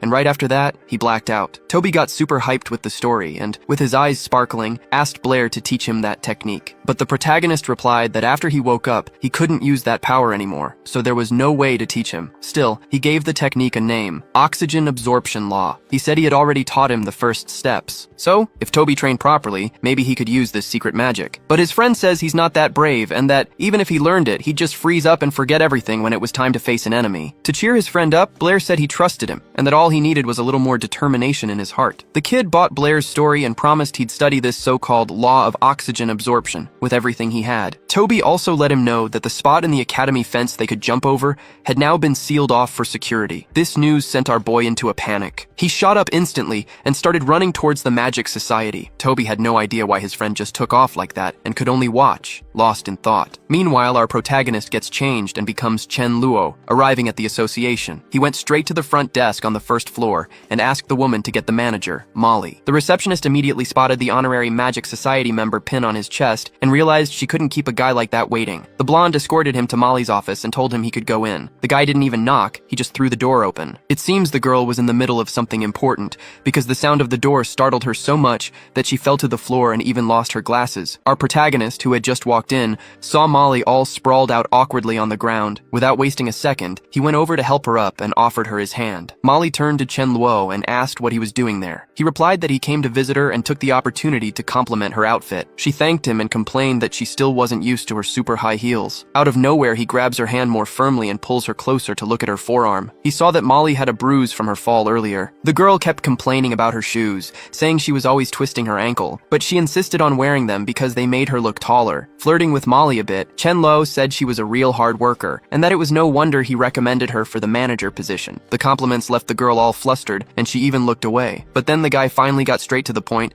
and asked how much money his new technology had brought in. Molly handed him a report showing that the total profit had reached 800 gold coins. Our boy thought to himself that he hadn't expected his technique to rake in so much cash. The problem was, this was a one-time score. As soon as everyone figured out you couldn't actually use the magic, no one would buy the tech with so much hype anymore. So the protagonist asks Molly where the money is being kept and if he can take it now. She replies that the cash is in the office, protected by magic. Without any hesitation, she starts casting a spell, and a golden circle appears around her. Suddenly, a shower of gold starts raining down right in the middle of the room. The guy immediately thinks that if he takes all this cash, Isabella will definitely notice, and he gets stressed, not knowing how he's going to explain it to her. Molly notices his weird expression and asks if he's having some kind of financial trouble. He makes up an excuse, saying he doesn't have much space at home and would have nowhere to put it all. The girl then suggests holding on to the money for him for the time being, and whenever he needed it, he could just come get it. Chen Luo likes the idea and says her help would be great, since he was going to spend the money right there at the Magic Society anyway. They seal the deal, and Molly starts doing her spell again to store the gold. Our boy says it's about time he left and says his goodbyes, but she offers to walk him to the door. Chen Luo tells her it's not necessary, that they'll see each other again soon because his most valuable treasure is right here. In his head, he's just thinking about the two things he loves most in the magical society, magic and gold, which is why he wants to come back ASAP. The girl, on the other hand, gets it all wrong and becomes super flustered. A while later that night, our protagonist is lying in bed, deep in thought. He realizes that his combination magic isn't going to make him any more cash. He's already collected the reward for all 23 tasks, but now he's feeling kinda bummed, not knowing how to make more money. Finally, he gets comfy, hugs his pillow, and drifts off to sleep. He dreams that he arrives at the Magical Society and goes straight to the counter. Full of pride, he announces that he killed Baird and demands his reward on the spot. The lady at the counter explains that the reward is huge and asks if he wants to take it all in one go. He replies that you can never have too much gold and imagines himself on top of a mountain of gold. But then,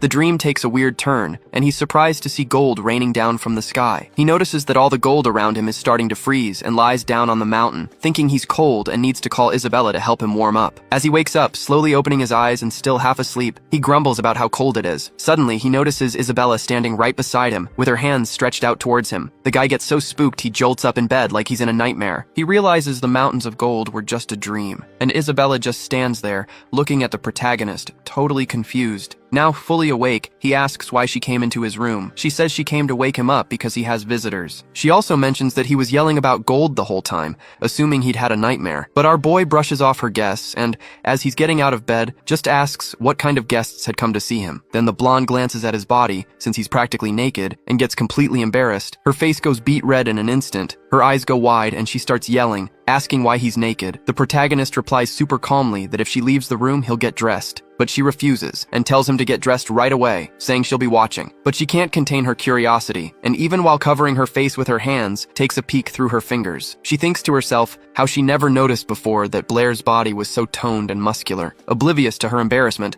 our boy asks why she's still standing there and tells her to get out. Finally, the protagonist leaves the room and sees two men waiting for him. They all greet each other and sit down at the table for some tea. This guy Calvin says he came to congratulate them because they won that year's Edwin Award. He mentions that he's been a judge for a long time, but this was the first time he'd ever seen all the judges agree right off the bat without any need for discussion. At this point, the protagonist thinks he should have called Isabella. The thing is, the award didn't come with any prize money, and he was hoping she'd be so happy she'd treat them to a nice meal. Calvin also mentions that he saw Brittany's solution to two problems that were also up for a prize, and says her way of thinking seemed familiar. The girl praises him for his sharp guess, because she actually used Blair's ideas from when he solved the 7 bridges of the capital problem. Calvin keeps praising Brittany, saying that everyone knew the solution to that one problem, but no one had thought of applying the same logic to solve other things. The girl gets all flustered from the compliments and says she only managed it because she tried every other method first, and only then used Blair's approach. Keeping the conversation going, Calvin asks if that's when she coined the term topology. The girl explains that Blair had already mentioned it before, and that he was the one who created this field of mathematics. Calvin Calvin says he believes that our boy's skills combined with Brittany's dedication will help turn topology into a proper science. While sipping his tea, the protagonist starts thinking that topology is a super important science in the modern world,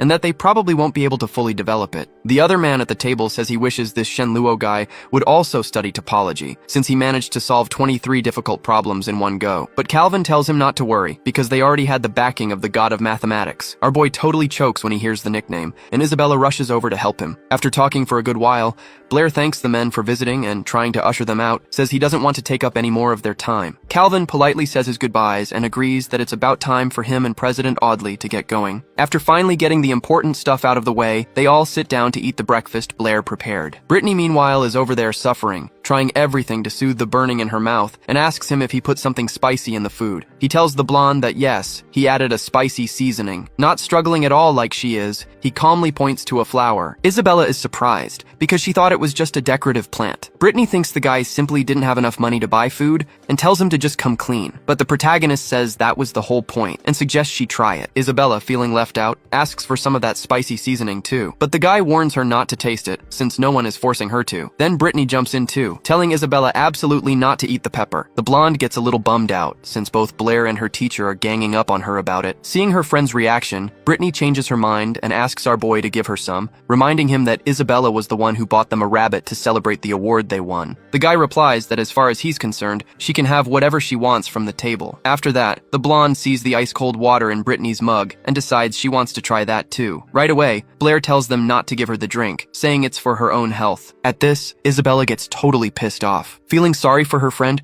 Brittany uses a spell and creates a bunch of ice cubes in Isabella's glass. With a triumphant smile, the girl downs the ice-cold water in one go. Of course, that didn't end well. A little while later, she was already feeling sick. Lying under the covers, she wondered why her stomach hurt so much. Seeing her condition, Blair decides to take care of her, bringing some hot tea and placing it on the small table by the bed. Isabella sees it and asks in surprise what he brought, because the drink looked super weird. He explains that it's black tea with sugar, and that if she drinks it, the stomach ache will go away in no time. The girl finds the color of the drink strange, commenting that it looks a bit like blood. Blair doesn't appreciate the comment and tries to take the cup back, saying that if she doesn't want it, he'll drink it himself, but she won't let him. As she starts drinking the black tea, she notices it's pretty sweet and tastes good. The effect kicks in almost immediately, and she feels the pain in her stomach ease up a bit. Our boy says she needs to take better care of herself, and mentions that she seems a little different lately. He was about to leave to take care of some stuff, but she asks him to stay a little longer and talk. She's surprised he even noticed she hasn't been herself. But then, out of nowhere, it hits her that she has no idea why she asked him to stay, since she can't just ask him about this stuff straight up. Realizing she has nothing to ask, she improvises and asks which element he's going to study when he becomes an initiate-level mage. Right after, she realizes it was kind of a dumb question, because he'd already told her about this before. But to her surprise, he says he's going to study the water element. This leaves her shocked, because before he had said he wanted to study the fire element. He explains that he changed his mind. Fire is great for offense, but it's not much good for defense. Water, on the other hand, has a good balance between the two. He says that people tend to underestimate the water element, so he's going to use that to his advantage. His enemies will think he's weak, and he'll pretend to cast a simple water ball, only to catch everyone by surprise. Then Isabella says that, in that case, she plans on studying the fire element. Blair is surprised too, because she always wanted to study the air element, and he asks why she changed her mind. She replies that fire's attack power is on another level, and that way she'll be able to protect Blair until he becomes a stronger mage. The protagonist is confused and says that studying magic is a lifelong journey,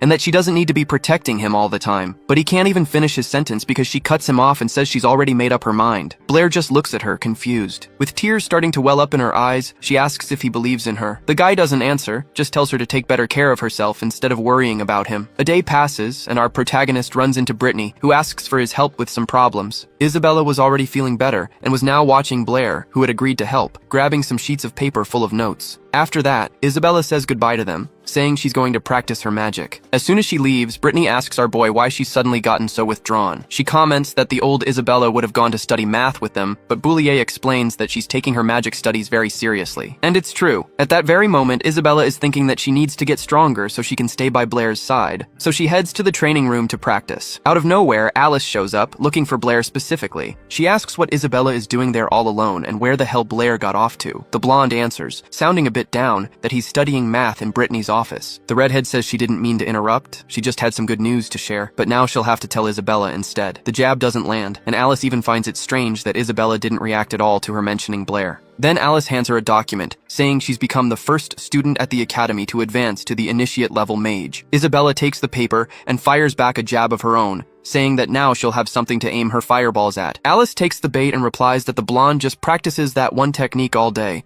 and it looks like she must have burned away all her emotions in the process. Suddenly, Isabella looks out the window, wondering when she should try for the initiate level exam herself. Time passes, winter arrives, and with it comes the first day of winter break. Even with the snow falling outside, the blonde tells herself with absolute certainty that she's going no matter what. Out on the street, she bumps into Blair, who was waiting for her in front of the house. He's decided to walk her to the exam, but she tells him he should probably stay home since it's freezing. But he tells her he's also taking the exam to become a beginner mage, and wanted to go along. Isabella is shocked, and asks if he's already gained the necessary spiritual power. He explains that he just mastered the basic level of the 4 elemental magics a few days ago, but honestly, he doesn't even really need this certificate. What he's really after is the water mage's robe, and this is the only way to get one. They walk for a bit through the streets without saying a word. Suddenly, Isabella calls out his name, wanting to say something. He stops, turns to face her, and asks what's up. With a serious look on her face, the blonde says she needs to ask him something. Our boy is surprised, but he has a pretty good idea of what's coming. She asks how his spiritual power increased so fast,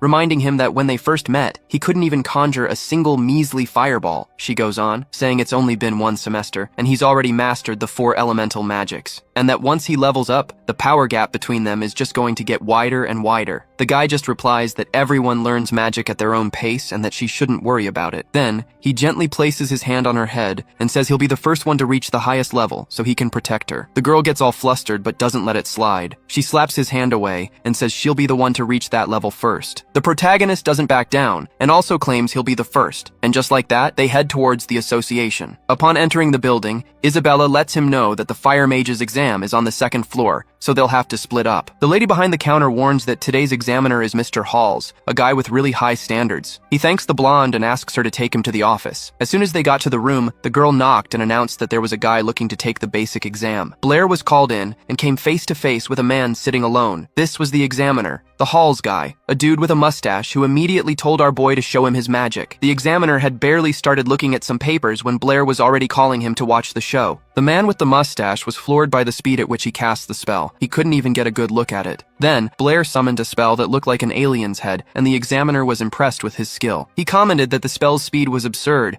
and the spiritual power was incredibly concentrated. You could tell the kid had trained like crazy. But then, out of nowhere, he took a good look at Blair's face and asked if they hadn't met before. Our boy said that was impossible. It was his first time there. In his head, he realized the examiner must have seen him when he was Chen Luo. The man then asked if he had already taken the student-level exam and why he was already aiming for such a high-level test. That's when it dawned on Blair. He had taken the fire exam as Chen Luo, so there was nothing under his own name. He made up an excuse, saying he was so focused on training that he simply forgot to take the student exam. The examiner didn't buy the story. He explained that every kid takes this exam at age 8. If Blair didn't, it could only mean he was a natural talent who didn't need to study as a kid, because without that talent, it would take him way too long to learn magic. But at 20 years old, he was already strong enough to pass the basic level. The math didn't add up. To the examiner, the only explanation was that the kid used a forbidden elixir and trained with illegal books. This accusation sent our protagonist into a panic, and he frantically tried to explain himself, but the dude wouldn't even listen. He told him to take it up with the judge and stop trying to trick him. Blair said he'd wait for the examiner to calm down so he could explain things properly. And then, out of nowhere, he focused and summoned a water dragon. This Halls guy was shocked because not even a mid-level mage can easily summon one of those. Seeing that, he decided to use a high-level water spell to stop the boy. He raised a giant water barrier right in front of him, bracing for the impact of the dragon coming his way. Except at the last second, Blair's dragon turned into just a little stream of water. It was like a cold shower to calm the examiner's nerves. Then Blair explained the real deal. He didn't pass the apprentice exam because he chose the wrong element. When he was a kid, he dreamed of being a fire mage, but he had no talent for it and ended up not making any progress. Only later did he discover he was actually good with water magic and started studying again. And to prove he wasn't that strong, he admitted he can't even control the water dragon properly. Halls got pissed and started yelling that he wouldn't be fooled. Calmly, Blair replied that he was a student at the academy and his teacher was Brittany. If the examiner wanted to, he could check his file. Halls agreed to the proposal, but warned that he was going to call the higher-ups and that Blair should wait right there. As he was leaving, he thought that maybe he was wrong about the kid, since only people from important families families or geniuses study at the academy. The man with the mustache slammed the door and went to get more information, leaving Blair there thinking that guy was pretty weird. Suddenly, someone knocks on the door. Blair goes to open it, thinking the mustache guy came back way too fast,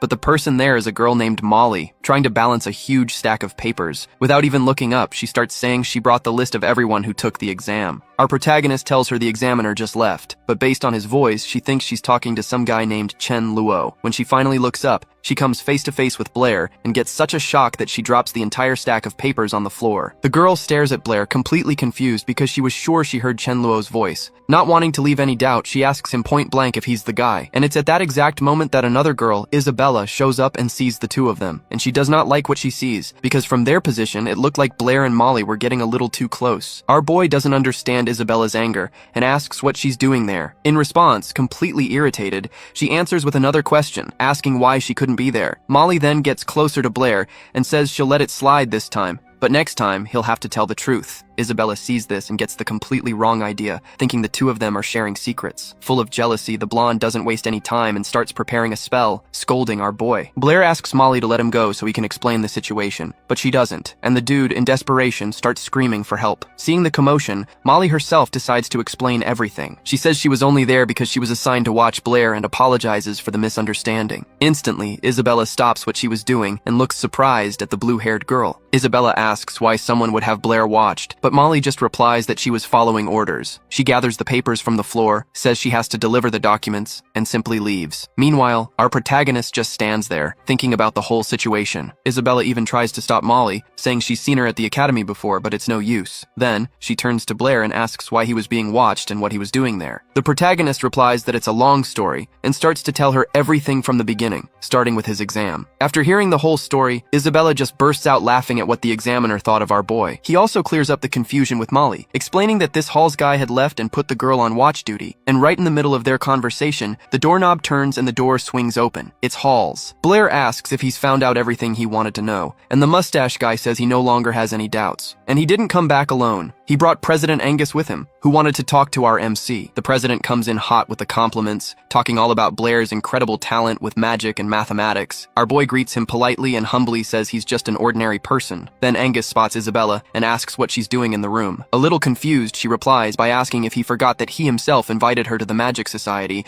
and that she was also a student from Shandanasa. Angus just gives a little smirk and says he doesn't remember any of that. Then, completely shamelessly, he asks if it's true that Blair is dating Isabella. Our boy is surprised that she's already become a member of the Magic Society, and the blonde, of course, immediately starts to brag. The president then says he'd also like to invite Blair to join the society. Blair says he accepts and asks if this means he passed the test to become a novice mage. Halls admits he was a bit out of it and finally hands our boy a robe, along with an honorary member's order. With that, Blair is now officially a novice mage. Touching the robe, our protagonist finally feels like he's a part of this world. After he leaves, Halls and Angus are left talking about how the black-haired boy reminded them of someone. Meanwhile, walking home, Blair is already thinking that he needs to get more cash, because magic at his level is expensive. Looks like he's going to have to spend all the money he has just to capture this bared guy. And when he levels up, the prices are definitely going to get ridiculous. He decides he needs to figure out a new way to make money, because studying magic is super expensive. Blair is just spacing out, lost in thought, when he suddenly gets hit in the head with a snowball. The one who threw it was Isabella, who's all happy about her little prank. Playing along, our boy decides to get his revenge and uses water magic to create a giant snowball, but the blonde wasn't about to let that slide. She starts creating a fireball in her hands instead of a snowball. Our protagonist, full of confidence, says she's going to regret that. Except a little while later in the shower, he admits to himself that he actually did get burned for real. He gets out of the bathroom and finds Brittany sitting there. He asks where Isabella went, and the professor replies that vacation started and she went home. Brittany then asks when he's going to visit his family. Blair explains that ever since his dad died, his mom has been really sad, and whenever she sees him, she starts to cry. He doesn't want to hurt her, so he asks to stay there with the professor. Besides, he thinks to himself that he's not the real Blair, so it would be super weird if his mom saw him. Brittany gets a little down hearing his story. She pulls the guy in for a hug, pressing him against her chest and telling him he can stay there as long as he wants. And that the next day they're going shopping. Then she gives a sly little smile, because now Blair is going to have to cook for her 3 times a day. The next day, our protagonist and the professor head out to buy some food. They pass by the math society and Brittany asks him to wait a bit, because she needs to turn in some work. Sitting in the waiting room, Blair overhears two mathematicians talking about a new problem that someone solved on the spot. The two guys start complaining that they were already thinking of a solution, but didn't have time to turn it in. This conversation sparks a light bulb in the protagonist's head. Out of nowhere, he gets a brilliant idea to make some money and ends up saying it out loud. The two guys turn around and give him a weird look. When Brittany leaves the building, she's startled to see a bunch of vegetables spilled on the ground. Blair admits he dropped them by accident. The teacher gets worried that someone might step on everything and tells him to hurry up and pick it all up. Joking around with a tomato in his hand, he says it's all under control and that there's even an egg right under his foot. Then he looks down and sees the damage, a broken egg and a squashed tomato on the ground. Our boy starts to panic because so much for the tomato and egg dish that Brittany loves. Seeing this,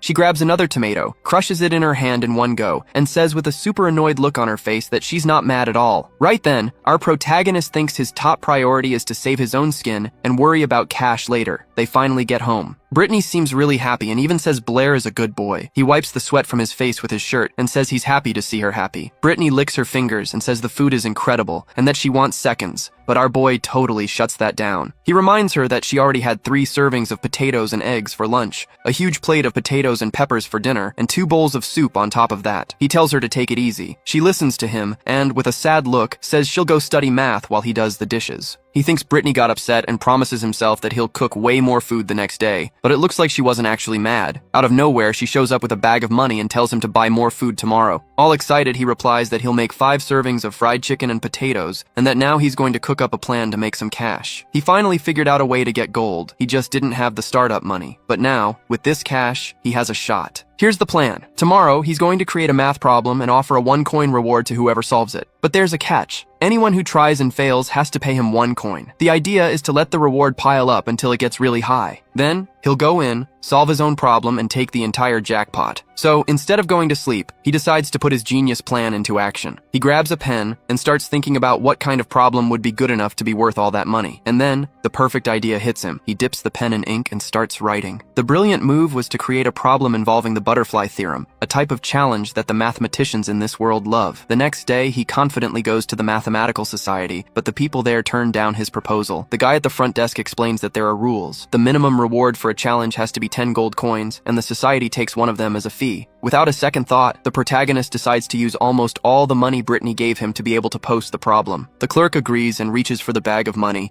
but our boy hangs on, a bit hesitant. Right at that moment, Brittany was passing by, sees the scene, and thinks it's a robbery. She doesn't waste any time and smacks the mathematician right on the head. The protagonist tries to drag her out of there as fast as possible. The problem is, with the money they had left, he could barely buy anything, so their meals for the day were going to be pretty skimpy. A few days go by. They head back to the market for more food, and Blair does his best to please the teacher with what little money they have left. He figures that as soon as he gets the prize money for the problem, he'll buy her that chicken she's been wanting. But then, out of nowhere, Brittany disappears from sight. He's confused, looking all over for her. Since she's gone, he takes the chance to make a quick run to the Math Society and check on the prize for his challenge. On his way there, he runs into Brittany herself, who tells him she'd already been. She saw a new problem and solved it real quick. She says she won 10 gold coins and offers to buy him a snack. Our boy's jaw hits the floor when he hears this, not believing his luck. His reaction is so weird that Brittany actually gets worried. Then, in a moment of desperation, he just snatches the money from her hand. On the inside, he's fuming about the situation, but he plays it off, saying he's crying tears of joy. The plan now was to find a way to get rid of the professor so he could finally get the cash. So the next day, he decides to leave the house way earlier than usual. The idea was to take care of business and get back before anyone noticed. Since Brittany had just woken up, he was sure she wouldn't follow him. The dude heads out, thinking his plan is going to work perfectly, except the new task he came up with was way harder than the last one. The problem was so complex that it involved not only triangles and circles, but also imaginary number lines and a bunch of intertwined stuff. It was a challenge the professor definitely couldn't solve. He gathers all the cash he has, 50 gold coins, and puts it up as the reward. The man from the association even asks if he's sure he wants to put up all that money. With a little smirk on his face, Blair hands over the coins and tells the guy to just take it, because he still had to go shopping. After leaving the problem there, he rushes out of the Math Society and heads to the market. The employee is left behind, thinking that maybe the kid had stolen the money. 3 days pass, and the reward had already climbed to 200 gold coins. It was time to collect the prize. Early in the morning, he tries to tiptoe out of the house so he won't wake the girl up, but out of nowhere she appears in the hallway, having heard his footsteps. She simply asks where Blair is going so early. The guy makes up an excuse on the spot, saying he wanted to go shopping before all the best stuff at the market was gone. The girl gets a little embarrassed, thinking he was sneaking out to buy food and hadn't even brought a basket. Without a second thought, Blair sprints towards the math society. But when he gets to the task board, the problem he had posted isn't there anymore. He's furious about it and lets out a scream of rage. An employee shows up and explains that the problem was solved the night before,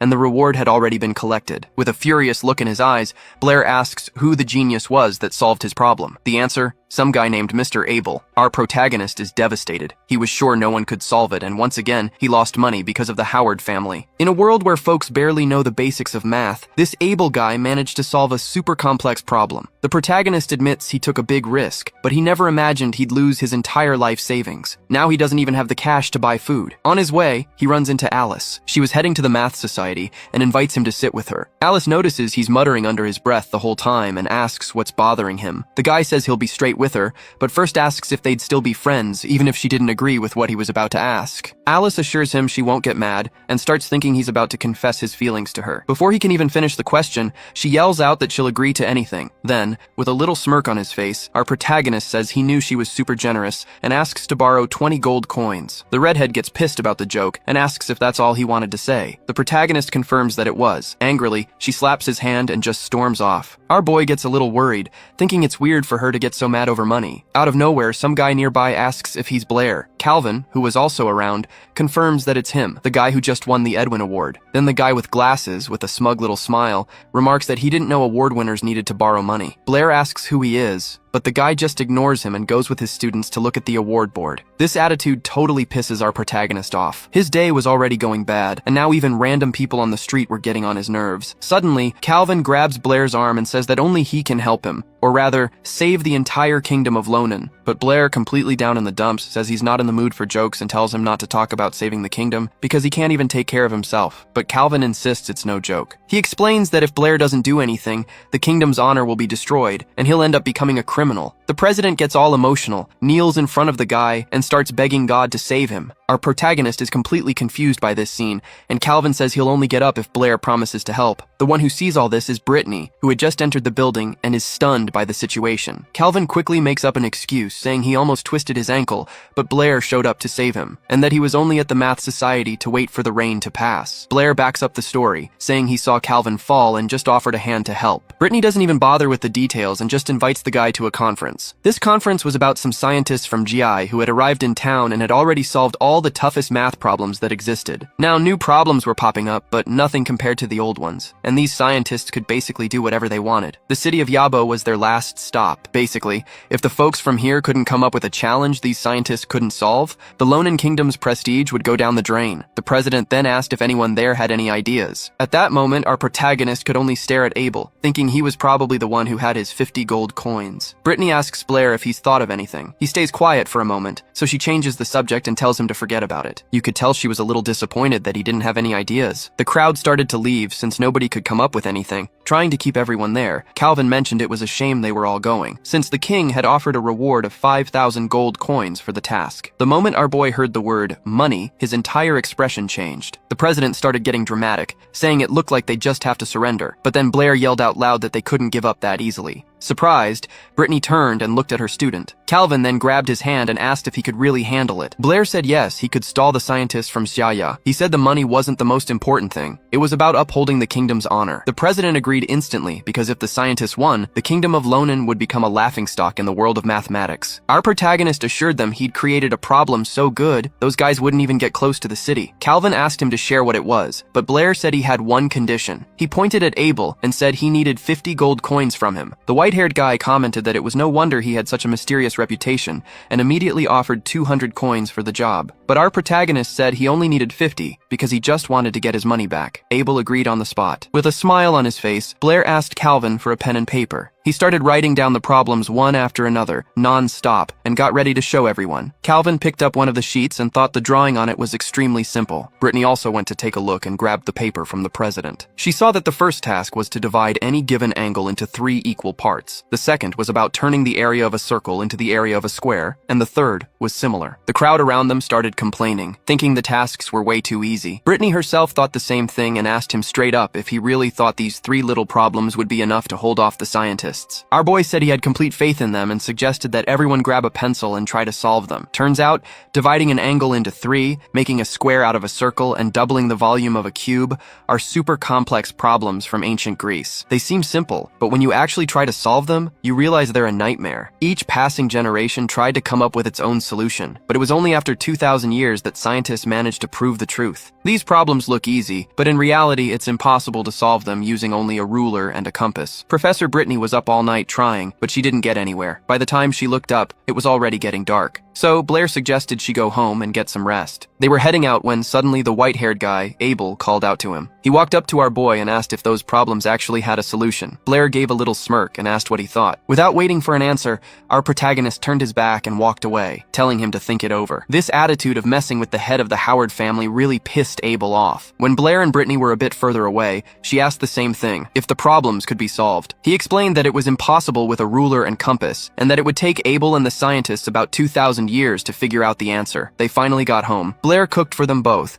and she complimented him, saying he was a true master in the kitchen. Our boy started cleaning the dishes and joked, a little annoyed, that she was just trying to make him her personal cook now. But their conversation was cut short out of nowhere because someone started knocking on the door. The one knocking was Calvin, and Brittany went to get the door. They let him in and gave him some hot water to warm up, since the president of the Mathematical Society was covered in snow and freezing his ass off. He got straight to the point, asking if it was true that the visiting scientists couldn't solve the new problems. Blair said yeah, he could relax. He stated that no one in the world could solve those problems. Calvin was immediately relieved and said that after hearing that, he could finally calm down. He thanked Blair and said that when this was all over, he'd personally go to the Capitol to put in a good word for him. But our boy cut him off, saying none of that was necessary. The only thing that mattered was the king's promise of cash. Calvin told him to relax, because the king of Lonan would never skip out on the payment. After that, he said his goodbyes and left. As soon as he left Brittany's house, Calvin was already heading to the Mathematical Society. On the way, he bumped into Jia Ya's group, who were already on their way out. They said they'd already solved all the city's problems and had nothing left to do there. The group's leader, a blonde guy, said they were heading back home that very same day. But Calvin wasn't about to let them get away that easily. He put out a hand to stop the guy and said, with a bit of an ironic tone, that they couldn't just leave without a proper thank you. The blonde guy replied that they just wanted to grab the money and use it to pay for their trip back. That's when Calvin dropped the bait. He said 3 more problems had just popped up, with a pretty hefty reward. He pulled a piece of paper from his pocket and handed it to the blonde dude. On the paper were the 3 little problems Blair had created. The blonde guy looked at the paper in disbelief. He asked Calvin if they were seriously going to pay for such simple tasks. The president confirmed it and said he even had paper and pencils waiting for them. All they had to do was try. Before starting, Tannen, the group's leader, made a request. He started talking about some guy named Chen Luo, a math genius who could solve anything, even coming up with new theories on the spot. Calvin listened carefully but stayed quiet, with his head down. Seeing their leader was getting sidetracked, one of Tannen's students stepped up and said what they really wanted, to meet this Chen Luo guy. But Calvin poured cold water on that idea, saying that meeting was probably never gonna happen. The so-called genius hid his identity,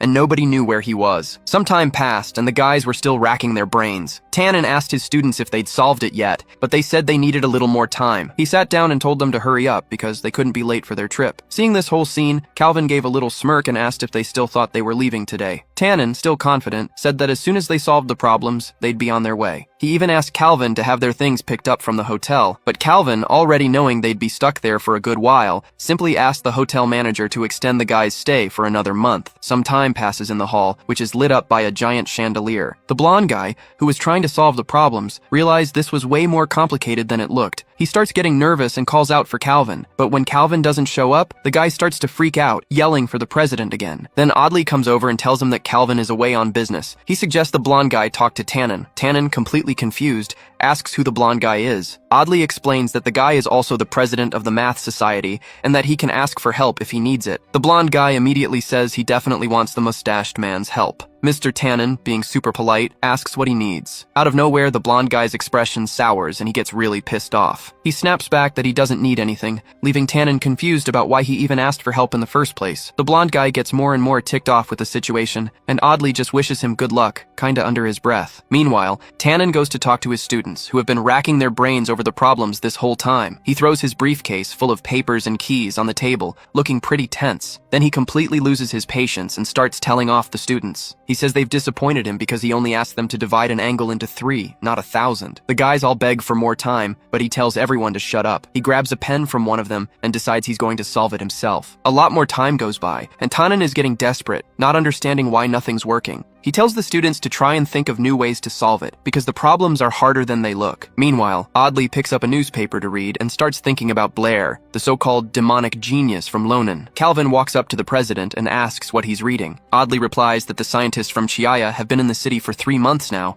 and that it's even in the papers. The problem is, they still haven't been able to solve anything. Then Audley says he hopes that this time, their country, Lonan, can save face. Calvin agrees right away, saying he's also really worried about it. After all, they almost embarrassed themselves in front of the Chiaya folks. Now, no one will be able to tarnish the reputation of Lonan's mathematicians. Audley even says their math skills have always been on a higher level, and he adds that if it weren't for Blair, Lonan would have been in big trouble. He recalls how Calvin always wanted their country to become a powerhouse in mathematics. Then, with his eyes sparkling, he says that if Chenluo manages to outperform the Chiaya scholars, he himself will become that new standard. But Calvin kills the vibe, saying that Blair is only interested in money. He says that if they announced a reward of $1 million in gold, maybe the guy would show up. A while later, the president decides to call Blair in for a chat. He starts by thanking our boy on behalf of all the scientists and the people of Lonan, but Blair couldn't care less about the thanks. He asks to cut to the chase and get straight to when he'll get the cash from the king. Calvin explains that the reward has already been approved, but he can only collect the money once the scientists from Chiaya leave the city. Blair figured out that those scientists weren't gonna budge. They'd probably stay there for a good 10 years. He needed to find a way to send these guys packing. Then, the president casually admitted they had already lost this round, but if there was a way to destroy the other guy's mathematical society, victory would be guaranteed. Our boy took the bait immediately. He accepted the mission to shake the scientists' confidence, to see if they would lose faith in themselves. The president, overjoyed, asked if he'd heard him right. Blair replied that it would be a piece of cake, but he'd need a little something in return. Calvin, his eyes shining with hope, asked what he wanted for the job. Blair got straight to the point. He just wanted them to increase the king's reward money. The president's jaw dropped, thinking he must have misheard. He then said that to save the honor of the city and the entire country, he was willing to add another 2,000 gold to the reward. Blair liked the offer and shook the man's hand, sealing the deal. With that, Calvin started to remember how things used to be, back before the scientists had shown up. He thought that this whole Chenluo problem wasn't just about math, but was getting into philosophy, time, and space. When this problem was revealed, not only the scientists from Jiayi, but the entire continent would be in shock. And out of nowhere, his office door bursts open with a loud bang. A guy named Audley rushes in, holding a letter and totally freaking out. He could barely breathe and slammed the letter down on the desk. He explained it was a letter from the capital, saying that the state of Jiayi had publicly announced their scholars were going to crush their mathematical society. Calvin looked at the letter and said dejectedly that Jiayi had won and Lonan had lost. Audley agreed, saying they were defeated, but he said there was still one chance. If they solved 3 super difficult problems before the scientists arrived, their country would be hailed as the winner in the papers. But Calvin wasn't having it. He crumpled the letter and asked why Audley was already acting like they'd lost. Angrily, he said the competition wasn't over and they couldn't just give up. He promised right then and there that he would send those people from Jiayi to hell. Back in the present, Tannen's students were still racking their brains over the problems. Suddenly, a wad of paper flies through the air and hits one of them. It was a friend who threw it, saying it was a waste of time to keep trying. But the kid who got hit disagreed, saying he was close to solving it. Just then, one of the students started freaking out, desperate because he couldn't solve a problem that seemed simple. Another guy asked someone named Vincent to get the kid out of there. Vincent didn't think twice. He grabbed the panicking kid by the collar, while the kid clung to the floor, begging to stay. While this was going on, one of the boys noticed a new challenge had been posted on the bulletin board. The guys went over to read it, and the problem was about a tortoise walking down a road with Achilles chasing after it. The question was how long it would take Achilles to catch the tortoise. A guy named Melky immediately said that was easy. If you know the speed of both and the distance between them, even an 8-year-old could solve it. But Vincent warned him not to be so hasty, because the person who created that problem was Blair. Then they noticed a sentence written at the end of the notice, which said, "No matter how fast Achilles runs, he will never be able to catch the tortoise." Vincent decides to look under the paper to read the message. Then, some dude with glasses clicks his tongue and starts laughing his head off,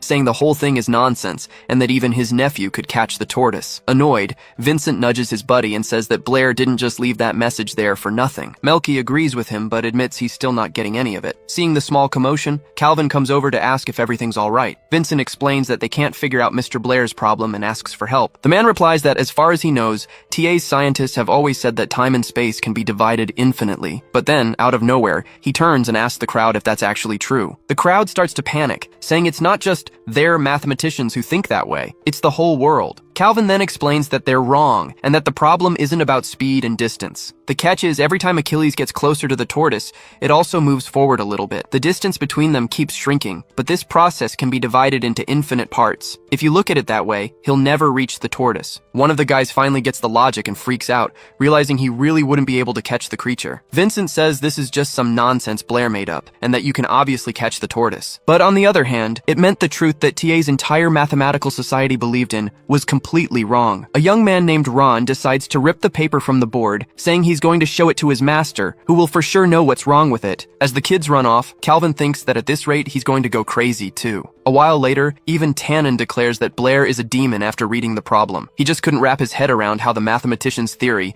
and the solution to this problem could exist at the same time. Meanwhile, Calvin was in his office, staring at the tortoise and wondering if it could actually be solved with math. Suddenly, the door bursts open and a guy barges in without knocking, telling Calvin to go handle the situation in Jia, since all their guys just bailed. The president replies that they already couldn't solve the other problems, and with this new tortoise one, he would have bailed in their place too. After this challenge came up, the scientists from TA had no reason to stick around. Staying would only raise more questions. Audley starts arguing with the president, complaining that he wasn't doing anything about the uproar surrounding the problem and the other country's scientists. Without saying a word, Calvin abruptly stands up from his chair and faces the mustached man. He places his left hand on the guy's shoulder in a friendly gesture, about to speak. Calvin then lays it on him. If he wants an explanation for all these problems, he needs to bring him 7,000 gold coins. Some time passes, and it's now night with the moon high in the sky. Blair is just standing there, staring at 3 enormous chests overflowing with money. The gleam of the gold has him completely mesmerized, just thinking about how much cash he has now. It takes Calvin a moment to snap the guy out of it, and when he finally does, Blair says with a smile that he hadn't even noticed him arrive. The president then cuts to the chase. He wants the answer to the tortoise problem. But our boy knows the whole deal is way more complicated than that. This is Zeno's paradox, and the problem isn't just mathematical. It messes with the very idea of what's possible and what isn't. To explain it properly, he'd have to get into quantum physics, but the folks in this world don't even know basic physics. No one would understand a thing. If he dropped that kind of knowledge on them, people would just freak out. So, to keep it simple, Blair just says he doesn't know the answer, even though he's thinking the real problem is that he wouldn't be able to explain it to them. Then, Calvin calls him God Chen and asks why he'd create a problem that not even he can solve. At that point, Blair cuts the guy off and tells him to keep his voice down, because he doesn't want anyone finding out about his second identity. The president gets desperate and says he can put more money on the table, asking him to think about it a little more. This offer almost gets our protagonist again. His eyes are glued to the guy's hand making the money sign, but he manages to control himself and reiterates that he really doesn't know the solution. Calvin sees it's not going to work and decides to leave, already thinking about how he's going to explain to the king that not even money could motivate the guy. But in a last-ditch effort before leaving, he shouts that he can add another 5,000 gold. It was too late though. The door slams in his face, leaving the man talking to himself. Inside, Blair had almost given in to temptation. He thinks that he needs to get a grip and not overload this world with knowledge that's too advanced. If he does that, disaster is a sure thing. Suddenly, he hears a scream coming from Brittany's room, calling for him. He rushes over, scared, and throws the door open, asking what happened. She, all excited, says she had an idea about the problem. If you divide a number an infinite number of times,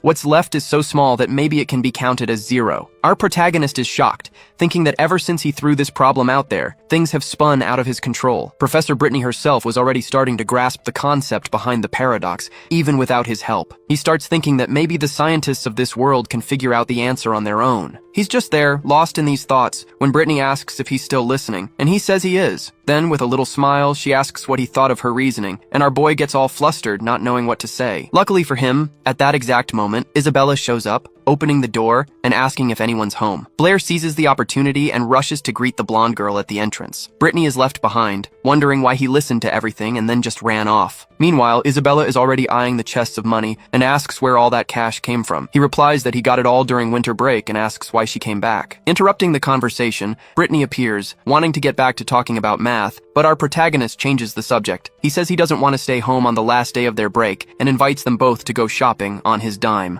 Isabella doesn't think twice, already dragging Brittany to go get ready, saying they need to hurry. The next day, Isabella goes to talk to Blair, asking for help. He thought it was a problem with her homework, but she tells him she doesn't know which university in the capital to choose on her graduate school application form. Our boy says that's not complicated at all, and tells her to just pick the one she likes best. Blair didn't get Isabella's hint, and she got so annoyed that she snatched the paper from his hand. Our boy tried to explain that he couldn't choose her college for her, right? So, the blonde tried a different approach and asked where he wanted to go. He shot back that he wasn't going anywhere, that he wanted to stay right there at the academy, so she just told him to get out. The protagonist was totally confused by the conversation and just figured she must be on her period. As he was walking down the hall, lost in thought, someone called his name. It was Alice. With an awkward look on her face, she said she wanted to talk. She explained that she'd be graduating soon and moving to the capital, and that even if they didn't see each other anymore, she would wait for him there. But Blair cut right to the chase and told her not to wait, because he wasn't going to the capital. He was staying right here in Yabo City. The girl was so shocked by the news that she dropped her paper on the floor. Out of nowhere, Alice grabbed him by the shoulders and started telling him that with his talent, he could get into the best university in the capital and become a famous scientist or mage. Blair thanked her for the concern, but said he preferred his current city. Upset, she turned away and told him not to get the wrong idea, saying she had to go. But then suddenly, our boy ran and grabbed her hand to tell her something. Alice's face instantly turned red. She started to wonder if he'd finally understood how she felt. In her mind, if Blair said he wanted to go to the capital with her, she'd confess her feelings right then and there. The girl looked at him, all flustered, ready to listen, but he just said, super casually, that she had dropped something and forgot to pick it up. He told her to be more careful not to lose important documents again, and handed the paper back to her. Alice, who's normally super calm, just slapped him across the face and stormed off, furious. Meanwhile, Isabella was in the classroom, wondering what to write on her form. Out of nowhere, someone snatched the paper from Isabella's hand. It was Alice, and she wanted to see what she had written. Seeing that the form was blank, she asked why Isabella hadn't filled it out yet, since everyone knew the blonde wanted to go to a magic college in the capital. Isabella replied that it was none of her business, and that maybe she didn't even want to go to the capital anymore. Alice then blurted out that she didn't expect her to do something like that for Blair, and said that the blonde had won the fight. With that declaration, Isabella turned bright red, not knowing what to say. A few days passed, and suddenly, Blair felt that familiar ear pull again. The teacher thought he looked pensive because he wasn't over Alice leaving, but he said he was just thinking about life. Then she started reminding him that at the farewell party,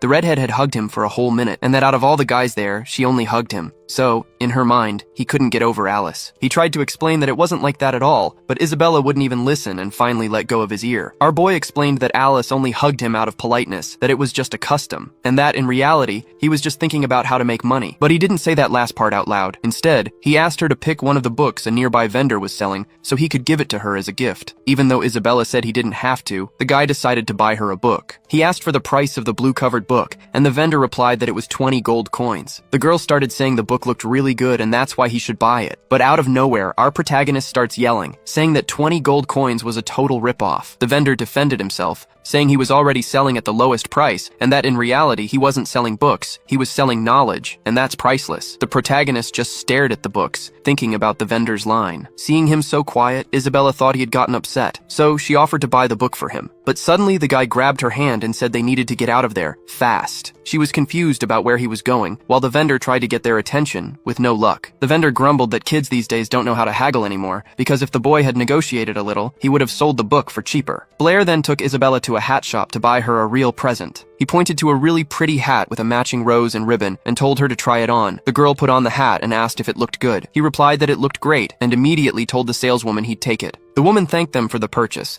and Isabella was shocked that he just spent 20 gold coins on a hat like that, without a second thought. He said the hat suited her perfectly, and that, honestly, he didn't care about the money. In that moment, Isabella thought that Blair could be pretty cute sometimes. And that's when it finally clicked for our protagonist. He remembered the bookseller's words and realized that, in this world, knowledge of mathematics was the most valuable thing of all. A grin spread across his face and he started walking faster, telling the girl it was time for lunch. He was ecstatic because a plan to make some serious cash had finally formed in his mind. On the continent of Shan'an, knowledge is protected way more fiercely than in our 21st century. Scholars who write books are treated like nobility. That's why books are so expensive in this world, and only the wealthy can afford them. Over the years, many people have even been executed for trying to copy the work of scientists. This world is a paradise for anyone who discovers something new, and of all the fields of mathematics, geometry is the one that most interests the scholars of Shan'an. The thing is, their progress isn't even 10% of what it was in the protagonist's original world. Blair then thinks about how lucky he was to have been a math teacher in his past life. He can teach so much about geometry, explaining every single law and theorem in detail. He even studied different ways to solve more complicated problems and theorems, so he wouldn't be caught off guard by the top students in his class. His knowledge goes way beyond what you learn in school. The idea is clear. If he writes a book on geometry, he'll become a hero, make a ton of money,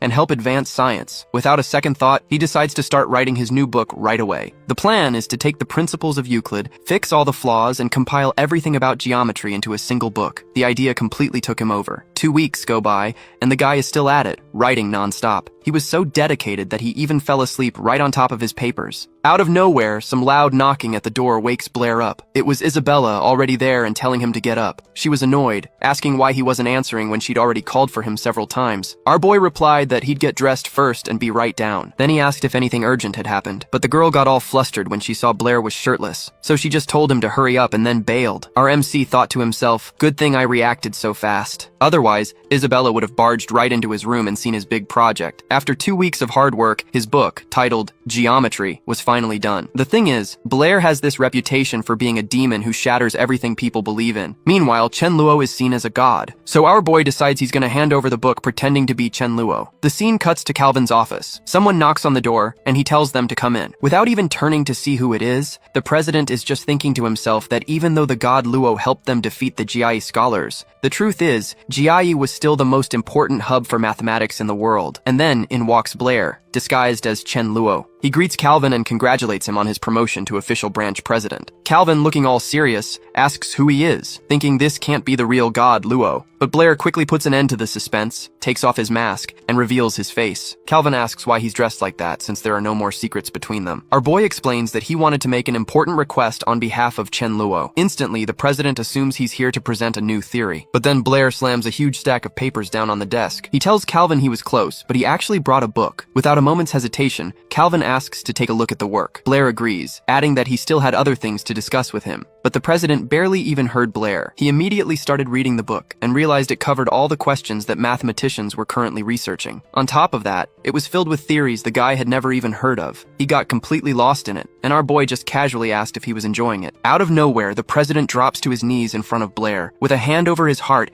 he declares that the god Luo will always be his god. The dude basically bows at his feet, saying the book is an incredible gift to all scientists, that it's the pinnacle of mathematical research, and that with it, Loman will become the new center of the mathematical world. He also says this book will go down in history, and that every scientist, maybe even the whole world, will want to buy it. At that point, Blair decides to cut to the chase. He says he brought the book to ask the association to publish it under the title Geometry, and asks how much they could pay for it. Calvin replies that the book is priceless, and that the minimum value would be 10,000 gold coins, potentially going as high as 100,000. But then, completely out of the blue, Blair says that 10 gold coins would be just fine. Calvin is in total shock, unable to believe what he just heard, and even asks him to repeat it just to be sure. Our boy explains he didn't write the book for money, but to help the world of mathematics move forward. He says that if they set the price at 100,000, no one will be able to afford it. Hearing this, Calvin is completely moved by the kid's kindness, and basically calls him a saint. In Blair's head, though, the logic was completely different. He figured he didn't know anything about business, but it seemed way more profitable to sell a ton of copies at a low price. He also informs Calvin that this book will be his final contribution to mathematics. From now on, he's going to focus 100% on magic. Calvin is left completely baffled,